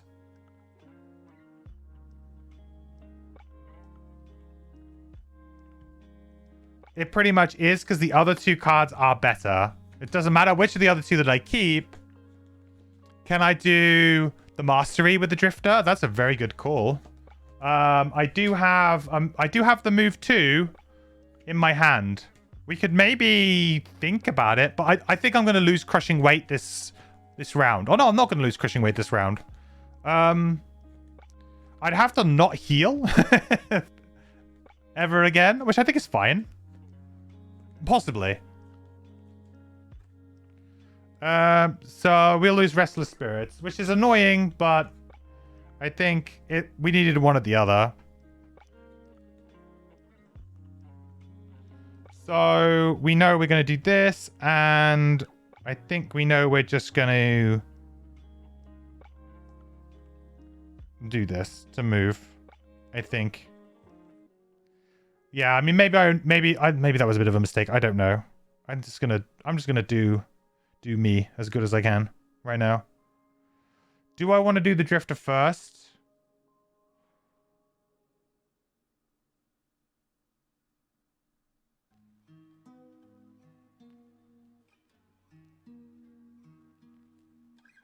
Yes. Okay, that's fine. Attack the Drifter for 1. 1. Yeah, you see, look, when I do that like that, I don't lose the health. I need to make sure I wait for that. This guy's going to attack the boat. So again, this is on 6. So 6. 7, 8. This one. 9. It was just one, right? Yeah, 9.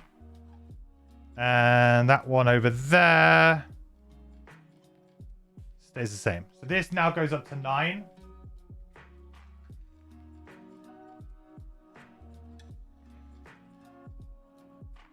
So with the drifter here, I'm going to go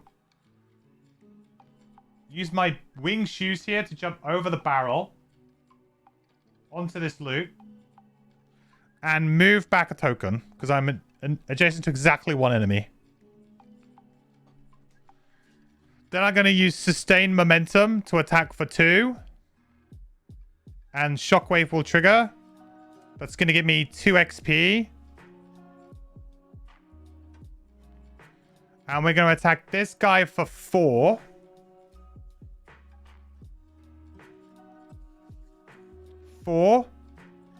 He dies. And we do 2 damage to number 6.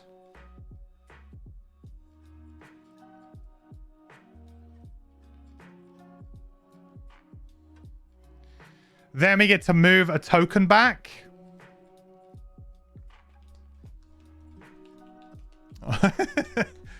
Which one do we move back?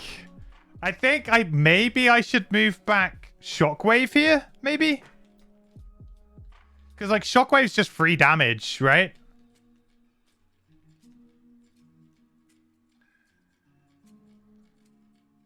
I think it's better than that because... Well, actually, if I'm dead, does it matter? Two charges of crushing weight versus 2 charges of shockwave.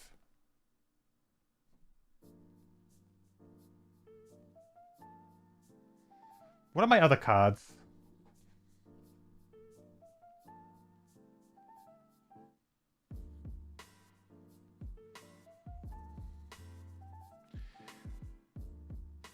Shockwave will be nice against these, but I think they're going to die anyway. I think it's crushing weight.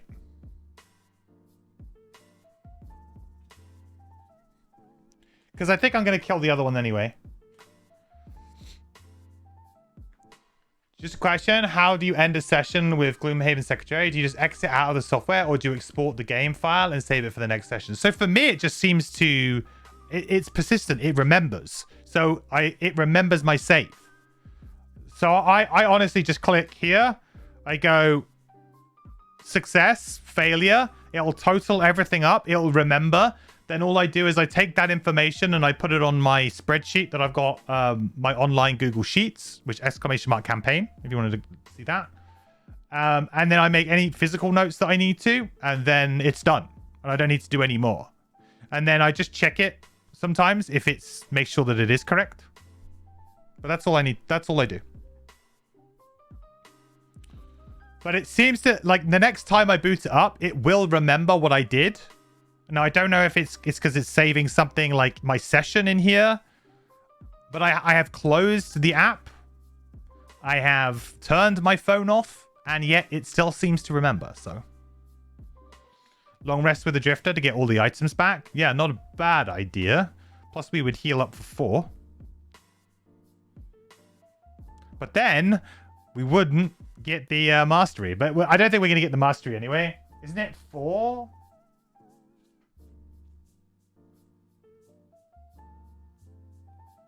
Yeah, 4 persistence. We'd have to move like...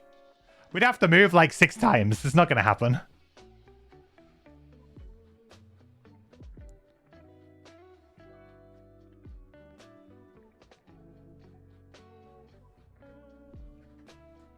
Right, first things first, we're going to move 2.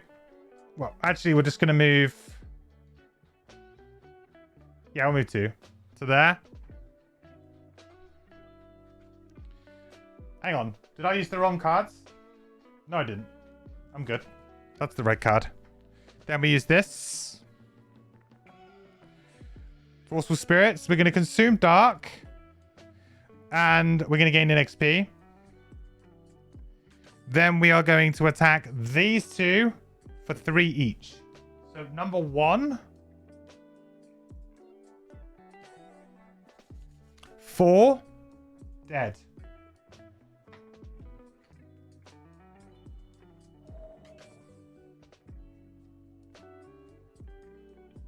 Number 6. Oh, 4.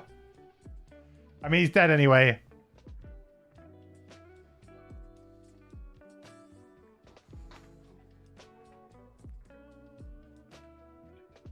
Look at all that loot.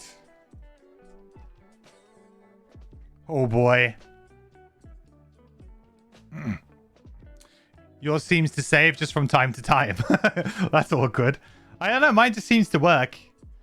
But I do have to check it. Like, I do kind of, like, I keep a master copy on that Google Sheet so that I know that if anything bad was to happen, I can reset. You mean technically the loot is on our ship? Yeah. I mean, I do have the card. I still have Violent Inheritance, everybody.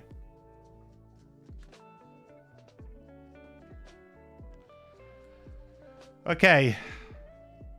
Absolutely sensational round. Sensational.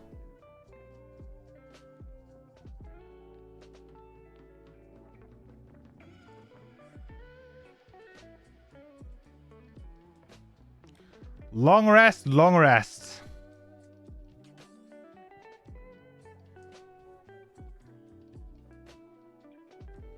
Okay, this is going to attack the Drifter for 2.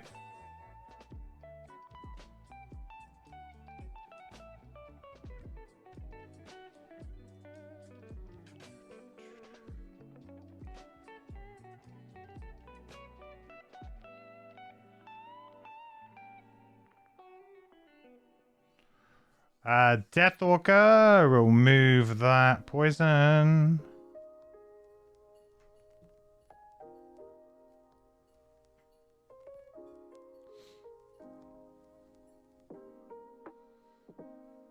You're about to unlock Squid Face for the first time in Gloomhaven. Fun character. Really fun character. Yes. Yes. A lot of people hold that in high regard. Like one of their favorite characters. Thematically, probably one of the best characters in Gloomhaven.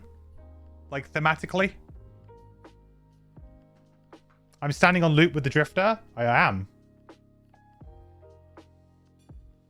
Thank you.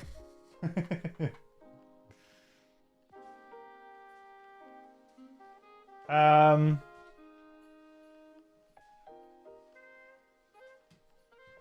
only got 1 turn left now on the Deathwalker.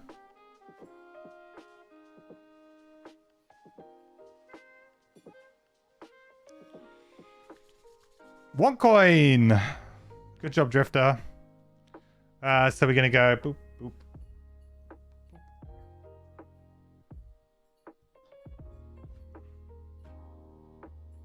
Heal 4.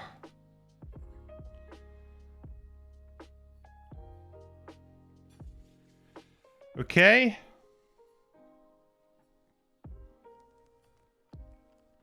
Look at the amount of XP that I've got both these characters. 14. I'm going to have 15 potentially on both at the end of this. That's insane. That is the most I've had with these. Not even close.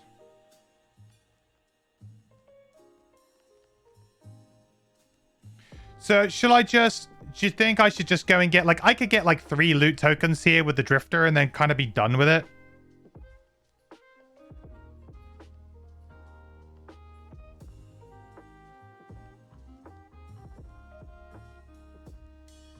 That feels like the right thing to do. I've embraced the burns this time. Shockwave has been insane this scenario. Like, that extra turn of playing Shockwave, at first it looked like, oh, I don't know about this. But then, like, once we actually got, like, it started to show its value when we were against the first load of eels. And then, like, in this room, it's been also just clutch to just finish off a couple of enemies when we needed to. Also, killing that Claw Crusher as fast as we did was so necessary. Otherwise, we'd have been dead by now.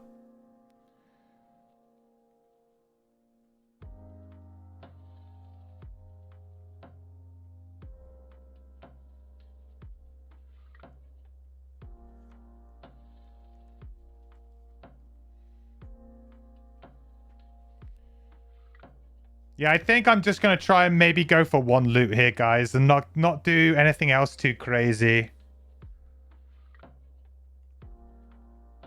It's a hard-fought win. I could maybe get like a couple more bits of loot, but like if I can get 3 loot tokens and then there's like 3 left over that we didn't get, that's pretty good going.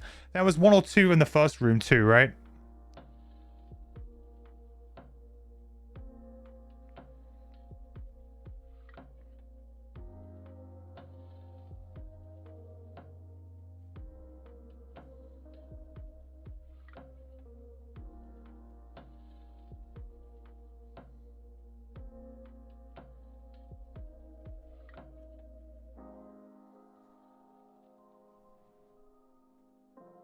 Oh. You little git. Actually, that's maybe nicer as loots come closer.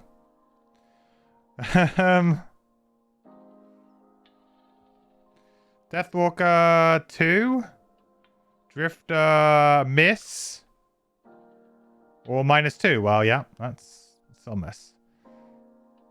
So what does Drifter take? 2 damage. Sorry, Deathwalker takes 2.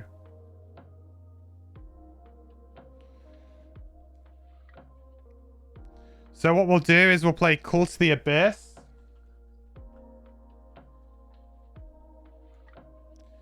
And we'll use Fluid Knight to use it. So we're going to make Dark.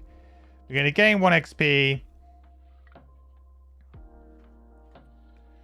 And we are going to attack for 5.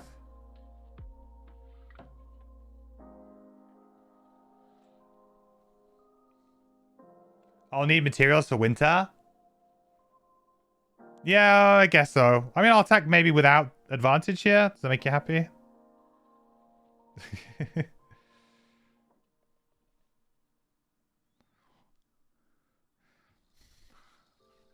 Still dead.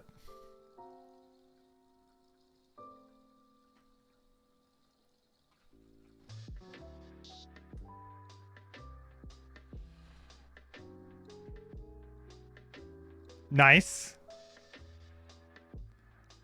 So Drifter, we're just gonna move 2 with our boots. And we will... Oh. Loot 1.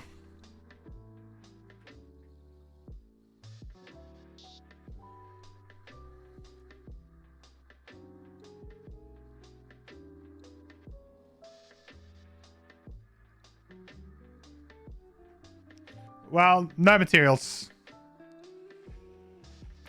Oh boy, boy, oh boy, oh boy.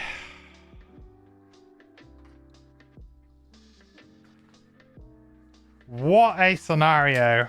I'm so happy that I finished that. I was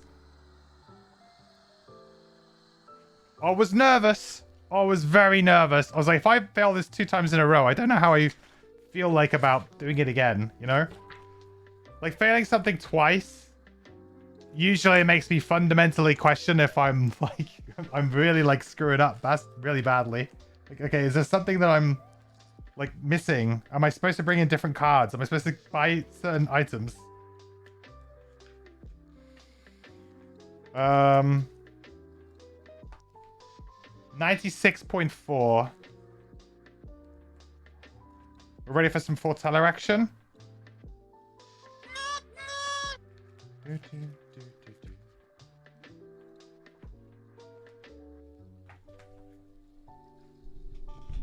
Thanks, guys. GG's. Good win. Right, let's find it. 96.4. Ooh.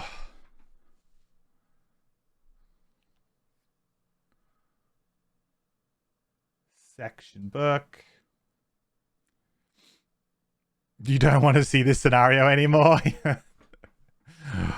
Oh, man. It's like quite a hard scenario to like administer as well. Like it's a long scenario to administer because it's so like so much going on. Oh, Muffin. Thank you so much for the 1,000 bits as well, by the way. I did not even see that. I don't know why that didn't play on my screen. Wow. Thank you so much for the 1,000 bits donation. I really appreciate it. For the bits, the biddies, treasure for the quest. Thank you, friend. I'm so sorry I didn't say anything earlier. I did not even hear that. I didn't see it. I'm so sorry. But thank you so much. That's incredibly kind of you. I really appreciate it. Thank you. That means a lot. I know it was like an hour ago. Hopefully you're still here. I really appreciate it. Thank you. And Jimmy, thank you so much for the follow as well. Welcome to the quest. Good to have you here with us. Right, what am I doing? 96.4.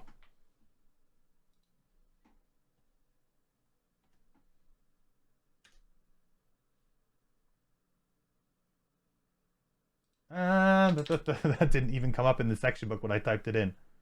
9, 6. Oh boy, it's lagging. It's lagging. Does the Fortella app like lag on people's phones as much as it lags when I'm trying to use it in Oh, hang on, have I got the spoilers on? Yeah, it should be fine.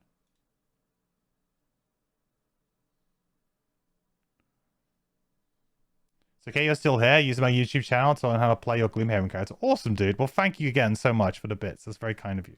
I really appreciate it. I'm glad you're enjoying Gloomhaven and finding the guides useful. That's awesome. I don't know what's going on, but this is... Oh, hang on. Maybe... Oh, I know why. Maybe I should go to here. I'm being dumb.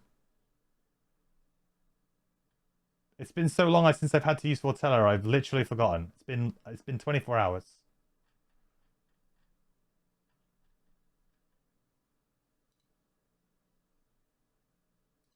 Okay, here we go.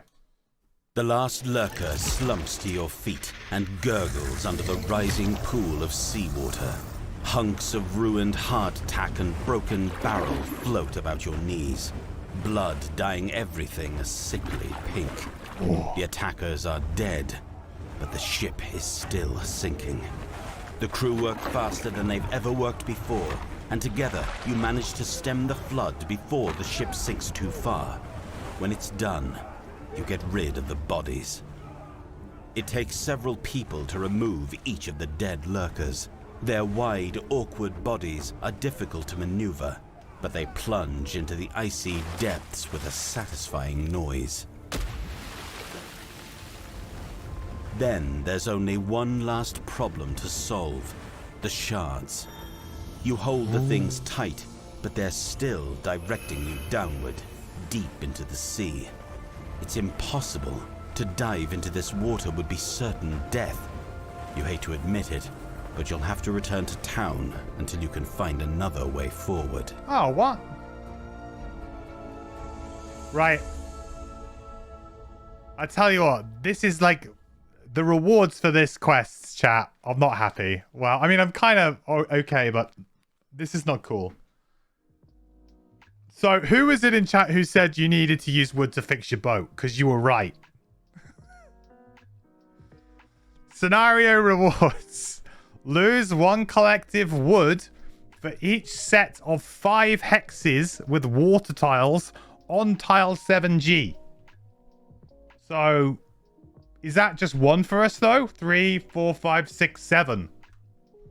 We lose 1 collective wood for each set of 5, right? So that's 1. I guess that's not so bad. I thought it was going to be more than that. I saw the word lose 1 collective wood and I panicked. Yeah, just 1 round down is implied. Yeah, because it's sets, right? We would have to have 10 and then we would lose 2. But then gain 15 experience points each. Big XP. Big XP.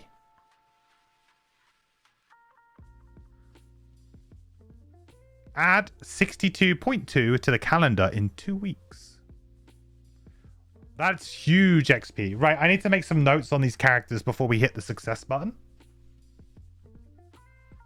Because we made so much progress towards our Deathwalker personal quest and everything. This one, it was really good scenario for us. Those long ones, you really gain a lot.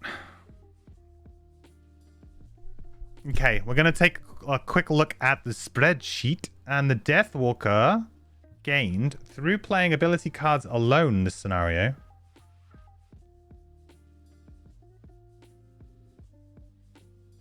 is that 15? 15? So that'll be 52, 57. Nice.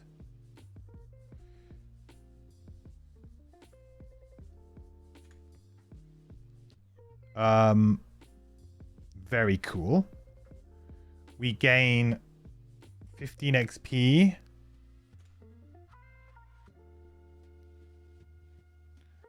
I think we need to check to make sure how much experience points we get. It says we get 10, which I think is maybe right.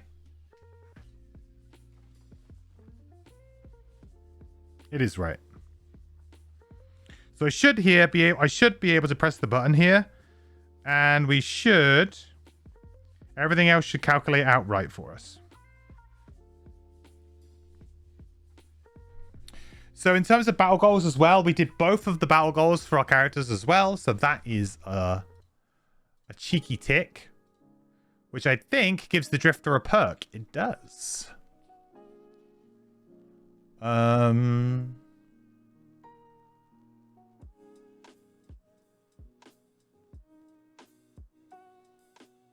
Replace 1 +1 card with a +0. With 2 +0, move 1 character token back 1 space cards. Ooh. To the desktop. So. Ooh.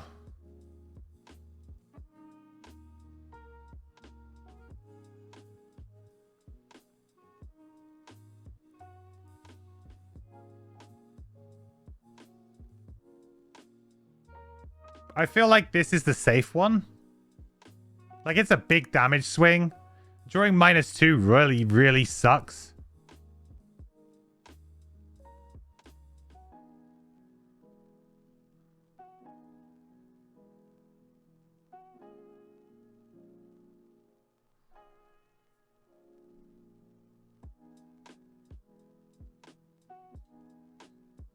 Like, a -2 is often as bad as just missing entirely. I think we go for that one.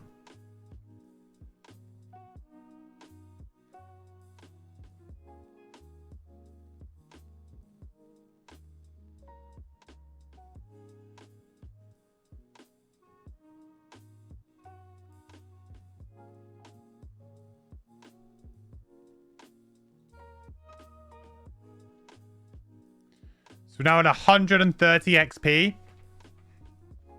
Gold. We are rich as well right now. Without 34 gold. We need to lose some wood, right? 1 collective wood. I mean, we'll let the Drifter lose 1. So that'll go down to 1. But we did manage to collect 6 lumber. So we actually... So... Oh no, so we have 5 total. Sorry, it hasn't taken that into consideration. Metal, we have 4 now. Hide, we have 6 now. Jesus. We have 2 arrow vines. And we have 1 snow thistle. Cool. Deathwalker. We actually nearly double leveled up. Wow. Pretty crazy. Can you bring 2 bag items at level 3? Yes, we get two small items, yeah. So we got our perk. Our XP should be 119. Oh, wait, hang on. 119. It didn't give us the plus for that, though. 119 plus the 15. 134. I was going to say, we've been pretty much in reach of each other the whole time. Gold. Apparently we have 0 gold. On here. That can't be right. I think we must just have 11. We didn't pick up any gold that scenario. 1, 1, and then we picked up 2 hides. That was it for that. Didn't do anything more. So we are going to level up. And we need to do outpost phase. We need to level up. And we've got retirements. Whew. Got a bunch of stuff. I've done my progress here. So we go to the campaign sheet. We need to add 2 inspiration. We need to add a new thing for 2 weeks' time, right?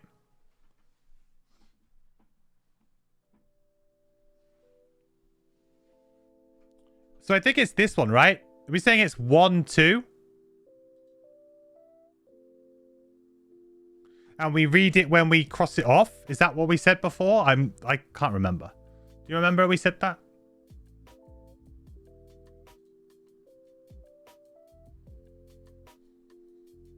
You read it when you cross it off, right?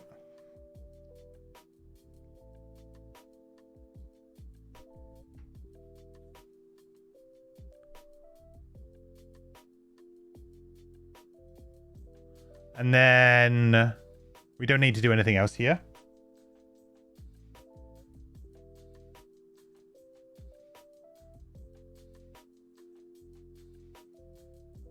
Can't remember. Yeah, I feel like I confuse myself each time. I think it says like when you cross it off, you do anything that's written down. I think it pretty much says in the outpost phase, like the first thing. So the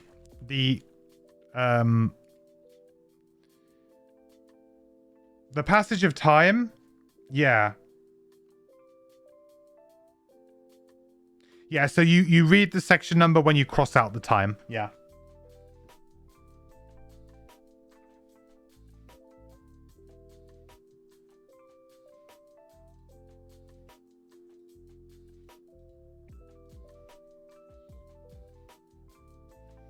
Okay, good. So that is all of that done in terms of that stuff. So for now, anyway, at least.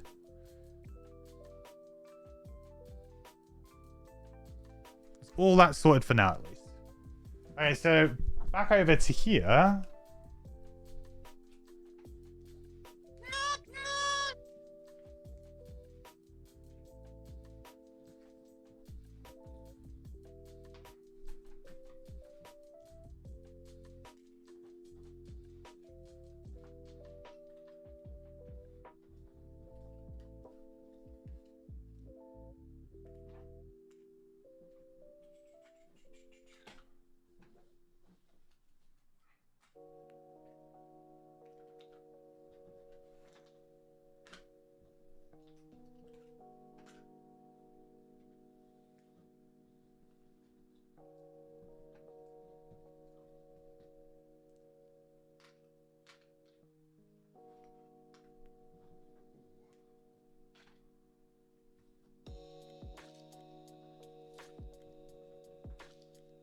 Okay.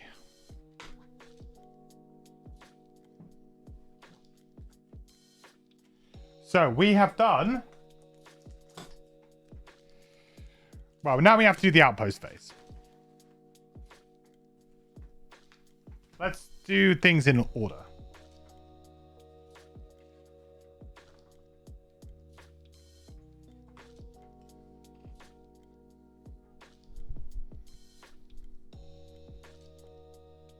So we have to read a bunch of stuff this time, huh?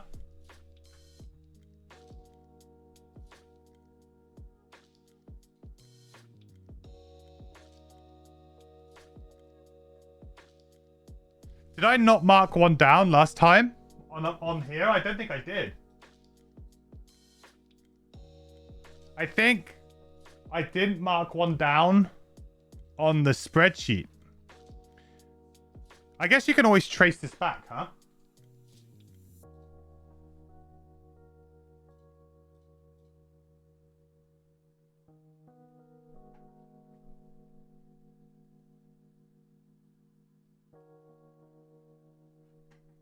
Because wasn't they... You had like a linked one? I think we had like one forced linked. So we should have 5 passages of time. Yeah, so I think 5... So it should be 5 passages of time.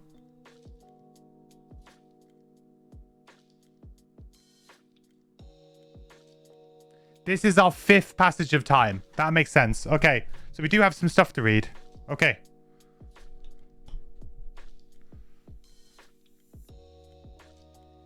So we are going to do 32.3. So actually, I need to make sure that I put that number a little bit further out than I did. That needs to go there.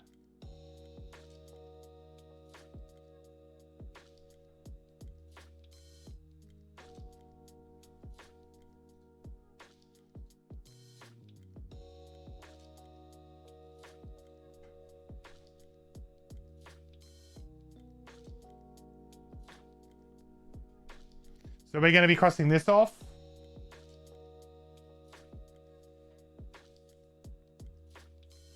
So that is 32.3 and 15. Why did I cross that off? Now I can't read it. 15 something. 156.1. I've got it written over here. Okay. I need to get to Fortella then. So 32.3.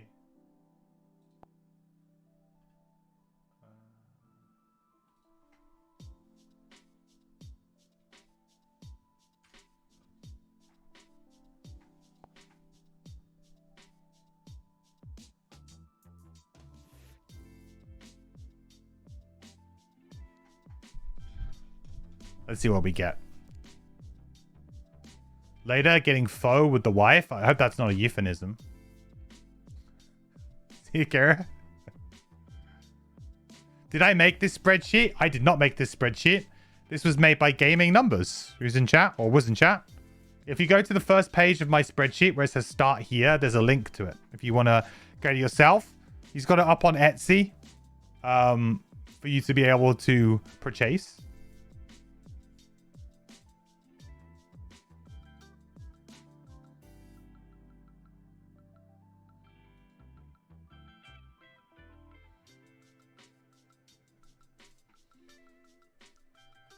So for some reason, the section book is not loading fully for me on Fortilla.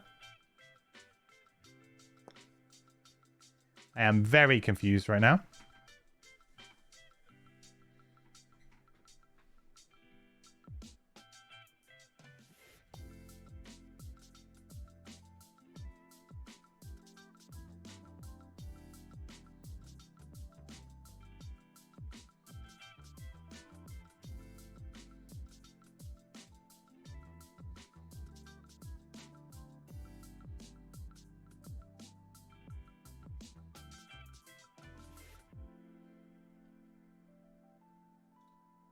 Like, I'm clicking on it and it's only loading like the first 3 things. It's not loading the whole thing.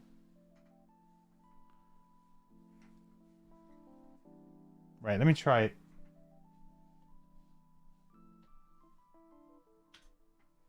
What happens if I search for it? Oh, it works if I search for it. Okay. It's just being awkward. Here we go. A carriage piled high with blankets and carpets is tucked between a snowbank and a building near the edge of town. Its old owner sees you wandering by and looks both ways before beckoning you over. Nice place this Frosthaven. Cold though, eh? Huh? Maybe you're the sort of people who would like some hot items? He chuckles a bit to himself as he pins back a blanket on his carriage, revealing assorted items in like-new condition. I just need a few motivated buyers. Shouldn't be trouble up here, no. But I wouldn't wear those out in, let's say, Gloomhaven for a while, eh? You're not planning on heading south to that decrepit city anytime soon. Might as well pick up a few items at a steal of a price. Ooh! We got a wandering merchant event. Rewards. Each character may buy 1 item from the purchasable item supply for its listed price or 1 material resource for 7 gold. All right. So let's have a look.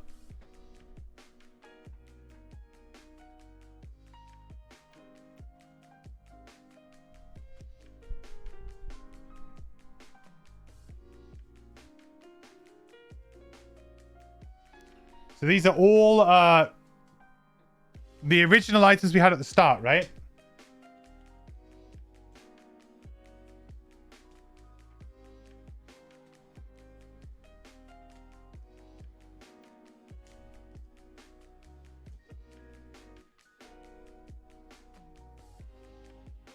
To be honest, I don't think any of these are any good.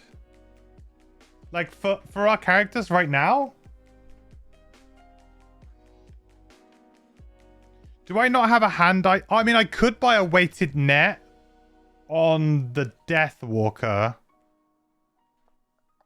Like, that would be not bad. We could immobilize, like, an enemy each kind of rest period. I think if I was to buy anything, it's weighted net.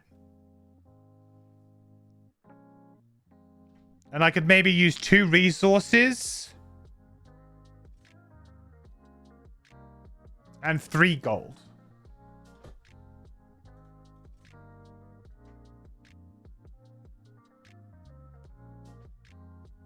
Two resources and 3 gold gets me a weighted net.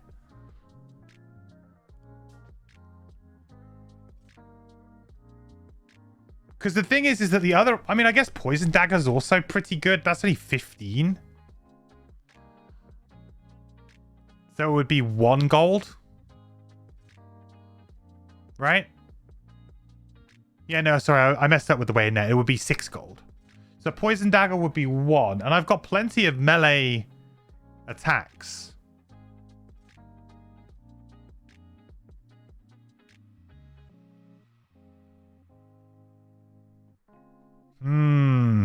Or do I save for the winter? Feels kind of harsh. What do we think, chat? What do we think? I'll put a poll up.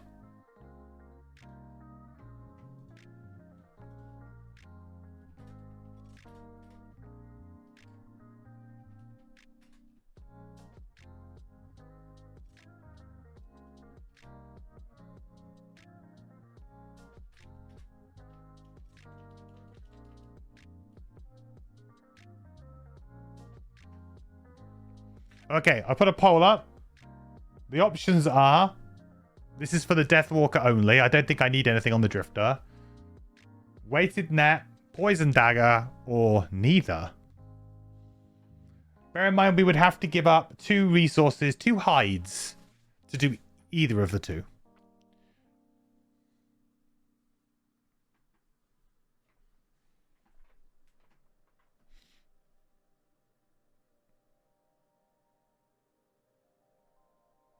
You like the net, Oxy? The net's like... The net feels like... It would be nice to have a little bit more control. Like, we got no control with these characters.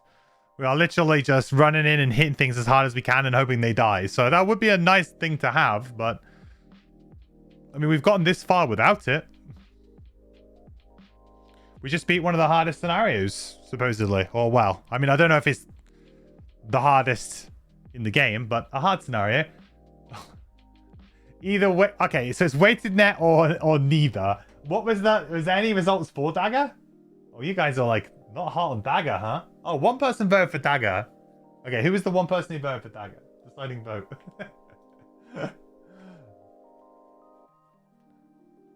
Seems like the starter items don't have an upgrade path. No, they don't. Should we redo the vote? What am I thinking? I'm thinking...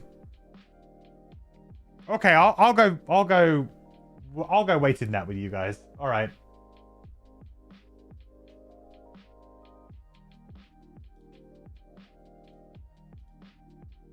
So that would be 7, 14. So we'll get rid of 2 hide and 6 gold. We now have a weighted net.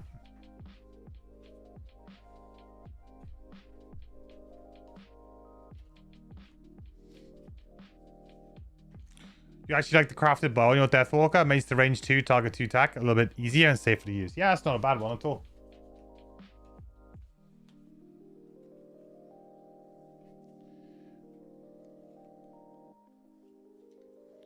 Not too shabby. Okay.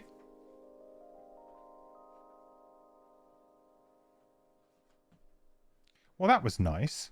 So now we got to do the next thing on the sheet, which is 156.1.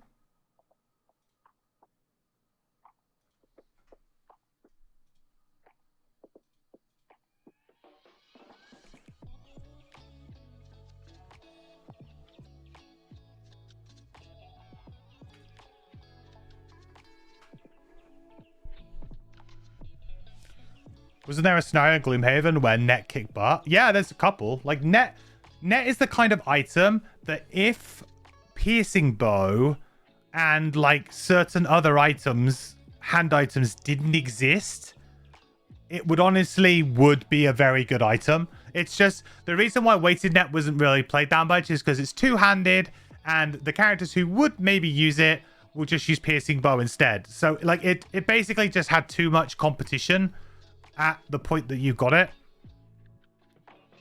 Like piercing bow is a very strong item, so it really shouldn't have been alongside it.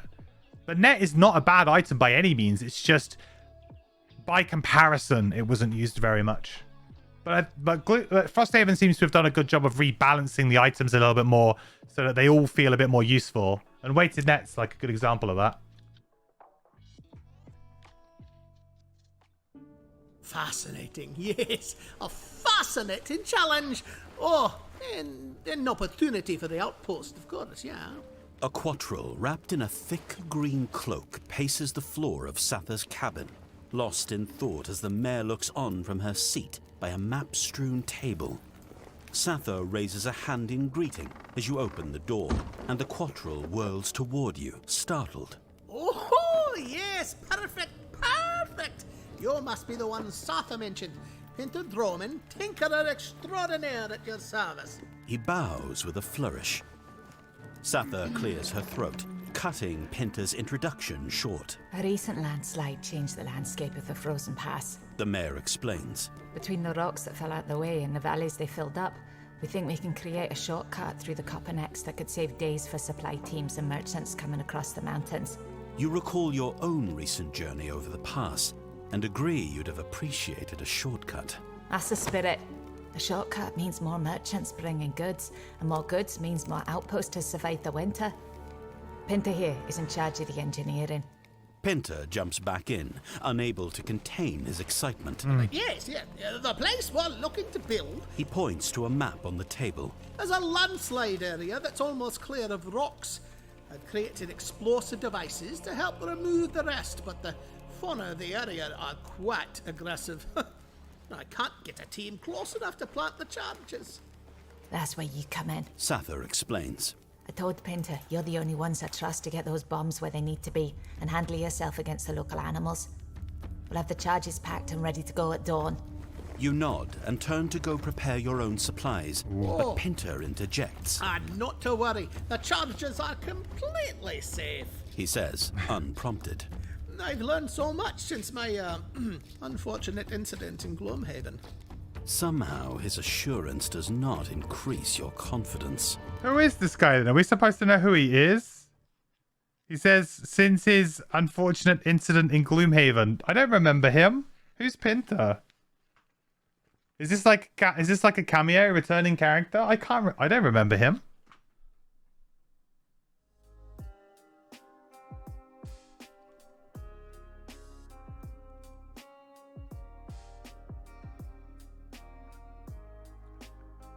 Does anyone else remember him? Does anyone know?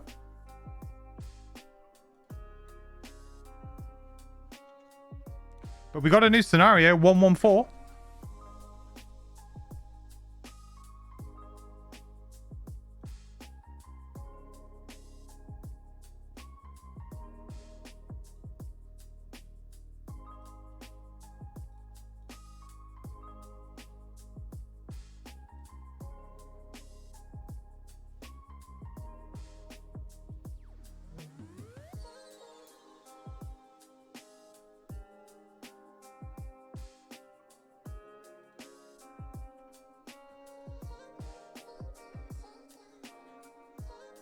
Seems like a job for the YouTube commenters. Yeah. Everybody on YouTube, hey YouTube. You guys know? Please let us know in the comments. You know. Maybe he was the kid we intervened with the guards on behalf of, all grown up. Was that a vermling or was that a quattro? I can't remember. Could be. I was thinking, do they mean the quattrel who like died in a flying accident? I was like, I'm pretty sure he died. the guy, the one in the flying contraption. I'm pretty sure unless you went a certain direction, he died. Most people let him die.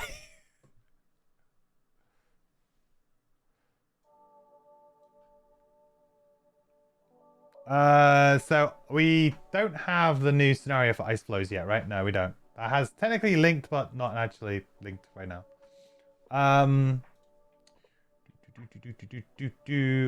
So that's all that done. That's good. So that's all of that stuff done.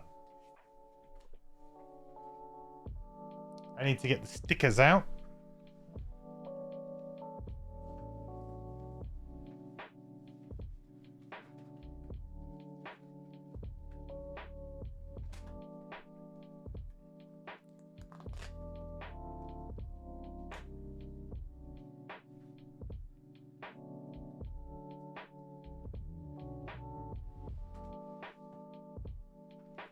Right, so we've done that part of the Outpost phase now, so that is all done.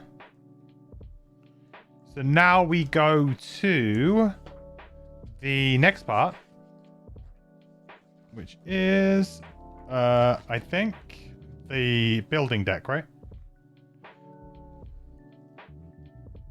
Oh, Outpost event. Outpost event. That's the next thing we need to do.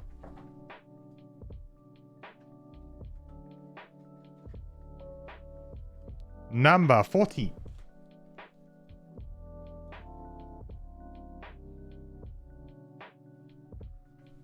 Is that a winter one? Oops. No, winter.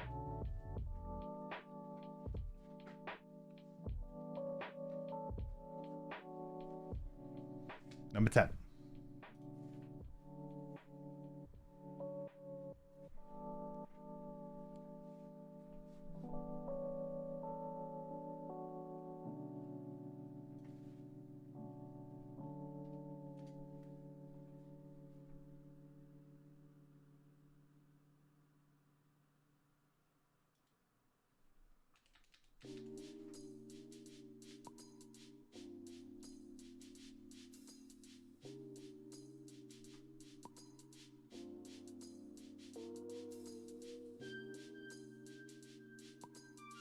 Apparently we've done 10.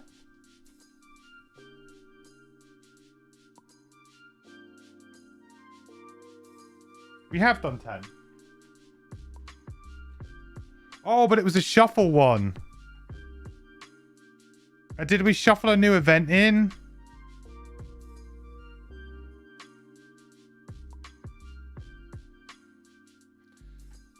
We must have shuffled one in, unless I put it randomly on the board.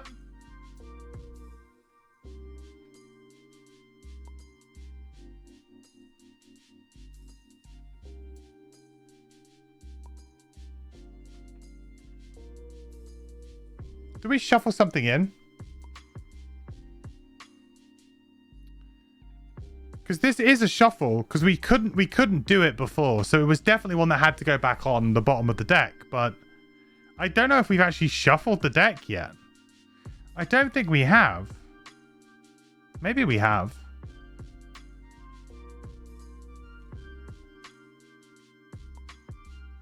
Well, we'll do it anyway. I drew it. I think it's... we must have shuffled. Because it's really random that it would be on the top of the deck.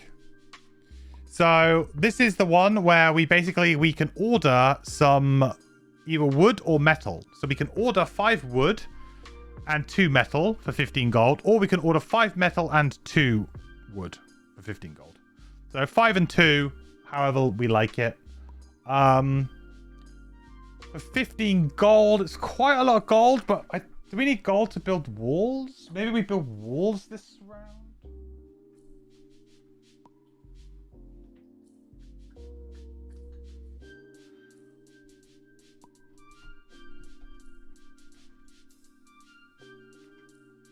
Because we need a little bit of gold to do things. Well, looks like you need gold for walls too. Yeah, you do. 10. 15 gold, huh? That's a lot of gold. Drifter at the moment has got 34. I mean, we could give up that much. And we could just buy a heap. A heap of metal, probably.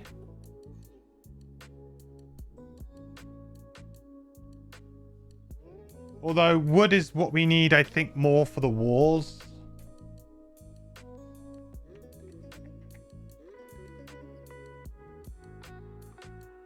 Yeah, it depends on what we want to build. I think we want to build walls.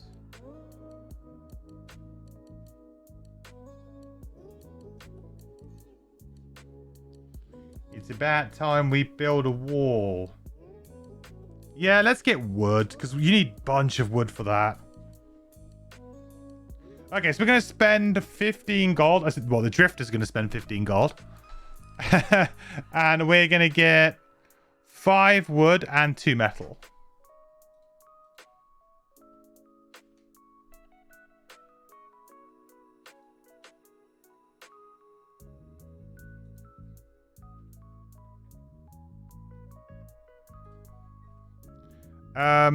Okay, great. That is going to trigger something. The merchant marks down your order in his ledger. All right, 5 lumber and 2 metal. Should be a few weeks before it gets here. What with the pass and all? Oh, so we don't get it right now. We ordered it. Okay, we don't get it right now.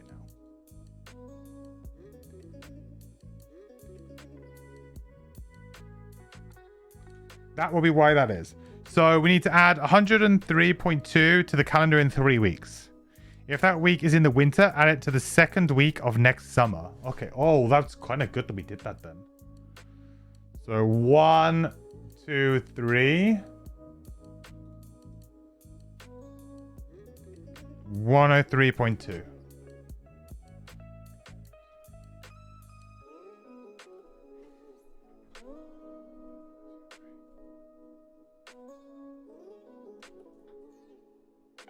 And then this is done. So we're gonna get this in.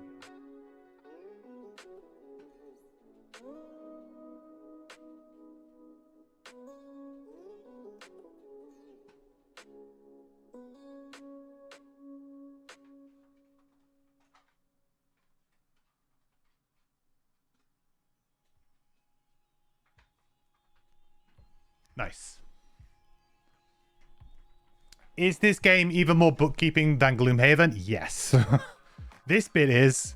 This bit is like, I mean, I'm trying to keep things across like physical forms and digital forms. I think like if you are sitting around a table with your friends, this is fine. It's kind of fun. You're unlocking things, you're sticking things. You could probably each take a job and just do a little job to make it a bit quicker. But playing solo, this side of things, the Outpost phase in particular, is like way longer than Gloomhaven. Like Gloomhaven, you usually go back to town. Hey, do you retire? No? Okay. Do an event. Okay. Do a city event. Sure. That's about it. Like gain your rewards, maybe buy something, maybe do an enhancement. Like there's not a lot. Like you can get through the Gloomhaven like city stage if you like. Like you can get through that like in a couple of like 10 minutes, really. A lot of the time you're like, yeah, sure, well, I don't want to buy anything. I'm saving up for something else. Let's do a city event. Okay, which option do we choose? Okay, good. And that's that. Whereas this, there's like a bunch to do. Most times you come back. Not every time, but most times you come back. There's a bunch to do. So we've done the Outpost events. Now we need to do building operations. So building. So this is where our buildings activate. So first up, we get the mining camp. Do we want to buy 1 metal for 2 gold? I think we probably should. So we'll buy 1 metal and we'll do 1 gold each.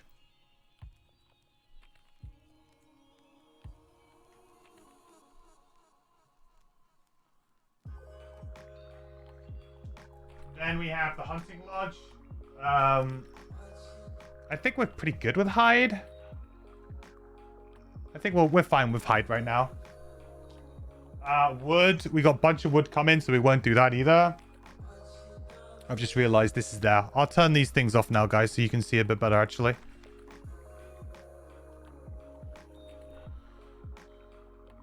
There you go.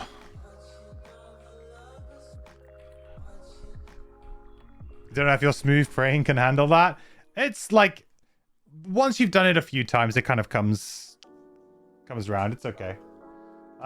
Craftsman, no. Alchemist, no. Workshop, no. Barracks, no.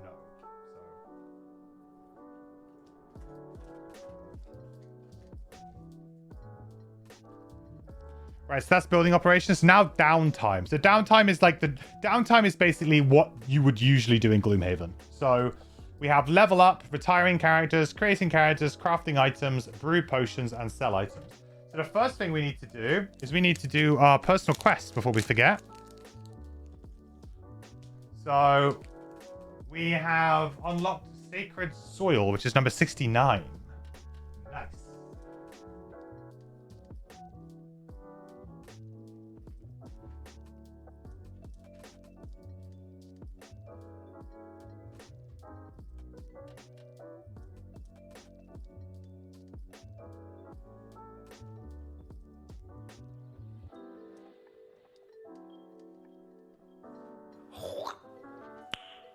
Nice. I was waiting for someone to do it.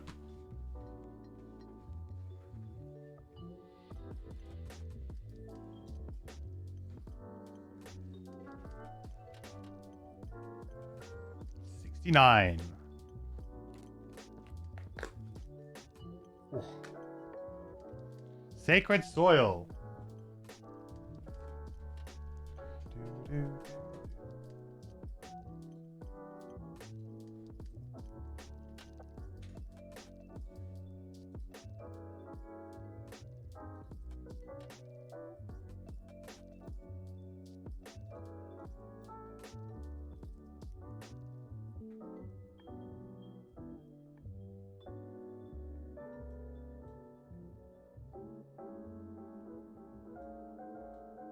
It's really annoying me that 69 is not next to 68. What's that about?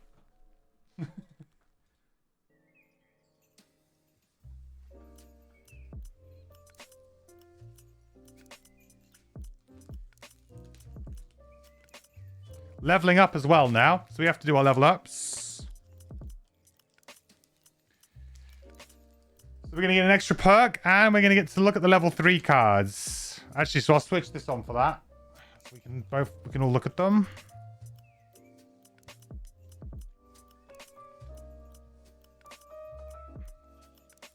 So with the Drifter, there you go. We have Jewel Bow, which is attack 2, target 2, range 3. It's a pretty nice versatile attack. If you're playing the range build, that would be more like a attack 3 at range 4. Which is pretty damn good. The bottom is move the character token on 2 of your persistent abilities backwards 4 slots. That's a big reset. It is a burn though. It is a burn, but it's a big reset. 4 slots. The thing is that I find that I'm juggling it pretty well. Like at the end of that scenario, and that was a really long scenario, and right at the very end of it, I lost a couple of my persistence. But I played those persistence on the first turn of the game, or the first 2-3 turns of the game, and yet I still managed to never really lose all of the charges. I guess what it does allow you to do is maybe do some like crazy big attack. I think if you're playing the ranged build, you're more likely to need something like this because the ranged build has a lot of multi-targets. So you're going to go through like charges a bit quicker. So maybe the ranged build, like both halves of this card will work well for the ranged build. Fierce Barrage, attack 2, melee, target 2, a little bit of a leaping cleave. Of course, with our crushing weight, it's going to be an attack 4 on 2 things, 2 charges of that. With Shockwave, they would both trigger Shockwave against each other as well. So this is super good with both of the cards that we are already running. So Fierce Barrage looks really strong for what it is that we do. And the bottom is on your next 6 ranged attack abilities, add +1 target. Which is something that we're probably never going to play. But the top of Fierce Barrage is so good that we probably don't care. My only concern with Fierce Barrage is that we would be burning through our charges quite quickly. But like I said, we do seem to be able to kind of easily bring them back. So yeah, the bottom sucks for us, but the top's great. Yeah, absolutely. So I think the choice here is pretty clear for our playstyle. I think it's got to be Fierce Barrage here. Although I do like Jewel Bow for the range build, definitely. The range build's a bit awkward here because it's almost like you've got 2 cards that you might want. But I guess you kind of already have a bunch of targets. Like the range build is like a go wide kind of thing. I don't know. I think Fierce Barrage, I think, is a pretty safe pick for us. So we're gonna pick that. I will need to swap a card out, but I will figure that out later. To be honest, we'll end up getting to level 4, maybe even by the end of the next scenario, depending on how good that is. Typing takes so long on tablet. I'm terrible typing on a keyboard, to be honest. Okay, so next, in terms of perk, then I think maybe so. We got the one that replaced the -2 with the check mark. So maybe we get the one that is.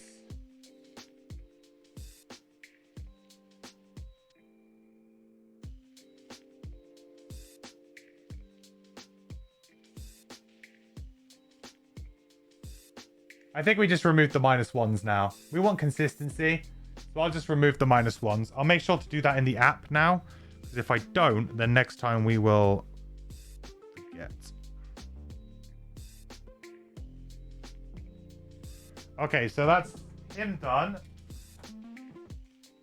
Deathwalker.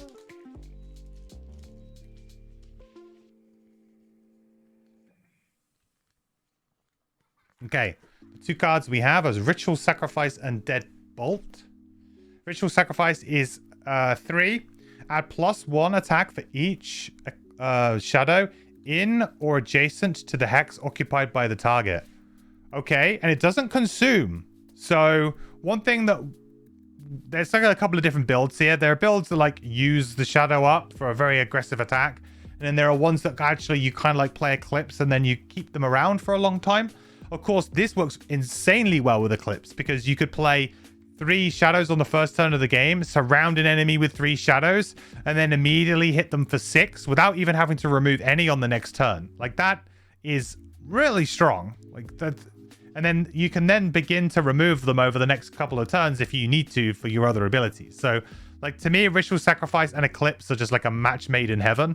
If you are playing Eclipse, this ability is just what you want. Like, if you are playing that and you're trying to not use them, this is what you want.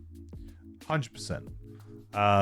You can set up on a boss with that in a nasty way. Yeah, and you can keep playing it over and over and over again without removing shows. So it's another great target for something like a stamina potion, but you know, the stamina potion that we have at the moment only lets us get back level 1 cards. So, but maybe if there was a stamina potion later on, maybe, but this is the kind of thing where it's just, the value is just too tempting. 13 initiative as well. It's fantastic early initiative. In fact, I think it might be our earliest that we've had. I think we might have a 12 or no, it's 14 is our earliest. So yeah, it would be our earliest. The bottom is remove any number of shadows within range 3. For each shadow removed, gain 1 experience point and grant 1 ally or self a shield 1. Move 2, create dark. Also a pretty decent ability. It's you're certainly going to be using the top of this way more than the bottom, but in like a world where like maybe you're playing like a survive scenario, there's a very particular win condition, you find yourself in an awkward place, I think you could use this. But like, you really want to be using your shadows for damage, not defensively, because in my opinion, like, it's another resource that you're kind of using. And yes, you could shield up for a round or shield an ally up for a round, but unless you're making more of these, like, it's, the enemy is still going to be around for the next round, the next turn, and by then you've consumed all your shadows and you don't have your shield anymore. So like, 1 turn effects like this, where you are basically trading off your key resource for doing damage or maneuverability, I don't particularly think it's worth it. Did we skip the Retaliate persistent ability on the Drifter, or is that coming up? I think it's one of the X cards. I just haven't been using it. But I think it's around. I think it might be one of the X's. Yeah, so I think that Ritual Sacrifice top is incredible. I think the bottom is maybe situationally in a certain scenario could come in use, but ultimately is probably a bad trade-off in terms of your resources. So I'd be hesitant to use it unless it would really do something great. It does just do move to make dark if you don't consume though, which is actually pretty damn good. So even if you don't do the consume shadow part of this card, you could just move to and make dark, which is also very, very good. And we play that move 3 make dark, right? So yeah, this is something that could definitely be played. Deadbolt's the other card, which is attack 3, range 4, consume dark to add curse and gain 1 XP. I mean, this is a very like solid attack, right? This is kind of like baseline power level for something around this kind of level. It's pretty balanced. It's going to be able to hit pretty much anything that you want.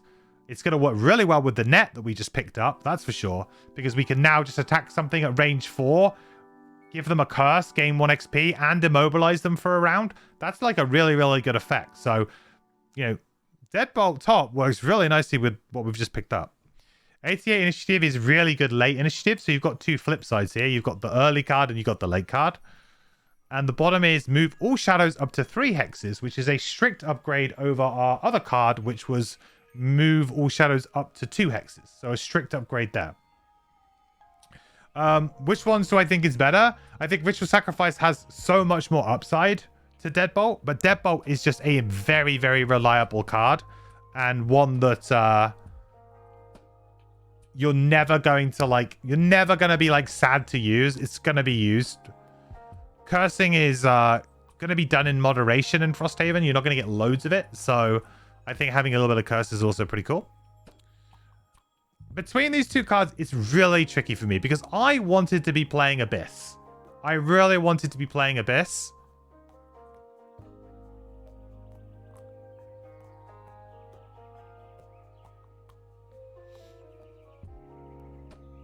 And Abyss would play...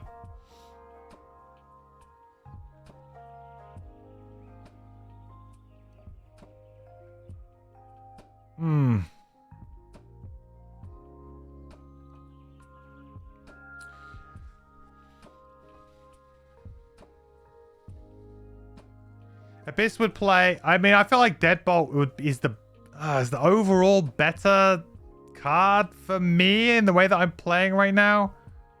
If I want to play Abyss rather than like anything else. Because Ritual Sacrifice is good and all, but without Eclipse, it's mostly just an attack 4 a lot of the time. You're having a hard time as well. Deadbolt is so solid by the numbers and Ritual Sacrifice has so much potential. Yeah, like Ritual Sacrifice is one of those cards where I just feel like, is it competing too much with other cards that I have already?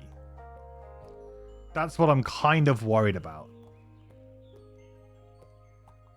Although it would be a very good card to immediately swap out the 14 initiative with the 13. That's, you know, strictly, it's the same initiative essentially. But the actual ability on this is way more usable than the ability that I have currently on my 14.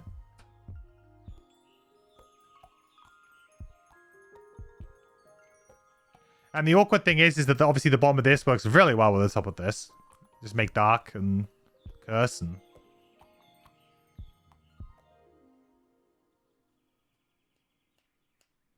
I feel like I'm not... Maybe I'm not being... So, I mean, in general, I am kind of a ranged build. But I also have the big melee card. That's the awkward part of this. In general, I'm kind of playing a bit of a hybrid build here.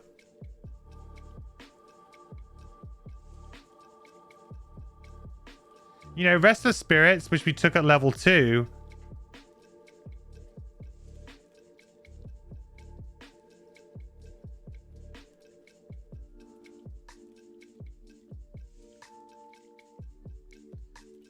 I guess works maybe better with Ritual Sacrifice in the sense that we can attack for 4 and then we could move the shadow afterwards, or we could move a shadow closer and then use the top of Ritual Sacrifice. Like, so if we went late, moved up to a monster, and then we could in theory move a shadow that was somewhere else on the board next to it to then make it an attack 4 or an attack 5 if there was already one shadow next to it. So there's some synergy there. I think I'm going to take Ritual Sacrifice. It seems like more fun to me.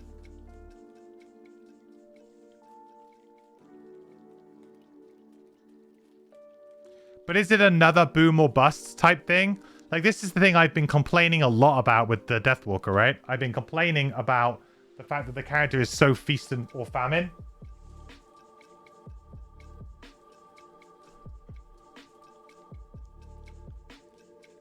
And certainly Ritual Sacrifice is another feast or famine card.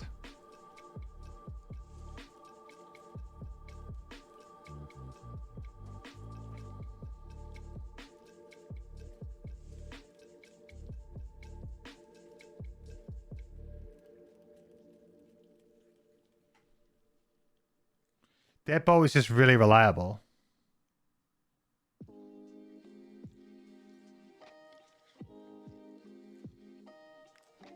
Man, I guess I take the fun card. Okay, I take the fun card. In situations like this where I'm like, I don't really know exactly which one I want here, I take the fun card. And the fun card is Ritual Sacrifice. So I take the fun card.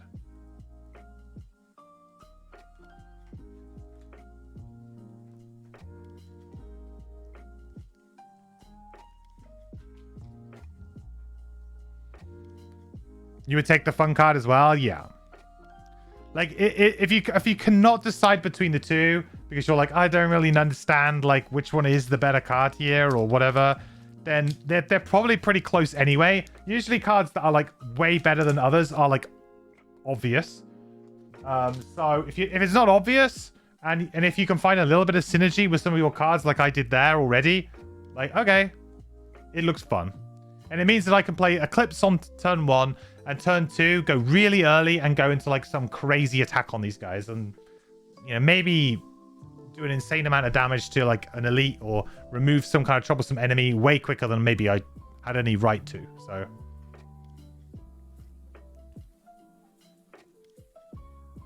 Okay, good. So we've done the leveling up. What kind of perk, though, do we get for this one? I think we need to stay away from missing. So...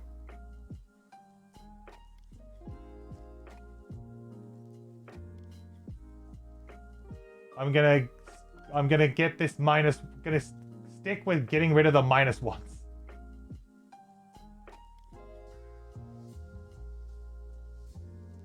Yeah, I'm gonna stick with getting rid of the -1. I should probably do the ignore negative scenario effects, huh? I mean, that gave us 2 -1s on that scenario.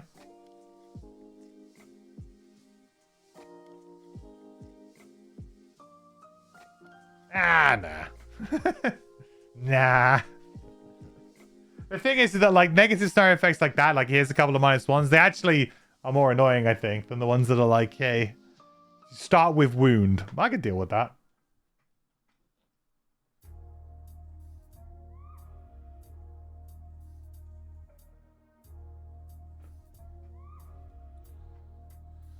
Okay, good.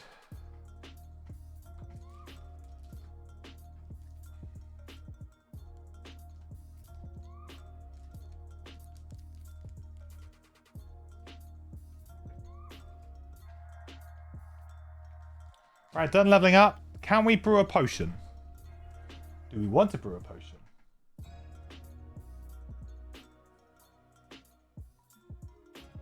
I don't think we can. I don't think we've got anything new.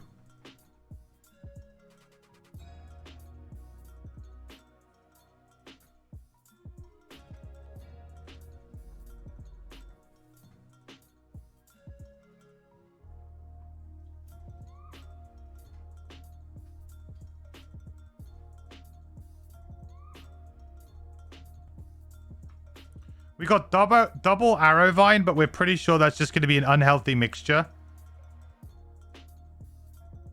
Yeah, I don't think we brew.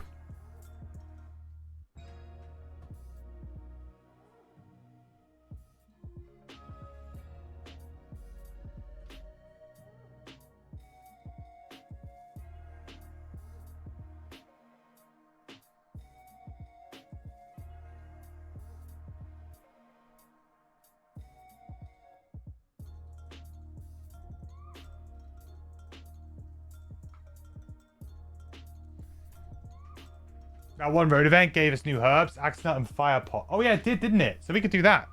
Oh yeah, and we were yeah, you're right. We haven't been back since.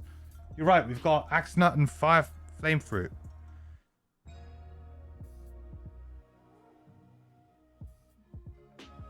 Oh, so flame fruit doesn't actually mix with a bunch of stuff, huh? Oh no, yeah, it does. We just need to do it here. Well, let's do an axe nut and flame fruit then, huh? Why not?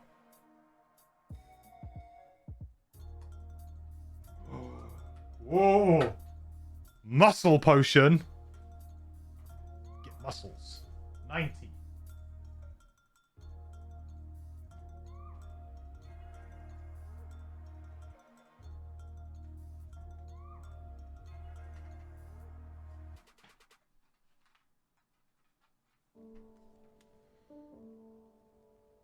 Oh, nice. During your turn, perform strength and self. Ooh. Ooh. That's pretty good, actually. Oh, man. Who's got, like... Well, who would do a really good strengthened attack? I mean, I've got, like, potentially the Deathwalker, to be honest. Because Deathwalker's got the potential to attack 2 things all the time. But then...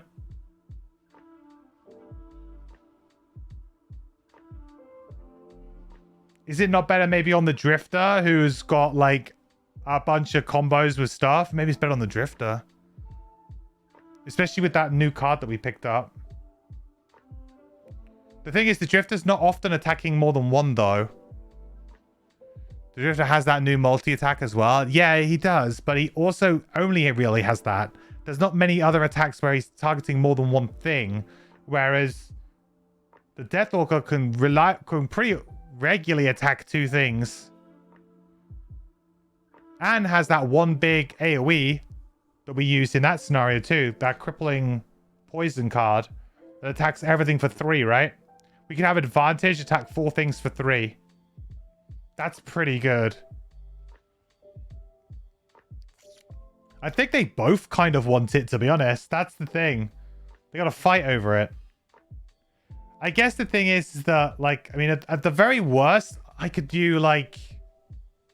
I've got stamina potion as well on the Deathwalker, bear in mind. So we could easily go... You know, big multi-target attack. Like, I could even just go with the attack 3, 2 things. Whatever it's called. And then we could just get it back. Do it again. Forceful Spirits. We got Forceful Spirits, right? So we could always just Forceful Spirits. Attack 2 things for 3. Then potentially just Stamina Potion this back. Can we Stamina Potion it back, or does it say no X cards?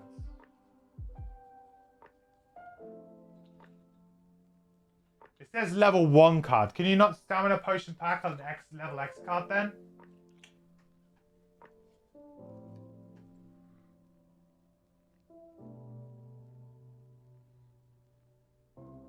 Deathwalker has Spyglass for advantage. Also, Drifter has a new target to attack and Vile Assault. Yeah.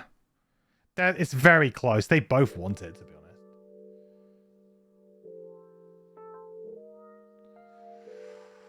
Let's give it to the Drifter. The thing is that I feel like the Deathwalker always draws bad cards, though, but they won't get lucky. Give it to the Drifter. I could brew another Stamina Potion as well with the herbs I have left, right? I can. So maybe I don't then. Maybe I give it to the Deathwalker and I give a Stamina Potion to the Drifter, huh?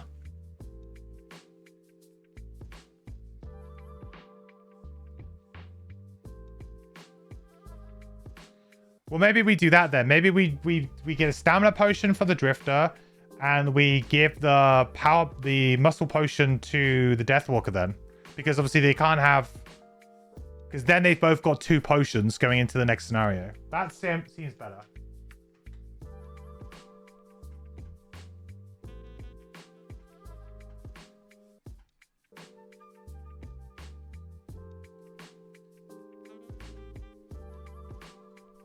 Okay, so stamina potion for...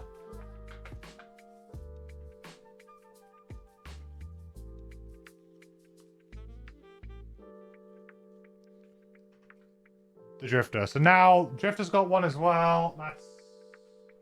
That's pretty good.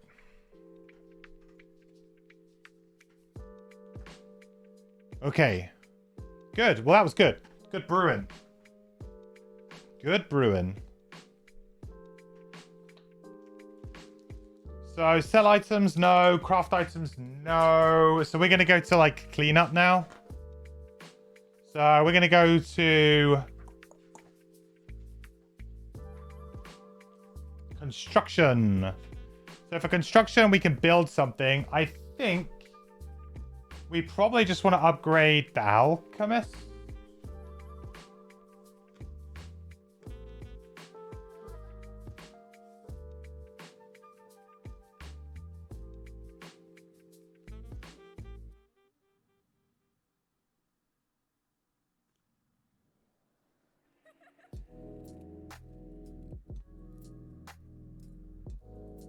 Yeah, I think we just want to upgrade the alchemist. Yeah. It's going to cost us one...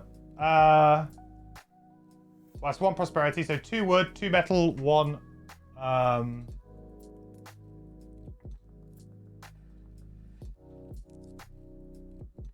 hide.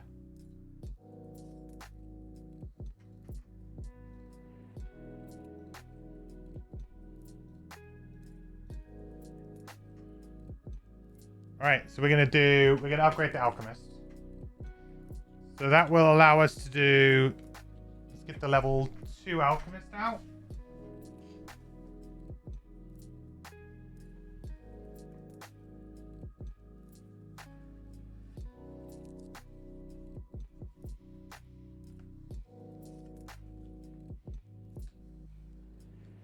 So now we can brew and distill 2 herb potions.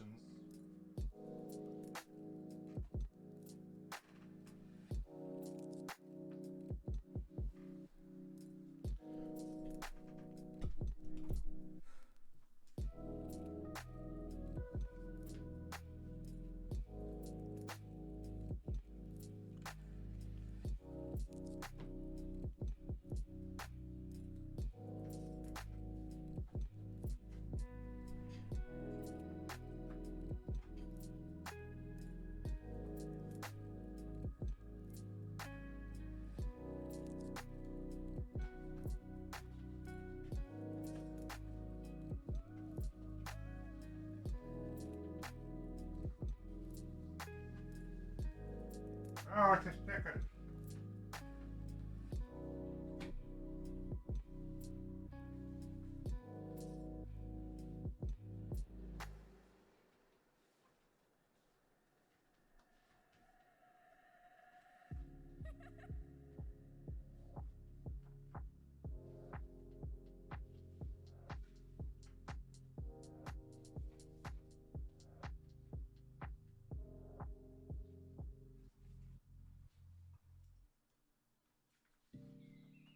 I cannot find stickers.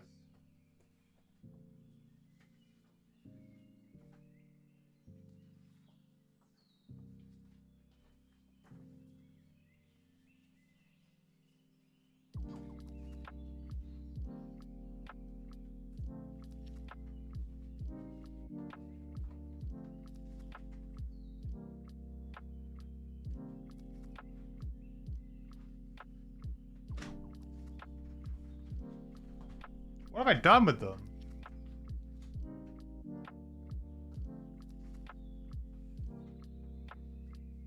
I'm a bit dumb. I've got some stickers here, but I didn't see the alchemist on them.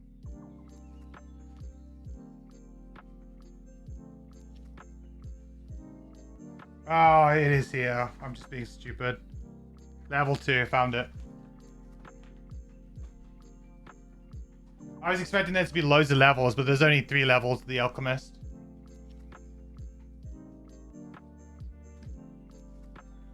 Alright, everyone's favorite time, sticker time. Can you steal that unhealthy concoction you brewed as well? Don't see why not. Yeah, I can. but I can't do that yet because like you unlock the alchemist, like the building part happens like after you leave town. It's kind of like you commission it, right? So, oh yeah, let's build that and it'll be ready for when we come back, sort of thing. So I can't do that right now, but I can do that next time we come back. But yeah, I think we can do that.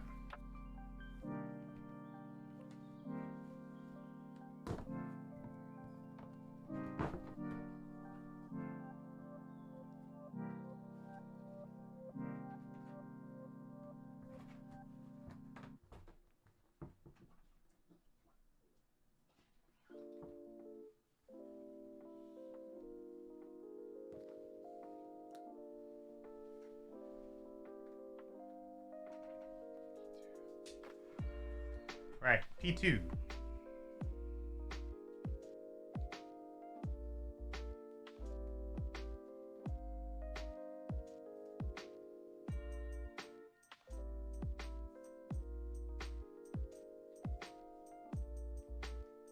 Right up in this corner. Is there a line on this one? Doesn't look like there is, but there must be.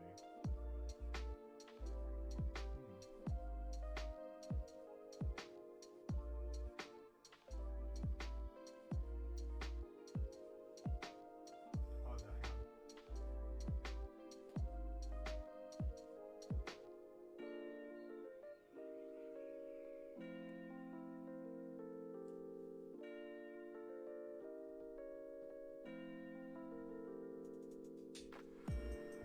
Nice.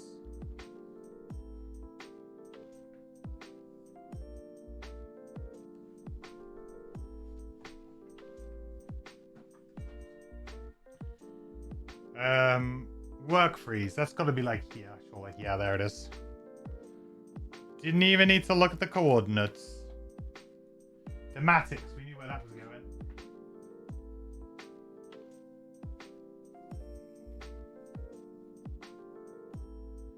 That one's really pissing me off. I'm just gonna have to take it off, I think. The bit that's like on the join, it's just like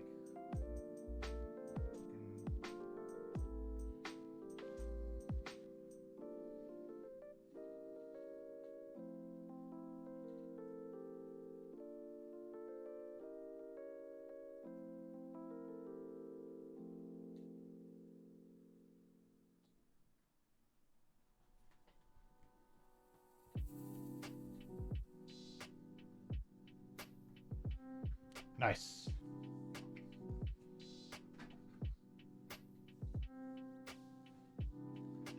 All right, now we got to do this bit.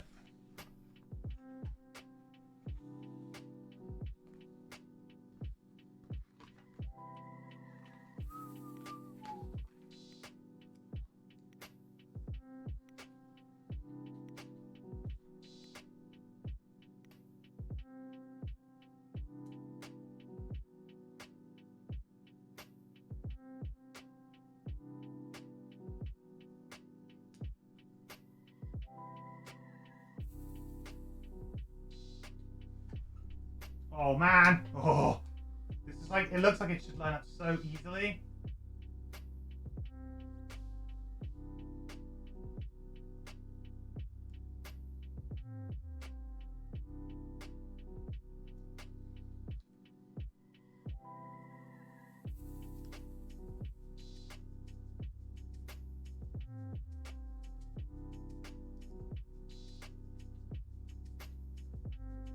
Oh, there it is.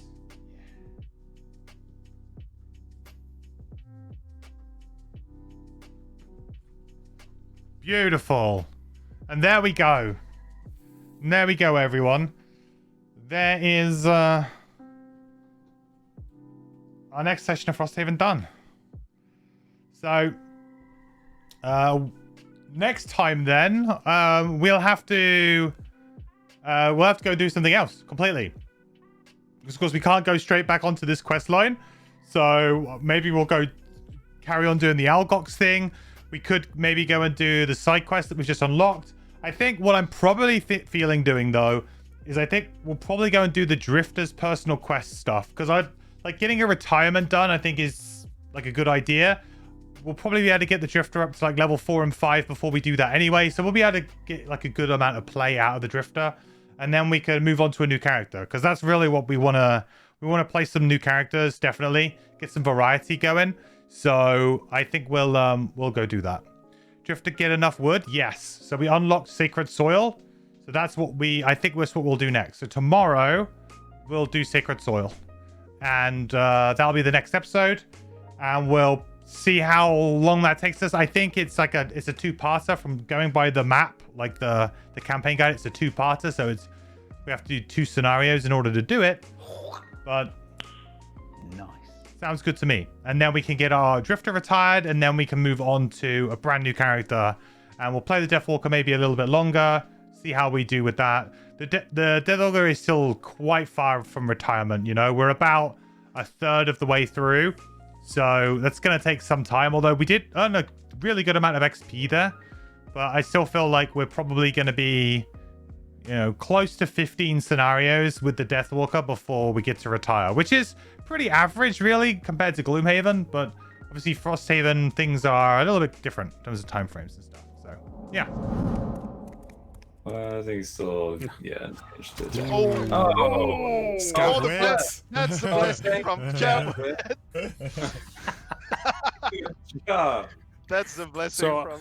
Isaac, at this point, can we get your approval to add an additional attack modifier deck for allies in the digital version?